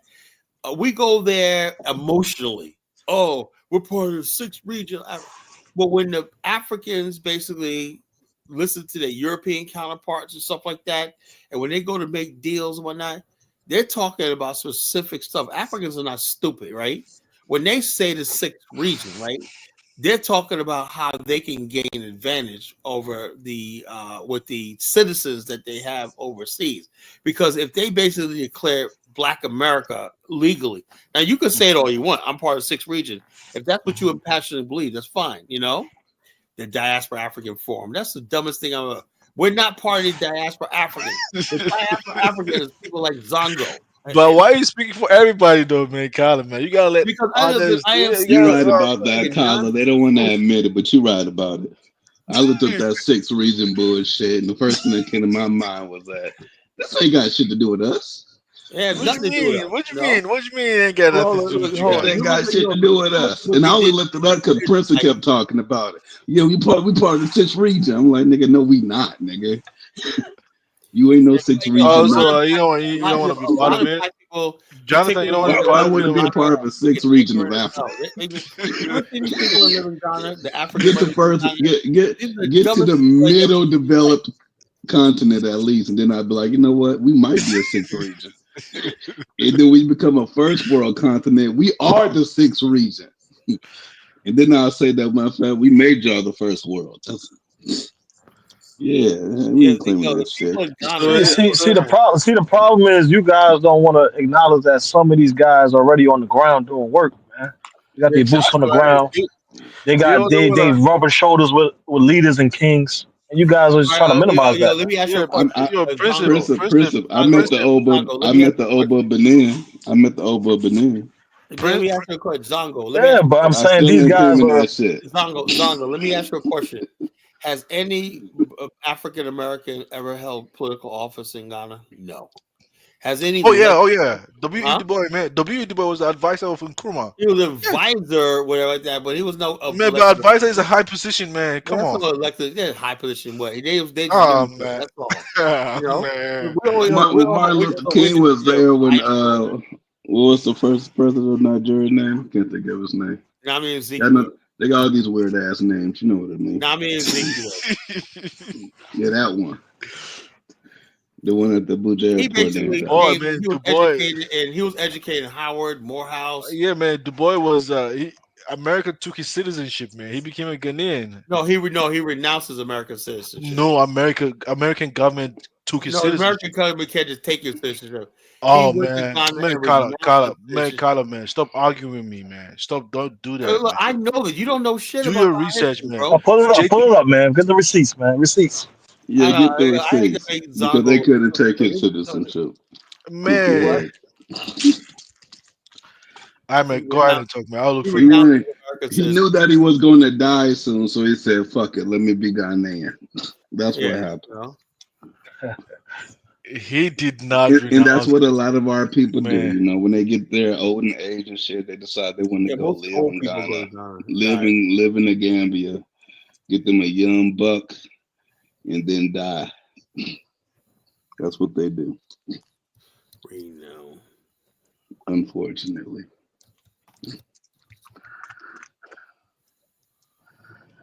Colin might do that. Get to his like 90s, get ready to die. You know what? I want to go to Liberia. Yeah, Collar. I Lay would. me, lay me next to Tubman, William Tubman. Okay, look, check this out. It says 9 famous African Americans who gave up their U.S. citizenship. Wow. Josephine Baker, Maria Callas, W.E.B. Du Bois. You see, you don't basically become what you call, you know. It says the U.S. did not renew his passport, so passport to travel. The U.S. did not. No, all that means is when you lose your passport, don't Uh-oh, lose Collar. your citizenship. You know that? I could let's say tomorrow they say, Kala, you have 2 felonies. We're gonna take your passport. It don't mean I lost my citizenship. Man, Passport only means I can travel. they refused to renew his citizenship. Yeah, man. no, they renewed his passport. You know what I'm saying? That's Zongo. I thought you was halfway educated.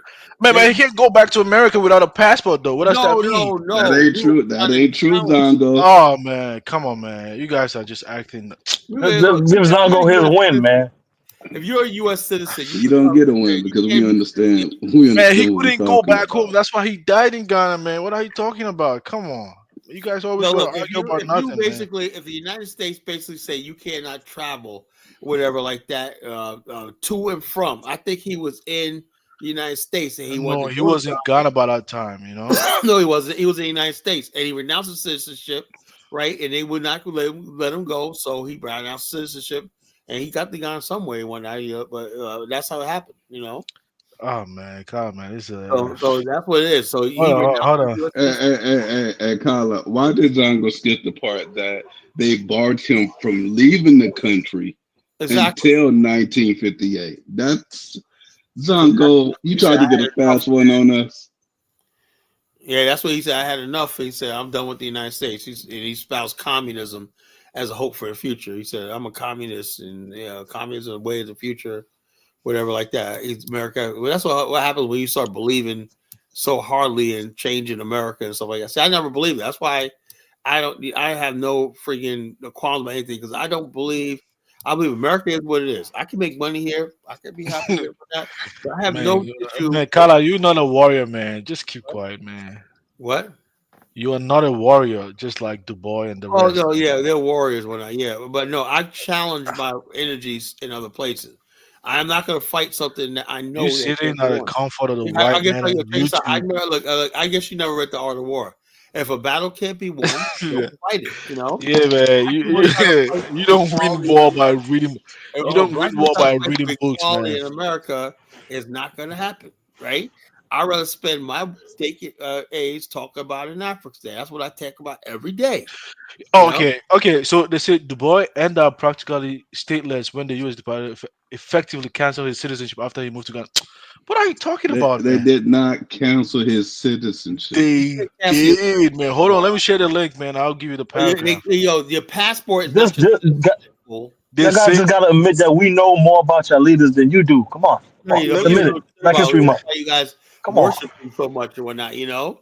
So like I said, what I would like to do. Du Bois, they refused to renew let me share the his link. passport until 1958.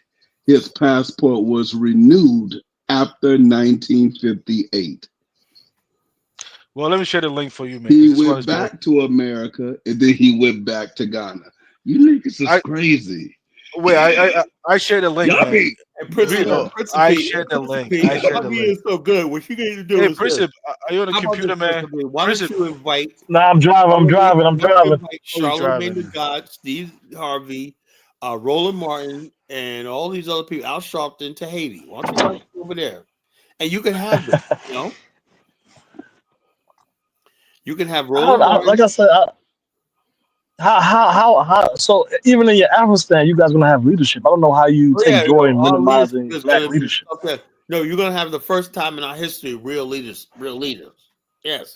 Hey, Jonathan, do you see the link that I shared with you? No, wait a second. Scroll down all the way down, where they say Du Bois ended up practically stateless in 1961 when the State You know Department. when they say practically, you know what they mean by practically? Man, see, don't I play mean, you semantics. practically wait. You practically not a Ghanaian anymore. But they say because you in the United States of but America. finish the sentence. Finish the sentence, man. But you finish. Still a damn Ghanaian, nigga. Damn. Wait. Finish the statement. Finish the whole sentence, man. He ended up practically stateless in 1961 when the State Department effectively canceled his citizenship. Guys, man. Who wrote that? Effectively canceled. Who wrote? Let me. I've been some stupid blogger. This is not a blogger, man. This is a Boston Review Net. Okay, let's see like this. Okay, trust the source, man. Boston Review is a joke, the liberal hack paper. When that it's really. Let's see who wrote this. Andrew Latham, right? You gotta scroll down all the way down. Scroll down all the way down. McCarthy era. He tried to keep alive and free. This guy's an open communist. But Kyla, you gotta scroll down all the way down, though. I am. We're gonna look. I'm gonna read this. Okay. And which we call because in 1952, the State Department illegally revoked his passport to stop him from traveling.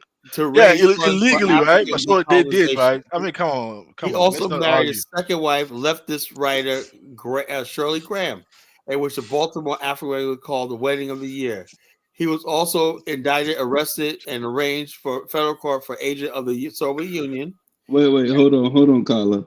The Supreme Court restored his passport rights in 1958, and 3 years later, Du Bois regained his freedom to travel and became an expat and moved to Ghana. Why are you lying, Zongo? Wait, in 1958. They say in 61. We're saying 58. You better read this. You better read it again. They're saying 1960. Zongo, You're talking about 58? You come here and make no, but Carla, listen. He became a Ghanaian citizen and gave up his American citizenship. But damn, Zongo, you be full of it, bro. No. You say in 1958. I'm talking about 61. Zongo, man. Wait, guys, man. Why you guys argue, man? 58 and 61. I'm not arguing. Man, I don't want to argue with you. The American civil rights icon became a Ghanaian citizen and died there in 1963. I'm talking about 61. I'm saying 58. You don't see the time difference? Yeah, I see the time difference. Like almost 3 years. Why are you arguing about it? The time difference is they prevented him from leaving the United States of America. But I'm saying 61. Until 1958. Why don't you Google 61 and see? Because now 58 means later they could have denied him his citizenship. They couldn't deny him his citizenship. Oh, come on, man. This very Supreme Court, the very same Supreme Court is the one that restored. You just want to argue for arguing's sake, though. Why would you argue for? Zongo, it's in the very thing that you told me to read. So go down to 1961 then. Why are you reading that? Why are you ending at 58? You got to read the whole article. But we're all clear that Black African Americans are not part of the so-called sixth region. You got Negroes living in Ghana who push this nonsense. Why are you proud of that, Colin? Because in the AU meetings, leadership was there. You know why? Because basically, I'm noticing something, right? None of these so-called movements, right? The people who contribute to most of these movements are African Americans. I'm dead Bro, serious. if you said you're not even there, how the hell are you going to contribute I'm more than talking about everybody else? How's people that work? like Momani, people who go to the continent, people who spend the money, the political connection. They want us to use our political voice in America on their behalf, do their bidding for them. That's all that is, you know. You think Bumani is the first to go over there? Investments. They want us to bring attention to America. Well, they've been doing that for decades now, you know. So they call it. So they let us believe that the 6 regions, but they know they can't do that. Do you know that white Africans and white South Africans are also part of the 6th region? You know that? Okay, but I'm saying, Elon bro, is part of this 6th region. But do they consider themselves so? The African Union does not define being African by race. They do it by nationality. That's what people get up here. You don't understand. The Afrikaners, right? Unless they became refugee status in America, they will be part of the 6th region by policy of the African Union. You know why? Because they were born on the continent. Afrikaners in the African Union version of Pan-Africanism, when they try to put that farce of a free trade zone in Africa, more Lebanese, Indians, Chinese, and white business would have benefited from that. They would have access to market. That's why Nigeria said, hell no. I give Nigeria credit for that. They were like, they saw this fake ass Pan-African stuff when that they would use African black people as fronts so they could flood Nigeria's market. All they wanted was access to Nigeria's market, you know, in the name of Pan-Africanism, you know. So Pan-Africanism has been corrupted, you know. There's no real Pan-African. The only real Pan-African is going to happen when Africans agree that the African should exist. That's the only thing that's going to happen. Oh, man. Yeah, but hold on. Can I say something real quick? Justify your African stand. Yeah, go ahead. That's right. That's right. I'm not trying to justify his logic is flawed too. Even in the EU, there's black people in the EU. There's black people, Chinese people, Indian people that fall under the EU. But the majority of the EU members and citizens are white. Check this out. I get that, right? But you need to tell people in the chat room like JT that, you know, tell them that. Bro, hold on. When the AU comes to America or whatever region, they sit with the people. They don't go sit with Afrikaners. They go sit with African American leaders. So you guys you're trying to find ways to be victims, man. You're trying to find unique new ways in the Black History Month to be a victim, man. It's not a fact, bro. Look, hold on, Principe. My ancestors were ripped from the continent unjustly, right? The African and the European, the Chinese, the Indians were not victims of the transatlantic slave trade, right? They came to Africa voluntarily, so they should have no benefits, protection from an African body to protect Black people. The original was about Black people, about Black Africa, Black people. You know, look at Kwame. Yeah, but they're reaching out to you, but indirectly, other people may benefit. They're pushing. The bottom line is they're sucking Black people in from America, right? They know. Look what happened. What was the African Union when they took the Hebrew Israelites' property in Ghana? Nowhere to be found. Oh my! Talking about you probably don't even like the Hebrew Israelites in America, but somehow when they go to Africa, they're your best friends. Get out of here, bro. Yeah, but Kala, the thing is, Ghanaians taking all properties of African Americans. No, but I'm saying, so why you just single one simple incident and make it seem like he trying to single one the whole situation? Yeah. What if the Hebrewites were saying Ubuntu? You think I would have stopped it? Hey, Kyle, my God! This African American, he built a big farm. He has like JT. Oh look, JT must be a Caribbean. You know, I can't Caribbean. No, JT's a Caribbean man. JT's a Caribbean. You know. What does Caricon got to do? I live in the United States. I was born here. What the hell is Caricon? Man, JT's more African American than you, call it, man. Oh yeah, right. Whatever. I know JT. I know JT. Man. JT's my dude. Man. I'm a U.S. national. What the hell does Caricon got to do with me? You know. What the hell Caricon got to do with me? JT's not a young guy, man. Don't be speaking to him like that, man. He's well respected. I respect him. You know. You respect him? Oh, he's like Baruti, man. He's like Baruti, yeah. Oh boy, well, Baruti, that's saying a lot, man. You know. I'm saying like he's mature, just like Baruti. That's what I'm saying. It's like your age. I'm sure JT means well, but the bottom line, I'm trying to get people to understand, right? this platform is, we've been basically oh wow, African. I said CARICOM represents Africans. So in other words, there must be a growing African population in the Caribbean now. Damn, No, but that's not what it means, though. You Yeah, say they're people of going everywhere. Africa. African No, you guys. say CARICOM represents. what she's basically saying is that African descent in Caribbean, people of African descent. No such thing. No. Just She's like you saying guys, man. Just like you African guys. nationals in the Caribbean. Oh No, I'm man, indigenous. it's just like Umar Johnson choose to identify you guys as Africans. Umar, Dr. Umar. Umar is Oh crazy. wow, Umar The Johnson. That American really makes me laugh. African. Man, gee, man. I Is think that ain't that what he says? Yeah, American You African. American African? Oh, dumb nigga. Man, come on, Drew. This nigga actually quoted Umar Don't call Johnson. me an Don't call me an American African until you completely have your school up and running. I ain't taking him serious until I see students going to his school. Man, you see, like Kala, you see, she corrected herself. That's not what she meant. Well, I will say why? this. Okay, now my whole thing is this. Okay, they say that, right? CARICOM says Africa. I guess they work for Caribbeans, right? But what does that have to do with the African Union? What does that have to do with the African Union? Oh, you hear like what Tariq said? Tariq said that now Africans are the African Union is trying to is calling for reparations, and he's like, damn, like they trying to replace our own struggle. They trying. First of all, there's not. I'm like, Hold up. That's not I'm like, damn. hold up. That's not a consensus among black people on reparations because most black people in America are not talking about reparations. I talk about it every day. The topic never comes. The only time I talk about reparations when I turn on my freaking computer. Reparations is an internet conversation. Reparations is a fucking internet conversation. So, Django, you can't be this stupid. But most black people out here grinding, working 3 jobs,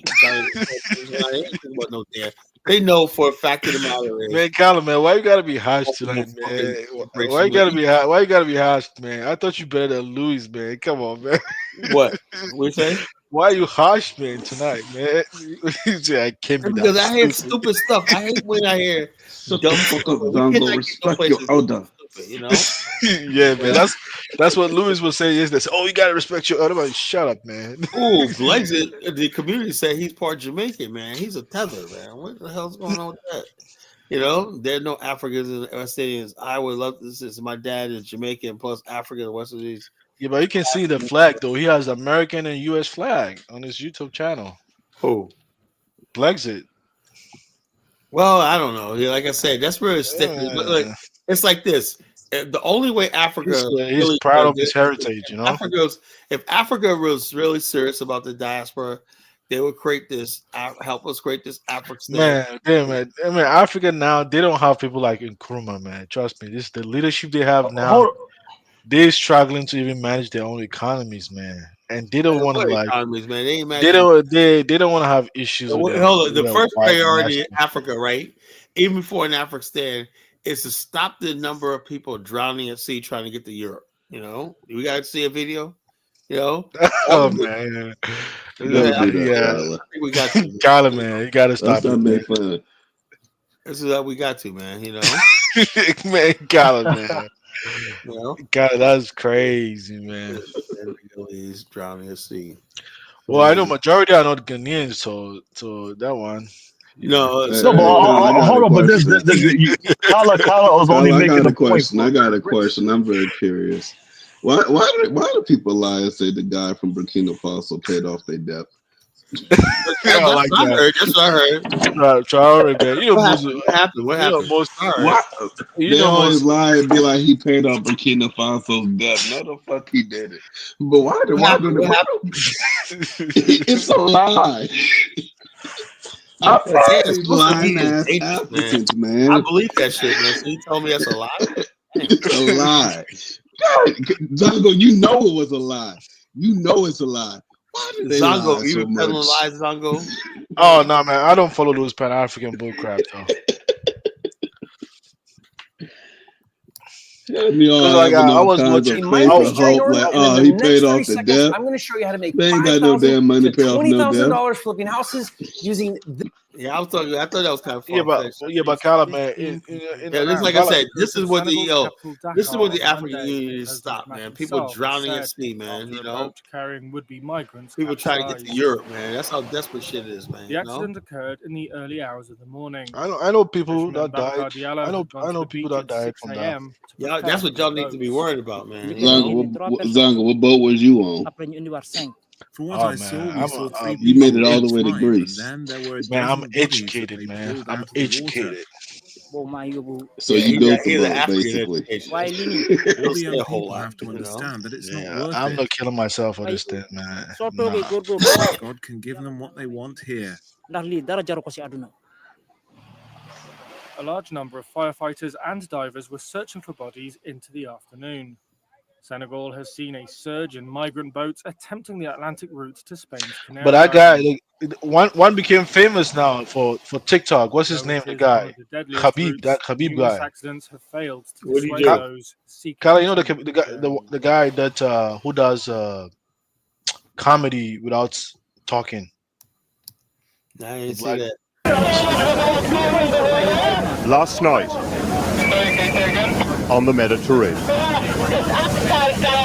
The Yeah, Kala, European man, migrant and Kala, are refugee you emergency mocking at the slaves, has not man? gone Come on, away. man. These are how the slaves struggled. What do you say? Are you mocking at the slaves? This is how they struggled in the past. That No, guy's no, faking. I'm just trying to tell you He's what faking. the That's a priorities of Nigerian right African there. Union in Africa ought to be. Not for this man. Stay with me, okay? Look at me. Look at me. Look at me. Niggas faking. Oh man, they got females. Nigerians are so talented. Rescue blankets. Nigerians are so talented. Rescue blankets. Not for the volunteers. And there go the white heroes. Struggling to Okay. cope. I mean, of all the people, man, you gotta find most. It Probably, started for you us gotta at find sunrise yesterday, 15 you miles find off the coast of Libya. most of them are probably The scale of what Nigerians, was man. happening dawned. Just 3 days ago, official figures for migrants crossing here, 84,000. 84,000 migrants. Damn. That's a population of a After what country, we've man. seen, Damn. that figure will need to be revised upward by thousands and thousands. Damn, man. Come on, man. After On the Africa big is the boats, future, the man. so-called You know, Dice double-deckers, told us, man. they'd had Africa is the enough. future, you know. Yeah, they just hopping over and swimming. They so tired. Man, Kyle, that's enough, man. That's enough, man. Kyle. No, Kyler, keep going. I want to see more. And open an account. When you're ready. Never At know, this might point, be me the one rescue day. boat we're on Trying to is swim back already to America. This is Oh, the yeah, deck but Carla, of the hold on, CLH2, Carla. a German Can I say charity something real rescue quick? boat. Can you pause this? The capacity of this ship is You 150 people. you're only making a case for BRICS when you play stuff like this.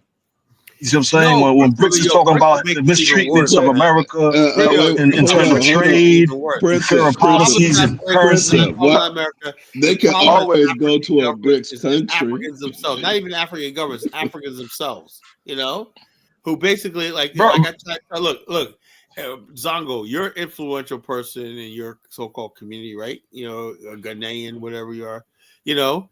And so, therefore, if you guys start a course of stuff that we need to change, I like this idiot Ahmed that called in the other night. No, but Kyle, the problem is a lot of this you guys problem. always say the problem is you guys don't want to give up your tribalism, your foolishness, everything, and that's how nothing ever gets done. Hold on. How? What does tribalism and all that you're talking about have to do with currency and trade? You know why? Hold on. Shitty contracts. Principally, you know why? You know why? Because certain tribes got all the food, all the money, and everything like that.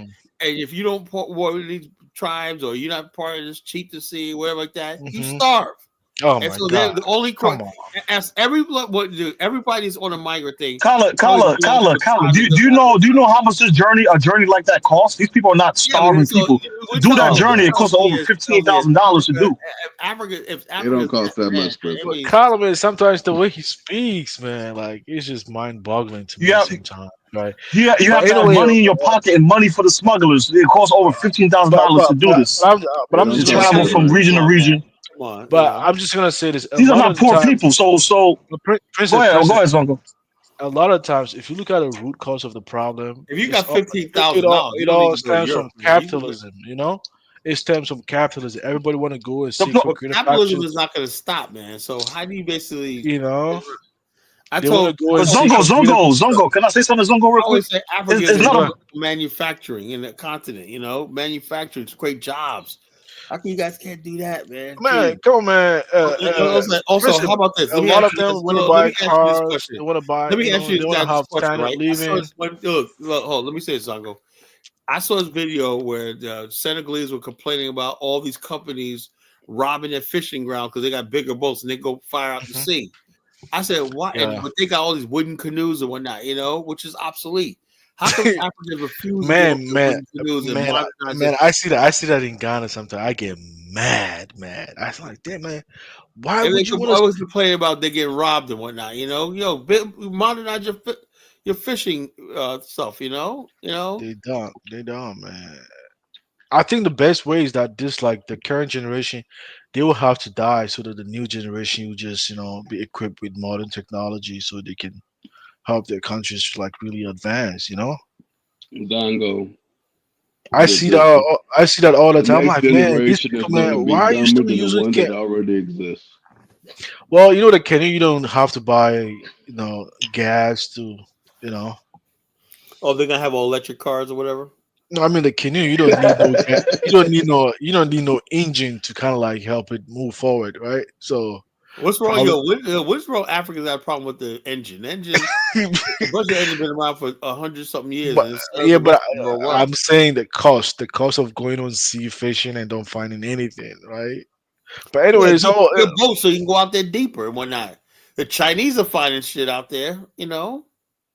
yeah, you're right, man. I'm not disagreeing with you. I'm just saying that even me myself, when I saw that, I personally knew people in the oil and gas industry that wanted to visit an oil like a rig, and they wanted to use canoe. I'm like, wait, what? Why would you want to use a canoe to get to that place? Are you kidding me? Yeah, Africa's stuck on backwardness, man. You know. Dango, you need to go run for Ghanaian president.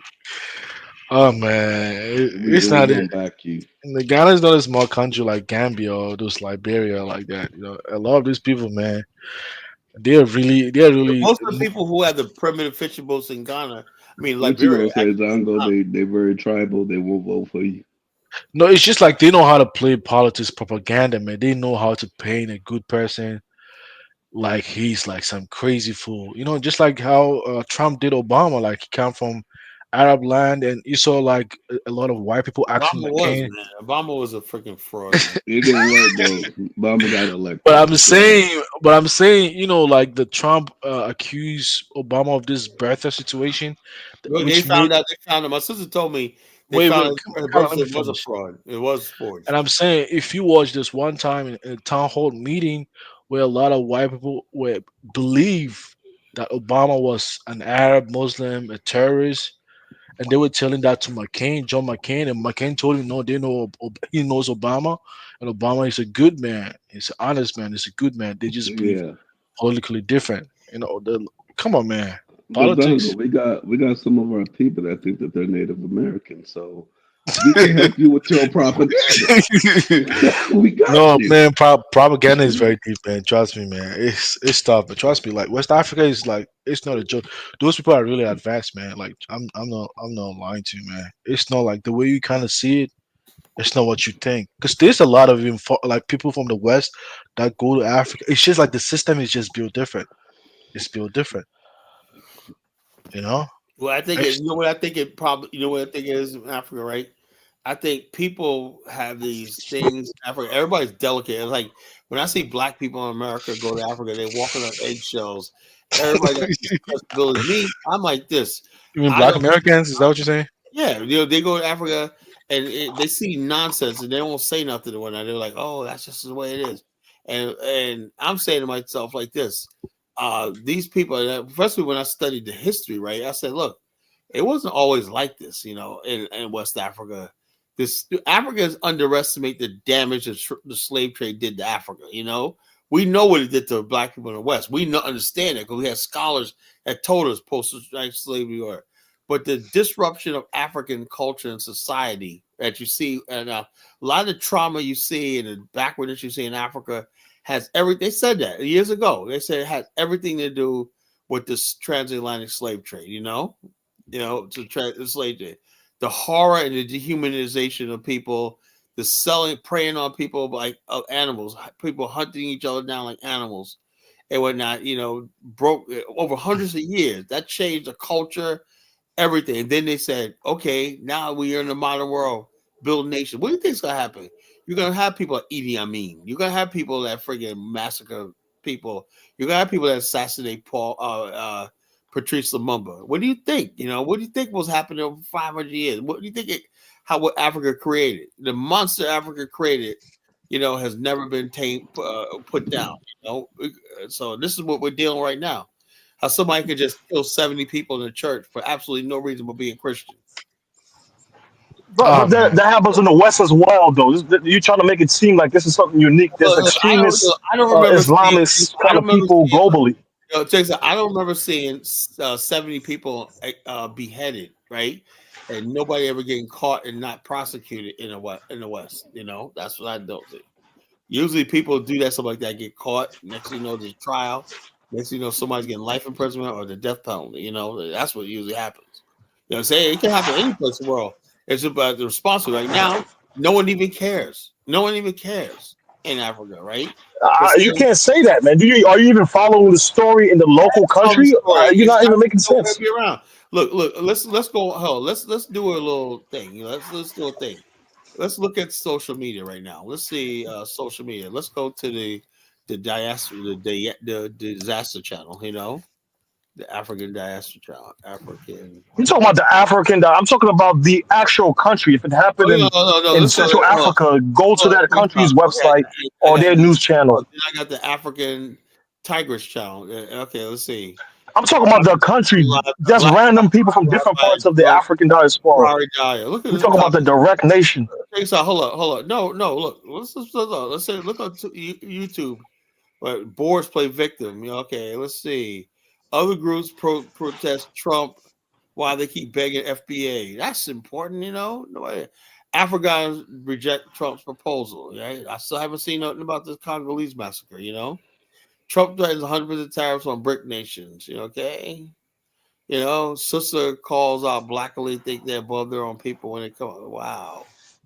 USAA is not the solution. WTO shit. Well, so I'm scrolling down. Nothing about the freaking massacre in the Congo. Nobody cares, Let's go to another channel, Let's go African news. Let's go African news. Let's see what African news channels have to say. Let's see, Zongo. Let's see if I'm right. Some white South Africans gather in support of Trump. One article. These are two white guys that talk about it. Basically, the only reason why they talk about it because they're trying to pin this on Kala, you gotta put Julius Malema. I won't be bullied by Elon Musk, man. Him and Malema probably had a homosexual relationship one time. South Africa hosts first ever G20 summit in Africa mid geopolitical tensions. Wow. South Africa threatens to withhold minerals from the U.S. It's about an aid cut, whatever like that. Kala, new land reform shakes things up. Jonathan, what do you think about that? You think Ibrahim Traore's land reform? I shared a link on YouTube, man. Can you play that one? What is it about? I mean, it's an African American guy that owned over 46 acres of farmland in Ghana, man. He's really big, making it big, man. You gotta. I know somebody, but Baruti. I mean, not Baruti. It's just a matter of time before they take it from him.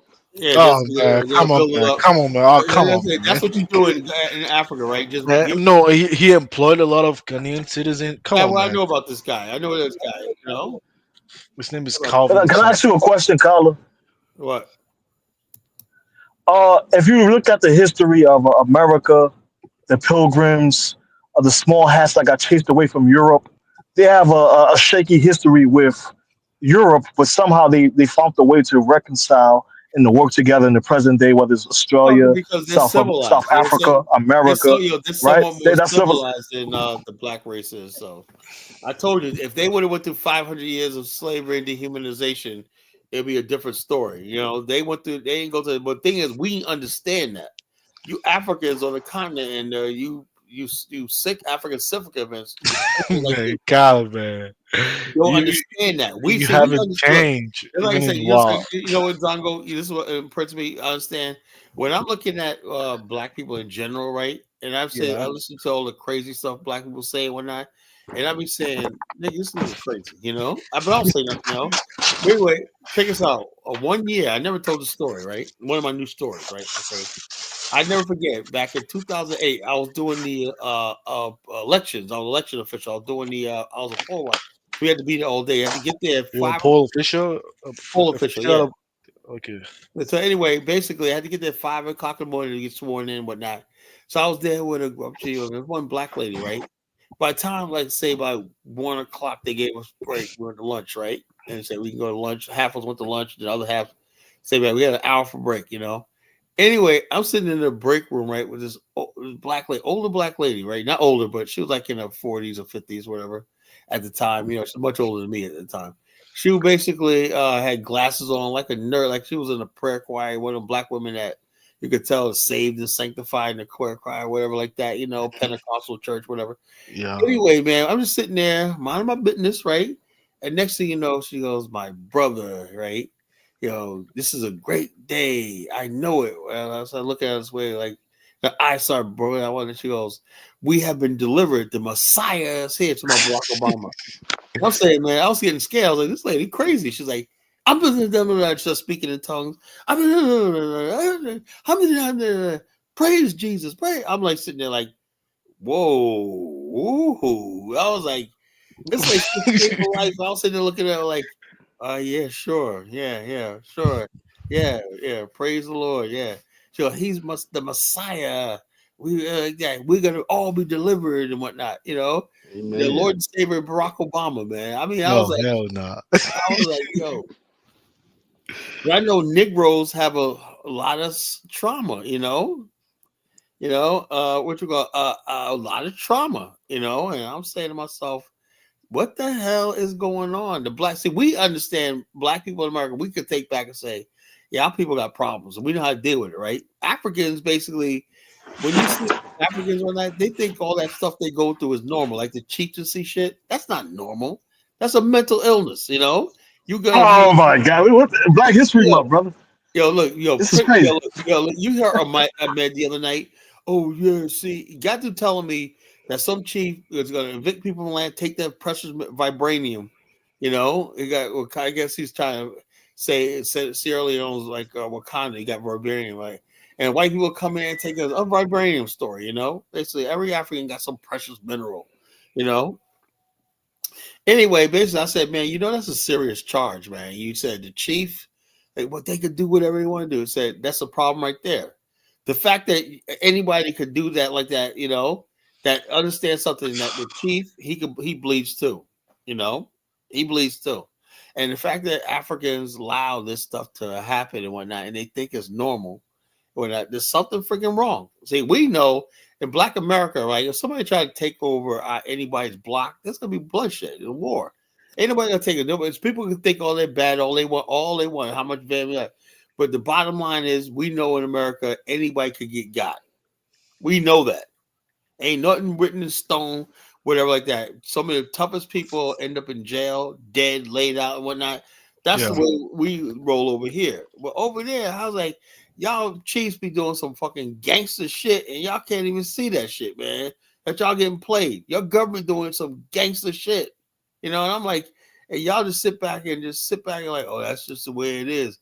You'd rather get on a friggin' boat than friggin' take up arms and kill whoever's friggin' robbing and exploiting you, you know? That's what I see, man. You know, I could be wrong, but that's just what I see, you know? Colin, man, you gotta give Africa is what you say it is. People always tell me about all the minerals Africa got and all the wealth of that. They tell me Africa's a future. Africa Rising, also. Yeah, that's what Michael Blackson did. This African, like Africa is the future bull crap, man. He invested $1.2 million, That's nothing though. and He he got lost more a lot of money than money. that. The problem was Akon, that clown went, oh, you can go over there. He told African Americans. Man, what happened to like the Akon city in Because I said, Senegal? the bottom, like I told you, people didn't believe it. That shit was a joke, That was a joke, man. It It was was a a joke, scam. It was a fucking joke, And so the bottom line, I knew of a spook or a coon, whatever his name is. I'm like, yo, look, man, the people gotta get smart. People are getting smarter. You can't fool Black America like you used to. Whether it's Akon, whether it's Al Sharpton, and all this stuff like this. Black people are just tired, man. We're tired of bullshit, That's why, like I said, when I talk about it in Africa, I'm just talking. This is just talk right now, Then we get ready to do this shit. We gotta fucking deliver. People ain't gonna get behind it. They'll get behind the movement, like whatever it is. You cannot have a fucking thug rapper talk. There's nothing comes out of Akon's mouth I want to hear. Nothing. I am not listening to no rapper. I don't want to hear about Cardi B. I don't want to hear what Megan Thee Stallion have to say. I don't want to hear what a comedian have to say. Man, you hear the news, like the Abrams, like Stacey Abrams had like over $1.2 billion billion earmarked dollars. for No, I'm like, thing. damn, like This these lady people is in the name of corrupt. These black, people are so openly corrupt. in the name They of got black away people, with they it just be because making a the lot of money. Democratic Party is so corrupt and whatnot. They just did whatever they want to do, and all they had to do is have you focus on this fake ass fighting white supremacy. At this point, black people are like, something. We don't give a shit about racism, white supremacy no more. That's a consensus among Black America. We don't give a shit about racism, white supremacy anymore. The black people in America basically are going more global. We get into business and everything like that. We don't give a shit about fighting racism because we know it's a waste of time. And these people are out there fucking living a good life. And they tell us you go out there and fight racism, white supremacy, when they basically racking up millions of dollars. What is a hood rat like Jasmine Crockett doing with $10 million after 2 years in Congress? You smash Cardi B if she decided to turn her ways and become a pamper. Nah, I got a wife. However, Cardi B does look. I don't know, man. People. I don't know, man. I can just imagine all the people that ran up in that shit. That's probably nasty, man. She's probably nasty down there, whatever. I would never smash that shit.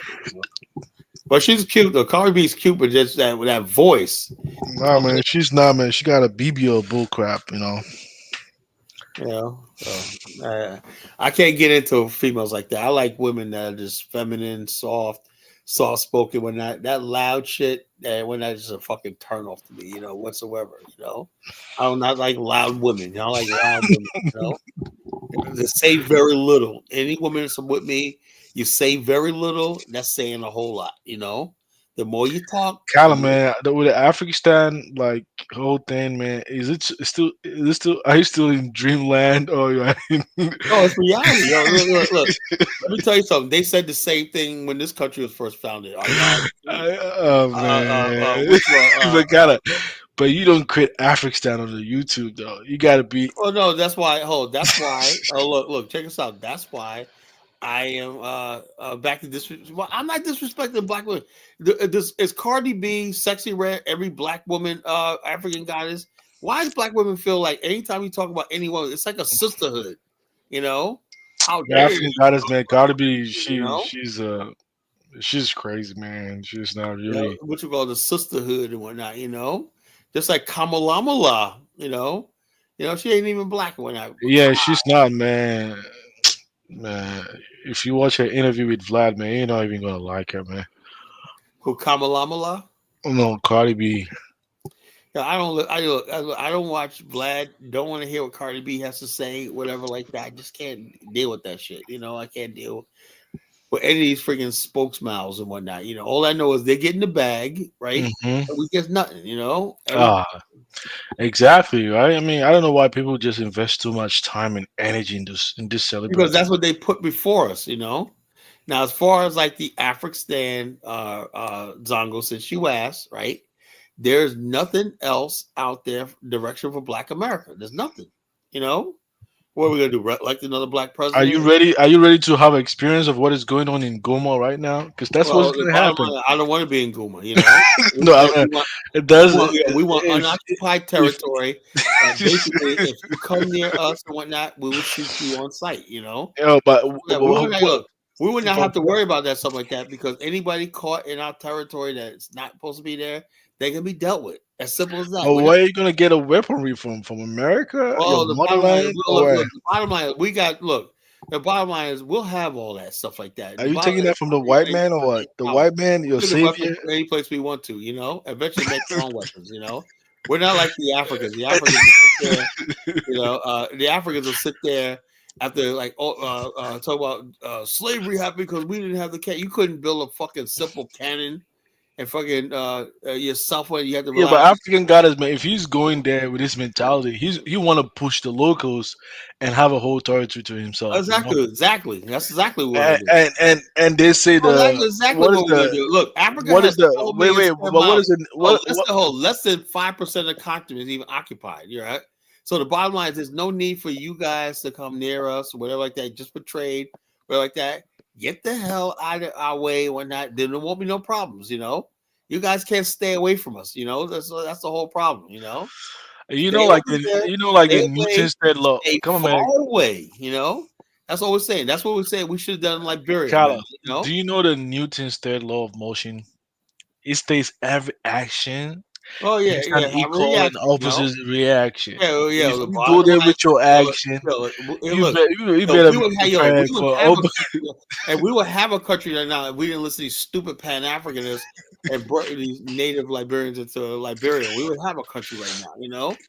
That won't happen again, you know. I tell you that right now. That will not happen again. We get a chance, and we will, to build a nation, you know. Again, or not, you know, because we're only building on what our ancestors Man, did. Jama, you let Carla disrespect Pan Africans, man. Jama, you got it, man. You got to click the Oh, link, bottom man. line, look, the And Pan African movement. can't defend Pan The Pan African Africans, was a man. joke, man. The only people that better than Pan African movement are you African grifters, the one that got your hand in. Oh You know, man, come on, Jama. You don't want to do. Come on, Jama. You got you it. know? You And got to John come knows what I'm defend Pan. talking about. You know, I trust Ja, man. Is a legit guy, man. It's a legit guy. it's like peace and Pan Africans are brothers. He's not saying pay money all those kind of things, man. He's legit, man. Peace and Pan Africans, brothers and sisters. Man, get out of here with that shit. Who likes saying that? Oh, that's like Umar Johnson, peace and Umar. Pan Africanism. Yeah, man, get out of here. There ain't no but peace and there ain't no Pan Africanism. You know. But Zongo, yeah. You notice how he sidestepped when I brought up that the majority of the EU may be white, but other non-white individuals benefit from the Oh, EU. man, Oh, You notice hold on. that, Let me right? ask you a question. Oh, look, let me say, Principe, right? I don't like that. Why? Why? Because the EU controls like half the world. You know, Ah, resources, everything like that, and they're giving you just a pittance back. They take more than they give. So whatever position they give you in the EU, they let y'all eat the scraps on the table. They always invite you guys, your heads of state, up there, cram you on a bus. exactly, but because they're taking more than they give. That's the point. Like you just said, they're stealing or taking. Look, the only reason why African heads of state go to Europe is to get a free meal, you know, and lodging for the week. It's not a free meal. They're taking the majority of the money. They're shortchanging them on trade deals. You see what I'm but the saying? The bottom moment line, that the the gold African touched leaders, the African European leaders, hands is now worth more yeah, value. but you Why gotta is that? say something though. African leaders get a free trip. They get to speak in the media, seem important and whatnot. They get a free meal, you know, and drove around and whatnot, and shake hands with important people, feel important. That's good for the African, you know. That's the African, you know. He's But they're also advocating. That's why, like again, like I respect Trump, but you got to be realistic when you look at what's going on. Is a lot of the stuff was shifted heavily geared towards the Europeans benefiting more so than the African. no So shit, when they man. go, they make their Of course, you speech, know, they of course. advocate, etc. Yeah, But check this people out. like you demonize that. The same way. Hold on. My last point. Hold up. Brood's mad because I didn't call her hippo tonight, man. You know, I didn't call. He's an African word. Okay, you know what hippo says in Swahili? Kiboko. That's a hippo. He looked that up. Hippo for Swahili for hippo. Hippo, Attorney General, hood rat. Yeah, they are. She's a hood rat. and slave was a hippopotamus. You know. See, but why are you demonizing that? Because even when you try to demonize Obama being called a savior, while white people were saying the same thing about Trump. You didn't demonize them for that. You didn't call it a mental illness or whatever. Some people view Trump as a savior. Yo, some white guy that I know. But sell me a Trump keychain. I said, man, I don't go that far. I voted for him. I ain't buying no memorabilia. Is it okay if we can?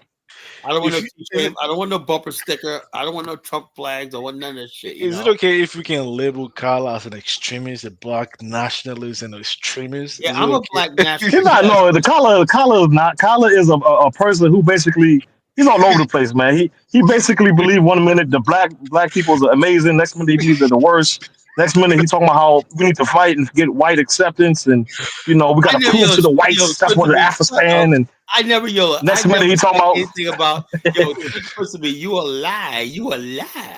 I never said about no damn white acceptance, man. What the hell are you talking about? You said something along the lines earlier that we have to prove to the whites by building the Afghanistan. No, why do you got to prove to the whites anything? I said race. Yes, you do. Yes, you know what's sad? You know what's sad though? Isn't that looking for white validation? Hold up. You got to prove the white. You have to prove to yourself that you can go in your little shithole island, right? Make something out of it. You don't have to come to their country, If you guys would do that, if Afro Dumbass could do that, Zongo could do that, you could do it. Go back to your prospective countries, right? Build them shits up so high that white people will salute you and say, hey, look, that'll be the end of racism. Black America needs to do the same thing. Build a nation for ourselves, then we'll get respect.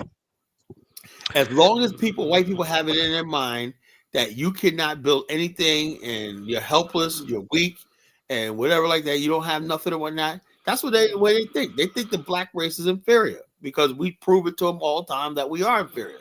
Oh man, that's what it is. So why do you think that way? Why are you not just trying to build this for yourself to have something nice? I just played a video of Africans drowning at sea and white people rescuing them. What do you think they're gonna think? You guys don't get it. They think you're inferior. It's simple as that. They said, look what all y'all. Yeah, but you gotta look at the whole story. The whole story is that they're all they know is they're saying to themselves is that we as white people. Man, is Jonathan sleeping, man? Is this snoring? God. Oh man, I mute him. He's snoring, man. The white people are simply like this shit will never. And Black Americans didn't build USA, man. That did not happen, bro. Like we didn't build shit in America. We contribute. Our labor contributed greatly to America, but we didn't build America. We didn't say, something. I'm gonna build a nation, sea to shining sea, which I have no part of. That's the dumbest thing I've heard in my life. Whatnot, we weren't even allowed in Las Vegas till like the '60s or whatnot. But yet, we built Las Vegas. No, man. Who is filming, man? Why is he throwing shot at me though? What have I done to him, man? That's a Dark Migo. Oh, Dark Migo. That's like you guys had issues that one night. Remember that? What you and him? Who was it? Ja? It was somebody that was going at it. Was you and Ja that went at it one night, or you? It was a Dark Migo and Ja. And y'all was going to say, y'all, we could meet up and fight, whatever, like that. Like, damn, man, y'all gonna rumble, man. Like, damn, we don't need that. Ubuntu. Yeah, Dark Migo's a little sensitive, man. He one of them sensitive boys. Man. Dark Migo, man. Why are you hating on me, Dark Migo, man? That's right. No, I think it was. Did you ever have beef with? That was me, though. Yeah, that was me and Ja, man. But everything. Wait, that's right. You and Ja was friends, man. How did y'all beef up that night? Oh man, it was just it was a little bit like temperament, man. But everything has been resolved, man. Yeah, because you guys were going at it, man. I thought it was Dark Migo and Ja. It was you. Nah, with Ja, yeah. I think he said, "Shut up" to Ja. To Ja, I think, right? Something like that. He's like, "Shut up, man," something like that. And Ja got mad. Yeah. Yeah, man. Dark Migo, why you throwing shit at me though? Dark Migo, man. Come on, man. It was a misunderstanding. Ja's like, it's a misunderstanding. And I was like, man, y'all got. I was like, what the hell am I doing here, man? But kind of, has anybody label you as being an extremist? Of course, I've been in labor with streamers my whole life. The bottom line is this, back when I first started years ago, back in then you even say with 2009, pride, though. back in Why would you 2006, admit that with 2009, pride? I Let me had, ask you. look, I had No, people. but his extreme is about what? He's like all over the place. He has a multiple perspective on Why different is he even points at admitting different that? times. Like this, Principe. Look, this is what I'm saying. Look, ultimately, I'm the only one that'll tell Black America you have every right to be part of America because we here to help build this country. We have a stake here, whatever like that. At the same time, I'm trying to broker a peace deal, right? If I can basically tell Black people you could, you're welcome to America, right? You're bringing a peace Those of deal us, with whom? look, With those whom? of us, Peace deal with whom? look, this is what's gonna happen. This is what's I'm gonna tell you right now. What's gonna happen? I don't care what. All right, we're gonna do a poll, right? We're gonna push it through social media. We're gonna pay a lot of money. I'm gonna spend at least $15,000, right? Man, Caliban, if you have this money, why don't you donate to us, man? Why don't you donate to us, man? Donate money to us. Check us out. Look. Bottom line is we're gonna get once we get to a point where we have 1 million people agree that there should be an Afghanistan, we have that one in our hand, we're gonna go forward with it. Simple as that. Once we have a consensus, right, then we have a mandate. We're gonna go for it. And getting the land, all that stuff like that is gonna be quick work. Once we got a sense, all we need to do is know that we have backing and Black America. That's all we really need. David, we're figuring out all we need is all we need, and also hold on, man. Only thing I need is only people that's going to vote in this poll are Black African American men. Now you know how well that's going to go. Hold on, man. I know this guy. I know this guy from. Look, most Black men are going to support me when I go public. I know this guy from Sierra Leone. Actually, he said he owns over several I don't want acres nothing of to do with land. no Wait, let me finish. Look, I don't want nothing to do with that dirty country. What the hell are you talking about? Man, but it bought us with Liberia, though. Like, you know, like no, it's not. Sierra Leone is nothing like Liberia, bro. Liberia, I said it bought us. It bought us with Liberia. We got a history in Liberia. That's why I affection with Liberia. I But don't want nothing to do with Sierra Leone. it bought us with Liberia, though. That's what I'm saying. It bought us with Liberia. Hold on, Carla. Don't you also guys have a history in Sierra Leone as well? I've seen Roland Martin. No, we have a history in Freetown. Freetown was in Sierra Leone. No, Freetown. No, yeah, because I seen Roland Martin in Sierra Leone, man. We had a history of Freetown. What happened was when Sierra Leone got independence and whatnot, Freetown was supposed to be its own country, right? Because they had nothing, just like the American Liberians. They said, if we become a country, this country is going down. And they were absolutely 100% right. They basically got outvoted, and they basically merged because the indigenous people could not build no country. They needed Freetown. 80% of Sierra Leone was Freetown, and so therefore, when they became a country, they basically the native people took over, because they had the numbers, and the country went to shit. Same thing with Liberia, it went to shit. It is what it is. No, it's just like which Freetown is just our ancestors were just Freetown. That was it. It wasn't Sierra Leone's Freetown. Kala is Liberia. Like, is it fair to say like Liberia is the homeland of Black Americans when it comes to Africa? Well, no, not necessarily, because they had a coup in 1980 and that uprooted. I'm saying at least all my friends that are American Liberians and whatnot basically realized Liberia under these people, these primitive people. Right? It's like this. No, I'm just I'm not trying to take shots or anything like that. But when you have people out there barely being right, and all they're thinking about is politics and political frustration, and they're out there demonstrating and whatnot, they should be in vocational school. They should be getting a trade. Kala, I'm sending you a video of a Ghanaian politician who thinks like you. Go ahead and talk. I'll show you a video. But Kyle, that's very ignorant. So if there's a lack of education, if there's lack of water, they can't protest against. No. The only thing you gotta understand about Liberian politics, right? Liberians have 5 million people. They got 5 million potential presidential candidates. Everybody basically, there's opportunity in Liberia abound. But the only thing that basically anybody want to do in Liberia is hold public office. That's the only thing they can do is hold public office. They got a steady paycheck, and you got plenty of young girls. That's all it is, you know. That's all. And when you can't do that, you go to America and come Kala, back every year, 2 years. Kala. I want you to play this video. It was guy who was adopted by a white. Oh no, Ahmed's in the chat room, man. Oh man, he heard me take a shot. Wait. He was raised in Let, let, America. let, let, Ahmed, come up, Ahmed. Yo, I'm Kala, trying to go home. I'm trying to go to bed, man. Kala, he was raised in America. When it Ghana, he wanted to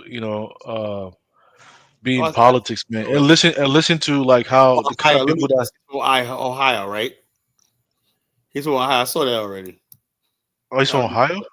He was from Ohio. Yeah, I saw it already. I saw that a long time No, ago. is it from Ohio? Is Yeah, he's from Kufuor from? Ohio. He's from Ohio. Yes, I saw the video already. You know, Uh, I saw it no, already. it's not from Ohio, man. Yes, he's from Ohio, bro. I saw the video already. You know. Oh, Kufuor is from Ohio. I didn't know that. Yeah. I thought it's from Minnesota or something, or Virginia or It's somewhere from, like that. it's from Ohio. You know, that's what I remember. You know, I could be He wrong. was raised in Ohio. He was born in Ghana, but he was raised in Ohio. Yeah, so I already saw his story. You know, old news, man. I heard every Negro babble out Man, that kind of he really because he thinks just like you, man. You gotta play that. the Africa where African Americans is hopeless. You know. No, that's not that. You gotta play that, man. I You can't gotta play. play it. I'm Play gonna it. get Ahmed up here to. I guess he wants to rumble with me, whatever like that. But then I'm gonna go to bed, man. I gotta forget. It's getting late. It's 2 o'clock in the morning. I gotta get up. I gotta finish packing for my trip, man. You know. God, I mean, do you go to work or not? Man? Do you work or not? Yeah, I work. Well, I work in the morning. I gotta go to my office. I work for myself. That's the difference. I work for myself. You know. How you can do that? I heard you say. I heard you say you wanted to go to the laundry, man. I'm like, damn, you own a house. You want to go to the Because laundry? why? Because it's easier for me to go. If I got a bunch of clothes, right? It's easier for me to go to the laundromat than go to wash in my house. Why? Because I got one washer, one dryer in my house, right? That means I can sit there all friggin' day, right? I'd rather go to the laundromat, right? Which I could just put 3 loads in at one time, right? Wash all at once right here, and then when they're all done, throw them in the dryer, and I'm done. You know, if I had to do my laundry here, I got like 6 piles of clothes every hour. It's like the 45-minute wash cycles, dry cycle, and it takes me all day to move my laundry in my house. It's Man, not kind even of worth. you couldn't plan this at home. You can't do that at home. Well, no, I'm saying if you got one washer and one dryer, you know how long it takes to do like 6 Like, loads? you can plan properly. It kind of No, shows that I'm not. I'm gonna take my whole day on you like Sunday. planning skills, I'm gonna man. take it. And I you don't want feel to like I'm build not you gonna want to waste build my a whole day. I'm nation not gonna in waste my whole Liberia. day doing laundry. That's what women Nobody do, you know? says you spend your whole That's day. what. No, that's what. Look. When I get to Liberia, my wife, she does the laundry, and we have a laundry girl, whatever like that, that comes and do our laundry. I don't touch laundry. That's one woman's work. So if I got to do laundry and whatnot, I'm gonna make it real quick. Go there, have my own detergent. Go there, bleach, whatever like that. Put it all in one thing, right? Go have lunch, right? We'll come back here, throw it in the dryer, and then go out again and come back when I, go out, probably go to the park or something like that. Then come back in, come back, fold my clothes, and I'm done. I don't like sitting over clothes all day. I don't do that. I go to the laundromat, throw the stuff in, and I leave. I come back and whatnot is wash, throw it in the dryer, leave again.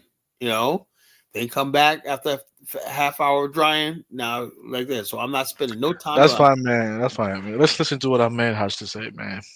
All right, man. What you going on, bro? Man, man, where's the man from? Man, he's from Sierra Leone, right? Yeah, man. I was insulting his country, man. Oh man. No. Actually, man, I was sleeping. I just got up. Man, I just got up, man. How y'all doing?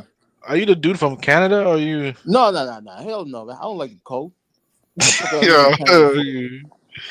What's in the Canada for me? It's just fucking cold. Man, Canada's not cold, man. Is British Columbia cold? I don't think so. African guy says women's work 2005. Get the y'all African women got to stop this modernization. So that all that feminist stuff are creeping into Africa, right? And women talk about women's work. Yeah, it's still women's work. Laundry, cooking, cleaning. That's women's work. What the hell we think you got y'all here for? African goddess, she's a woman, man. She's not gonna allow you to speak that way to her. No, I'm just telling you. Carla, man, you gotta show some respect a little bit, man. I Come do, on. man. I let women do women things. She's not young though. She's old. Well, I know she's like I respect African goddess, but this. Oh wait, is African goddess the Liberian lady that you talked to the last time? No, she's Nigerian. Oh, okay. That's But you remember, Huh? you remember the Liberian lady that says she's been there for like since 1970s or something like that.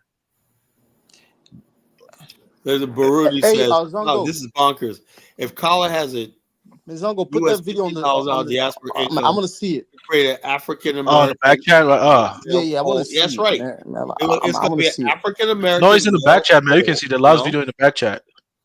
It's going to be an African American male okay. poll. Yes, right. African American male poll. You see how yeah. he was raised in the U.S. wanted to be a politician, and man, they frustrated him, man. They're like, man, They frustrated him. Yeah, man. Man, he even quit politics. Man, he grew up in the U.S. Thinks just like Kala.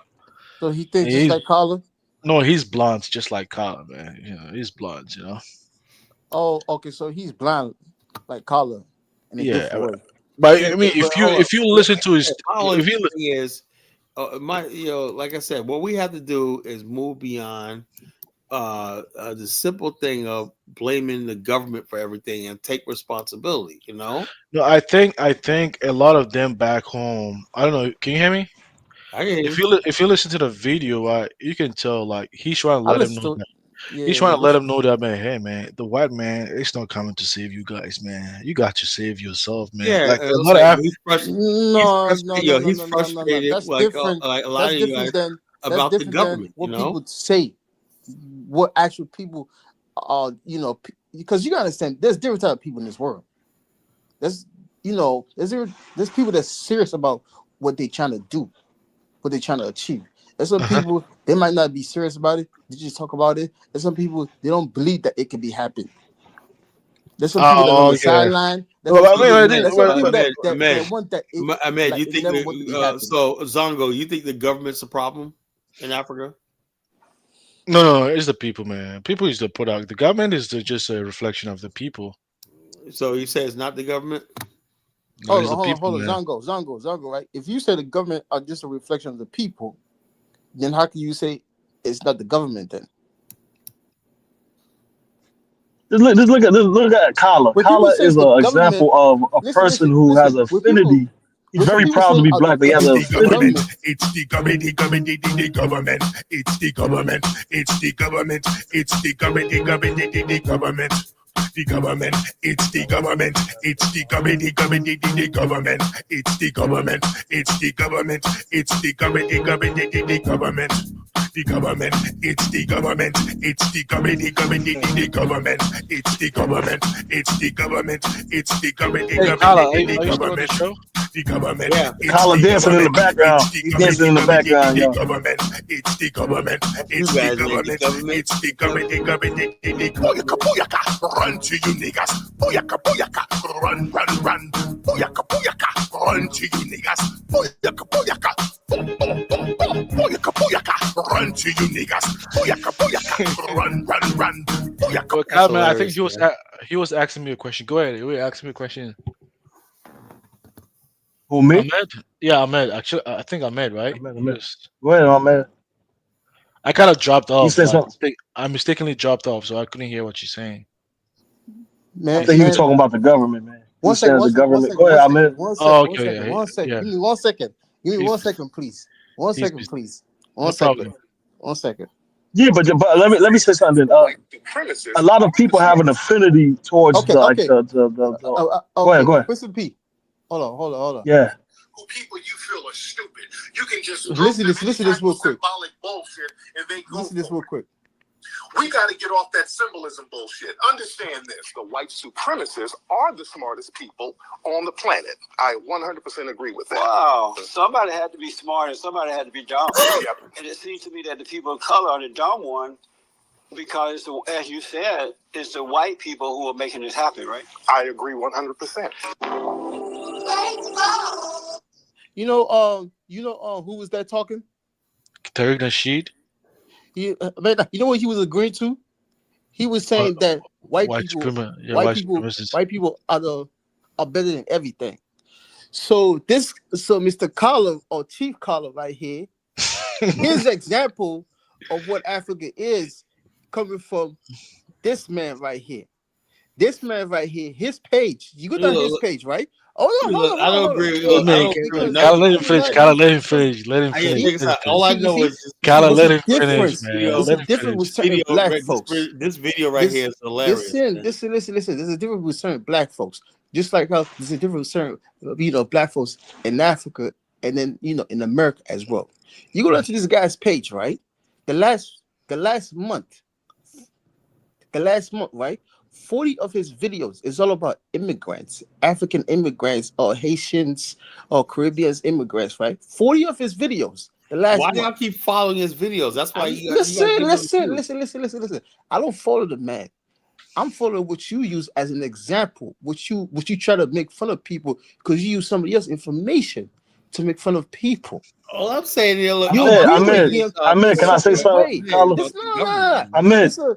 Ahmed, I'm disappointed in you, man. I thought you were gonna drop the diss track, man. I thought this was gonna be the diss track tonight, No, man. hold on. I'm too busy for. Oh man, I was excited, man. I stopped. I parked my car and everything. I thought you were gonna drop the diss track tonight, man. Prison Pete. Hold on. Kyle you need to just Kyle, man. We need because a diss track. Because at the end of the day, not totally. He said he was gonna drop a Tariq the diss track. I was like, oh, okay. I thought he was about to drop the intro or something. It's too easy. Man, because Kyle needs a diss then track because too. then they support Donald Trump. Kyle needs a diss track. Is doing something. No, he needs one to too. their Someone needs people. to diss Kyle. Really. Yo, everybody be coming at me, man. What you talking about? You just channel one night. You made a whole channel dedicated to me. Right? You couldn't pay a They bill on supported that, Donald so Trump. cut it off, Man. They supported Donald Trump, but then Donald Trump just kicked out what? The 4-star general. Yeah, that dude was a coon, man. That dude was a coon anyway. Yeah, Donald Trump is. That's cool. He was cool. Yeah, but Ahmad, you don't want to make things about white and black. The general is a liberal general, right? So obviously, Stop it. Wait, let me finish. This country Let me history, finish. man. Let me This country finish. is built on racism. Let me finish. Man. So he's a liberal general, right? It has nothing to do with DI. Obviously, when he comes to power, he will have to put a general that's going to follow his orders. Come on, man. Come on. Man. Do you know that guy? Wait. But he didn't take out like Thomas, Clarence Thomas. He's one of like the Supreme Court justice. Clarence Thomas is just an example of Tariq, but Tariq is just the street person that want to be street. Man, he was raised in America, so I mean, come on. You understand? Listen. That general he kicked out, right? That was one of the most important positions. That was a 4-star general. But they serve at the pleasure of the president. You know that, right? They man just got the job in the president can say, "I don't like the way you tie his shoes." Man, Trump in the past, he had a lot of generals or political appointees that never follow his orders. Whatever he says, people were doing something different because he had no political knowledge. You trying to twist the story to? Oh man, I used to be a politician. I understand how politics work, man. Let's not make anything about color sometimes. Come on. So Ahmed, can I ask you a question? If you were to take power, will you not switch out to a more certain positions out to reflect your interests and your desired goals? When you do the same thing? Regardless if he's a black man, if a white guy is gonna follow your orders, trust me, you're gonna put a white dude over there. Listen. It's how these guys. I'm talking about some of these black Americans, right? How they were saying this and that, this and that, right? I'm not judging what Donald Trump did. You understand what I'm trying to say? I'm judging their people. You understand? I bet. Did you see the title of the show? Black spokesmouths get the bag while everybody else gets nothing. Right now, Black America is seething with anger towards Negroes in high places. So there's not going to be any sympathy for anybody for Negroes who lost a job. Black people are like, yo, fuck that nigga. That's what Black people are saying. Fuck him. Black people are not going against Donald Trump for nothing. Because Black people secretly hate all these people that are making millions of dollars while Black people in America have not made any progress, like collectively. We thought we were gonna have black businesses, so like that. They promised us See, this, and once so again, remember I told you the same black folks. They just want the same America. Yeah, but they wait. just want a different Ain't nothing wrong. position Ain't nothing wrong. inside of America. Look. But Let me say something. then when you take them out of America, hold on. They use. I know that, but they the use thing a is, white man. They use a white man. Ahmed, you have They use everything white Let me to say judge this. Africans. Yo, I Make it make sense then. African, Make Black it make sense. America, Make Black it make America, sense. right? Make it make sense. Are basically America benefit for being in the richest country in the world, highest standard of living, everything like that, whatever, like that. More opportunity. Even our poor people got money, you know. So the bottom line is this: so Black people have a vested interest in America, right? Unfortunately, Africa has never stepped up and say, you know something, we got an alternative. Africa should have gleaming cities all along its coast, 1,000 miles of coastline. Should have metropolises that Black America, right? But there's none. You know, there is none. There's nothing but poverty and misery all throughout the continent of Africa, right? So, of course, Black people look at it like, you know something, I guess Donald Trump ain't so bad. I guess America ain't so bad. Black people would out of here in a minute. If Africa was developed, Black people in America would actually go. You would lose like half the Black population. But America and the world keeps Africa poor. That's why Black America will need. Carla. Why do you have a doom and gloom message?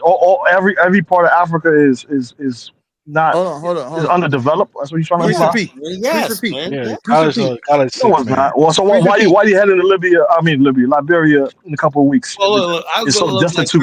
I love Liberia because I just marvel at what my ancestors were able to do. That's why I love Liberia. You know? Oh man, you said it's destitute and abandoned. Why would you go? Yeah, it is. Look, he's saying that his ancestors went there to colonize locals over there. You got Elvis. You're missing the point. You're missing the point about these guys. These guys are American. You understand what's that mean? Anything wrong? Is there in anything their wrong mindset? Hold on. Hold on. Ahmed, is there anything wrong with being American? In their mindset, right? Like some of them, I call them color Americans. I don't call some of these black folks nowadays. I call them color Americans. In their mindset. Why you call them that? Why you don't just call them regular African American, Black American? No. Because you have different type of black folks in this country. You got different kind of Africans. You got different kind of Haitians. Every African is not. It's the mindset. Proud. You got to separate the mindset because some of them they go around and use the word black, right? But then at the same time, they use the same news, the same everything to judge other Caribbeans in their own country that the white man gives them. You know what I'm trying to say? That's like me coming to America. And they use everything that the white man tells me about judging America. But let me ask you. It makes no sense. Hold on. A lot of America. It makes no sense. It makes no sense at all. Let me ask you. Have you ever listened to the Afro Dumbass Report? You know, he takes all the white supremacy talking points. Man. Ahmed doesn't subscribe. But Carla, he's a professor though. He's a professor. Yeah, idiots like Principe call him a professor, you know. Who's a professor? After dumbass. Who the hell is that guy? He's a clown, man. He's a deadly clown, you know. He's a clown. Yeah, but whether you agree with him or not, he just one person. I would never try to say all Africans think that way or all African Americans are. Look, Afro dumb. To me, he's just a kid, man. I don't even freaking like he's just a kid to me, you know. The bottom line, what he needs to do as a young man is go back to the Gambia and get Gambia. Oh, man. Come on, man. Carla, man. Stop, I'm seriously, you know. He would do better serve, right? He would be happier over there. But Carla, you got to admit he's doing both. Of course, you got videos of him building in Gambia and in America. Look, obviously he's not happy in America, right? He's not happy in America. Why you say that? Always complaining about black people here. We're here and we're not going nowhere, you know. But why do you feel like he's complaining about black people? I don't see that. I see him more. He does talk about Black America, you know. Hold on. He talks about Nigerians. He talks about South Africans. Guys, let's don't get distracted. Let's stay out of America, and will he be? Go ahead. I'm sorry.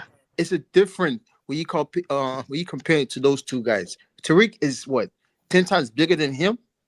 10 times True, bigger than true. him. 10 times Very bigger true. than him. You understand? You gotta understand. These guys, But can you some allow of him them, to finish his point? some of Let him them finish his point, are color guys. Americans. Listen, I have not There's a listened reason to why. the only video I There's a ever reason why watched with Tariq they is are the color Chubby video. Americans. I remember when Hey, Elvis Colin, says can you allow him to finish his point? I remember that Elvis said he believes that white men are better and smarter, right? So Carla says no. Carla asks Dollar Bill. Dollar Bill says hell no. Jonathan says hell no.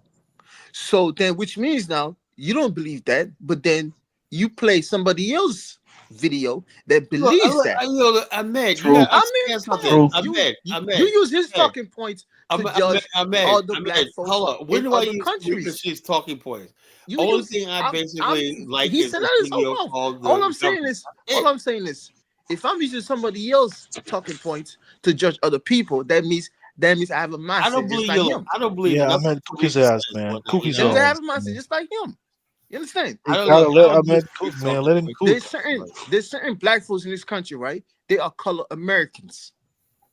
All they want is just a different position in the American empire. That's all.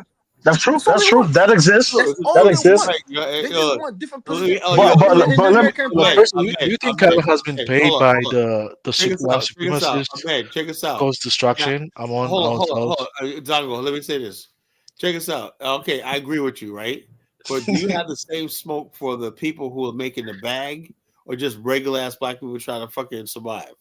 Oh my God! Come on. Yeah, but Kyle, let me. Ahmed, you think Al Sharpton, who got hit off with $500,000 for Kamala Harris, you think he would trade positions with anybody in Africa? No, of course not. Of course he's investing in America. He makes money off the system. No. That's not what we're saying. That's not what I'm trying to say. What I'm trying to say is should be saying. You no. know, Hold on. Al It's Sharpton different. and Roland Martin got the bag. It's different. Man, It's different. The last time, right? Men Zongo, right? The last time, right? We were here talking about other African leaders, right? Yeah, exactly. You know, we gave them example of how the West, portrayal like some of these African leaders. Oh, that's the main leader right there. That's the best African leader right there. This and that, right? And then when Africans say, "Oh, those leaders are crap," right? We don't sign up this and that, right? Well, right? Our after point that, of right? view I is give them an example of their leaders.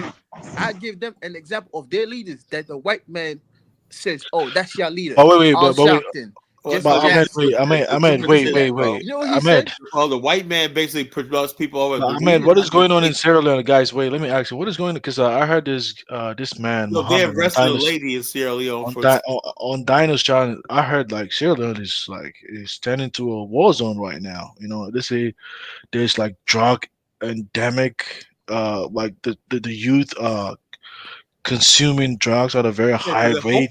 Hopelessness, you know. They're even inhaling like grounded bones, human bones. I'm like, where are they getting this grounded human bones from? You know.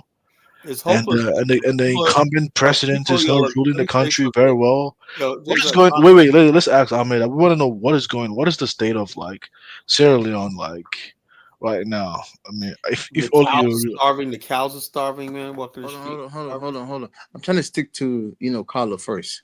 But I get to your question. Let me ask you a question, right? So basically, response to Carla first and come to okay. Yeah, because you guys gotta understand. Just like I said, right? When I give them an example of their leaders that the white people, put in the media and said everything, right? They all disclaim the leader. They say, "Oh, F that motherfucker. That guy's not a leader." This and that. And I told them, I said, that's what I'm trying to connect to. I'm connecting people that your governments tells us that that's our leader. Your government backs these people. So when I deal with black folks, where I connect everything from where they from, and I try to put it from other people's countries. Once I do that now, they start disagreeing. They start this and that, this and that, blah blah blah. And then every single time I connect it, they try to disagree with me. But then can you, in summary, like what is like the overall point? Are you saying like Black Americans, they are quick to reject their own leaders, but then they try to impose leaders, African leaders appointed by white people on us, that as our representatives? No. It's a little different. What I'm trying to say is they use a white man view and a white man talking point and a white man media to judge international politics from other people's countries, especially in Africa that's and in the definitely true. Caribbeans. You know what I'm trying to say? When we try to tell them it's not what it is, then they start getting this and that, right? When you use an example in America that the white people say, "Oh, this is y'all leader, this and that," right? They say, "Oh, hell no. You don't know us, man. You don't know Black history in this country, man. You don't know, you know this country, man. You I don't get know what what we you're going saying through. now. This, It makes this sense. phrase is, you know what I'm saying? Like this, you know what I'm saying? Like this country, this phrase is as So hell. in other Blah, blah, words, blah, the blah. very They media, start giving you all these things. You understand? in other They words, start in giving you all summary, these to things. summarize, the very media Yes, that they exactly. use That's to why I judge call some of them Africans, color Americans. Some of them they are don't want to color use the same Americans. I'm telling you media the truth. Some of them are when just color Africans use the Americans. media to judge them. Okay, that makes sense. Yeah. Yes, some of them are just color Americans. They want the same empire, but they just want a different position. But then they forget that position the white man sits on, he builds That's on true, man. racism. That's just a clear definition of who Kala is actually. He's a color American because Yeah. some of them Oh, believes please that stop it. in the Black race Yeah. they are superior. I'll tell you the Thank you truth. for throwing me under the bus there, Zongo. I'm telling you the truth, Say, man. look, Some I'm of them not believes that calling America.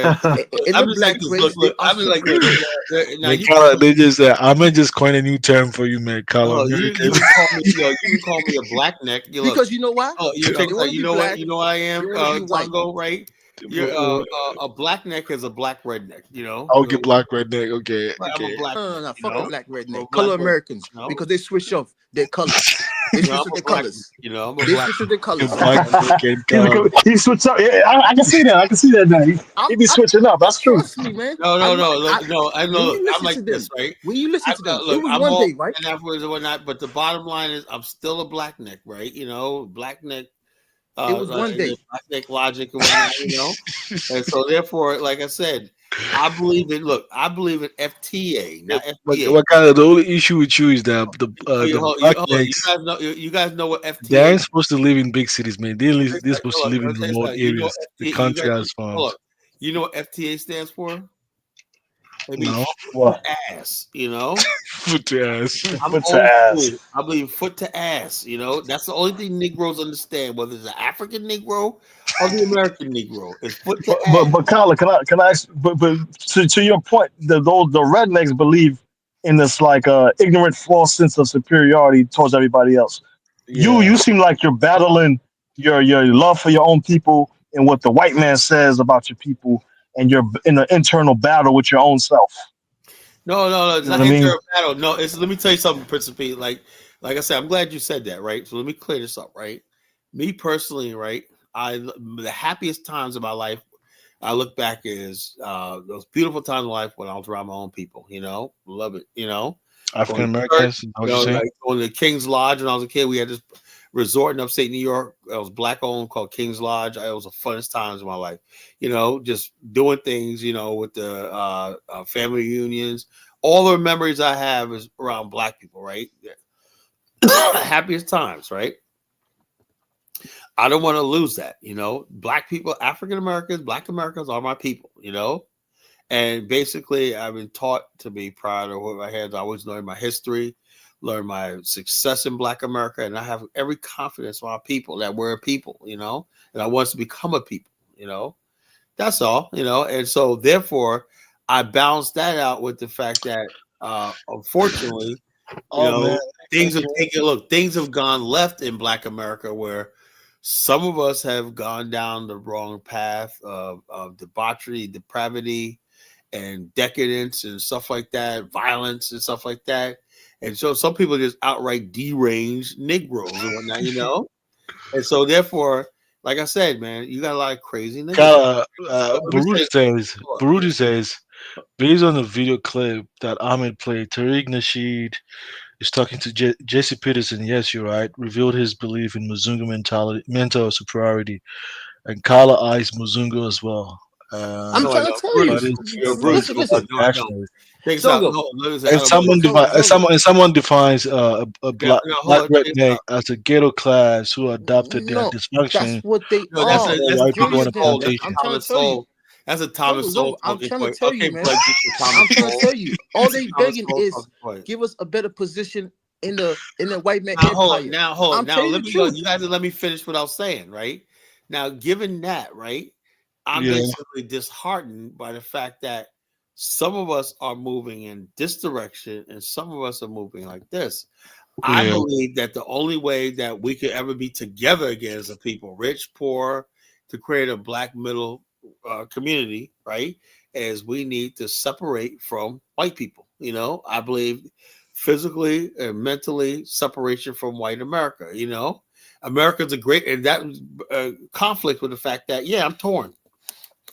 That America is the best country in the world. I'm like this. But I know for the fact that whatever America gives, it takes away. You know, one of the things it takes away is our ability to come together as a race. The only way we're going to come together as a race is we have to part ways with America. We have to basically come together and say, you know something, for the future, I seriously doubt most black women are going to be for this, right? But that's why I always say we're also Pan-Africanists, right?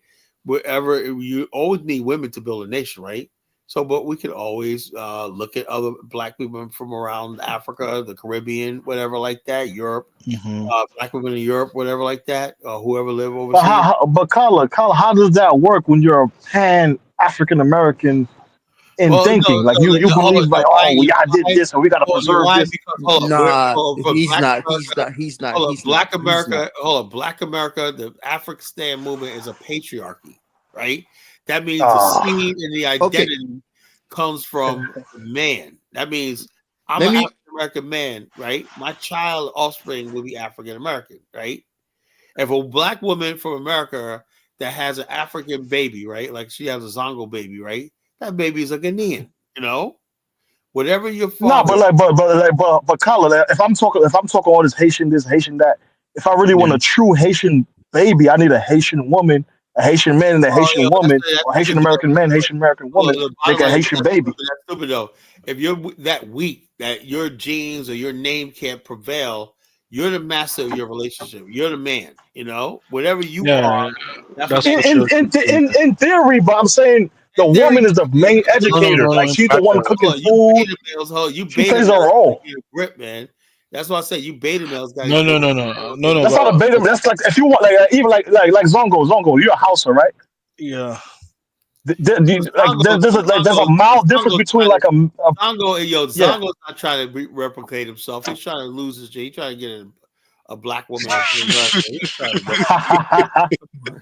Let's be honest with ourselves, man. You know, everybody wants to mix with Black America, man. Come on. Look at this. You see? Let's be honest with You see?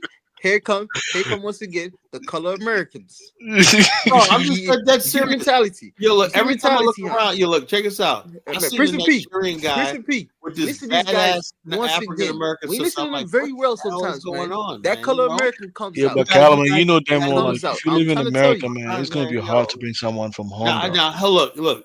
You guys are more than welcome to our Stacey Abrams and places like that. You know, Oh you got, man, hell no, man. you know? Stop it, man. Ain't Well, nobody Zongo, you, man. Zongo loves a big women. That's why we got Zongo. You know, he loves our bigger sisters and whatnot. You know. Oh man, Callum, man. Stop that bull crap. You're more than welcome to it. Everybody's happy, man. We got African bros can take all our big women. You know. I mean, in response to what you said, I agree what you're saying, but like, if you really look at, if you really like evaluate a lot of like African history, some of them migrate in conflict, they lose their people and women, and Of course, and women go sometimes where the man is. sometimes they marry women from other tribe, but they just make sure the culture is just the kids are sort of like absorbed in their culture. It's just like saying like you can like say like I can marry a black woman, right? But I make sure the kid grew up in Ghana that way the kid doesn't have overwhelming influence from the black woman. You get what I'm saying? Most men actually think that way. Yeah, well, they're Yeah, supposed but Zongo, if like a true Hausa is a Oh Hausa man Lord! and a Hausa woman. Stop with that. Yeah, yeah, of course, You of know what course. it is? You know what? Principe has never been to the continent. That's why he thinks like But that. basically, I'm saying at some point in time in history, there were conflict. Because, there were conflict and people came and conquered people and mixed with other people. Yeah, I understand that. I Yeah. understand that. But I'm trying to say, like, if his woman is still present, so it's not like his woman is extinct. No, like If he's talking all this, African American this, African American that. Principe. Let me wait. Let me Our finish. new women, Now, let me. our new women be Afristani. You know, that means you're from the Afristan. You know, Yeah. that means basically, if you're a citizen, you're married to one of us or whatnot, you're an Afristani. When the children Afristani, we have a new identity based on our homeland. You know, we're gonna become a new people. You know, all together. First of all, do you have like a calm blood in you? Let me give you like because No, I don't. I don't have a calm blood. yeah, one thing that Louis doesn't tell you, because if you listen, because I speak the local, I understand the local language. I mean, most people are not going. Louis is not going to tell you because he's speaking to a Western audience, right?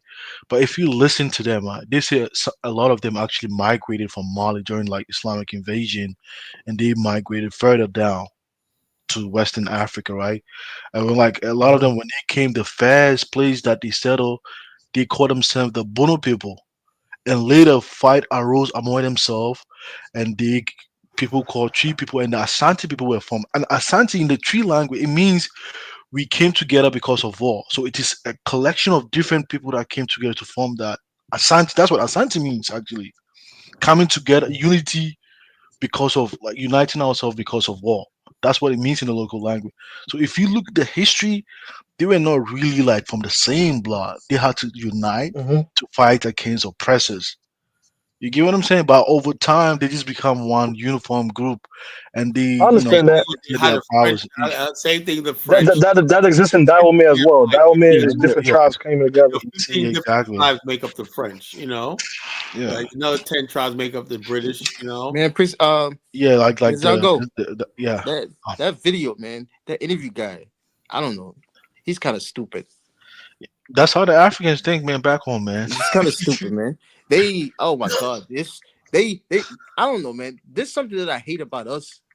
I despise it, man.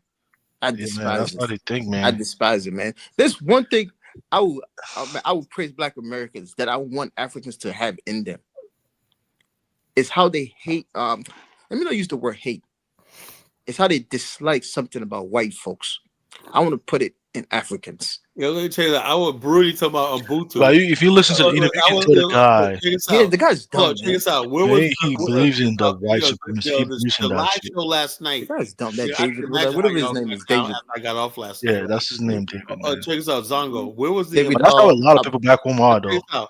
Hey, Zongo. Yeah, because of they brainwash. Hold on, man. Let me say something.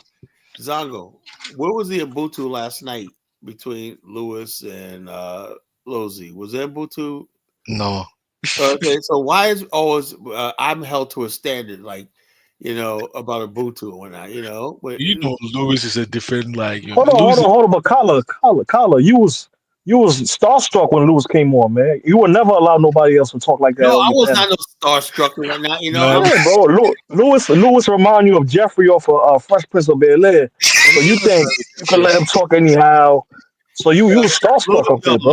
Look, nah, man. Lewis is going hard for Ghana, but I think that'll change once he gets to Ghana. No, but Kala, nah, man. Lewis is just a different kind of person. Even Brandon he has a romantic image of what Ghana could be like and whatnot. When he gets there, it feels out the reality, man. He's like, right back to the UK. Trust me. When I saw even Brandon couldn't stand Brandon couldn't stand Lewis. Yeah, that's how I knew like Lewis was out of chain, man. Like Lewis is he was cutting people off and he's the one. Hold on, he was the one who attacked Lozy. Because Lozy came on and he was like, piece of shit. That's all right. No, Lewis is he's an Asante supremacist, man. He's an Asante supremacist. Yeah, but his point was, I think he was just trying to display some kind of, because I think I brought up the point about how South Africa. See, that's how they are in Ghana, though. Yeah. See, he was saying Ashanti is the only king. I'm like, damn, if you look at the Ghanaian map and look at the whole territory they have, if they take them out of Ghana, man, Ghana will still prosper. But he was trying to make it seem, oh man, we don't need the sea. I'm like, come on, man. Anybody that understands economics know you need the sea, the port to be able to ship goods for trade. I'm like, come on, man.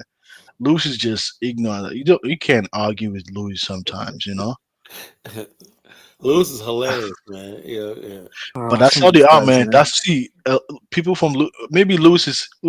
He kind of act that way in the West, but when you speak to him the local language, he's really cool though. But I'm saying some of them, the Oh, Ashanti Lewis, people, man. Man, I like them. I was yeah, listening to Dennis show earlier today. Oh man, he killed that guy, man. I can't stand that. I can't stand that Kenya who? guy. Oh, Kaizo. Yeah, I can't stand him. He's They both he's from the like UK, Elvis. man. They both He's from the like UK, Elvis. man. They both from the UK because they both He's like tough. Like, Elvis, man. Nah. He's Yeah, like but Elvis in a different way. Kaizo is in. He made a point. He's in Kenya, and Lewis is in no, UK. Kaizo is in the UK too, man. He went back to the No, UK. Kaiser's in Kenya. You know. He No, he went back goes to back the and UK. forth. He Oh, goes he back go and back. forth. Oh, okay. Most likely he goes back and forth. But Yeah, but Kaizo has made he used to say he is a lecturer. He was this, and today he's an engineer. no, I mean, it's not even that, right? What Lewis is saying is what people gotta understand is this, right?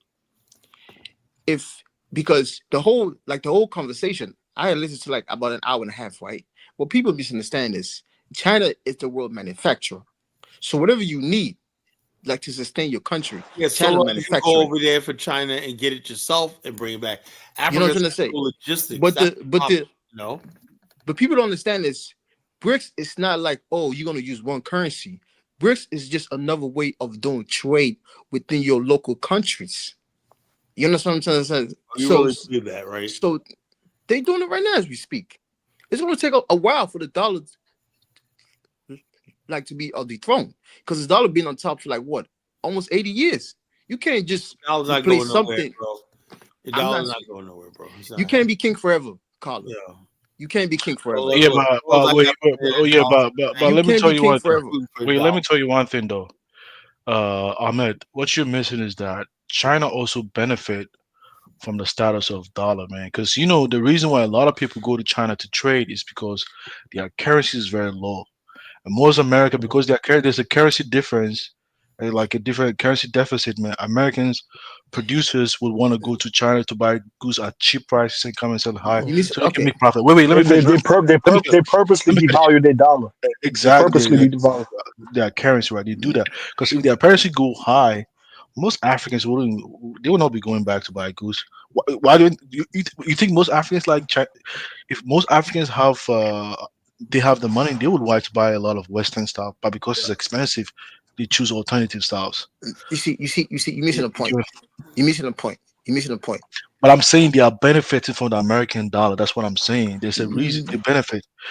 I get it about breaks, but they also at the end of the day, everybody have their own survival instinct. They're also gonna think about I their understand what you're benefit saying. as well. Yeah. I understand what you're saying, uncle.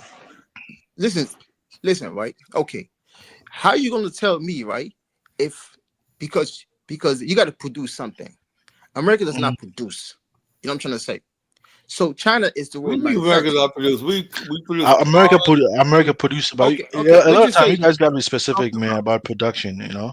All the technology that you use right now. Yeah, China's number one. wait. Let me get to the I point. live. Let me get to the point. I work. All the technology, everything from Apple to Uber. Let me get to the point. Let me get to the point. I'm just giving a basic idea. You know what I'm trying to say? But world manufacturer is China. Like it or not, it's China. Number one is China by far. By any by any other nation, that's number one. That's China. You know what I'm trying to say? That's number one. Ahmed, do you watch the other CNN, the Chinese news network? It's not like you get your information. Where you get all your information from, man? Let him finish. Nah, man. I was CNN. I just break He the watched a bullshit different down. CNN. I just break the bullshit down. I could watch Fox. Hey, fellas, I can see the bullshit. I can watch MSNBC. I can break the bullshit. There's a bunch of bullshit in All right, God bless, Carla. Have a good night, bro. All right, no problem, man. We talk to Ahmed. All right, Carla, man. The Color American. I mean, go ahead, Ahmed. I'm listening to what you're saying. Okay.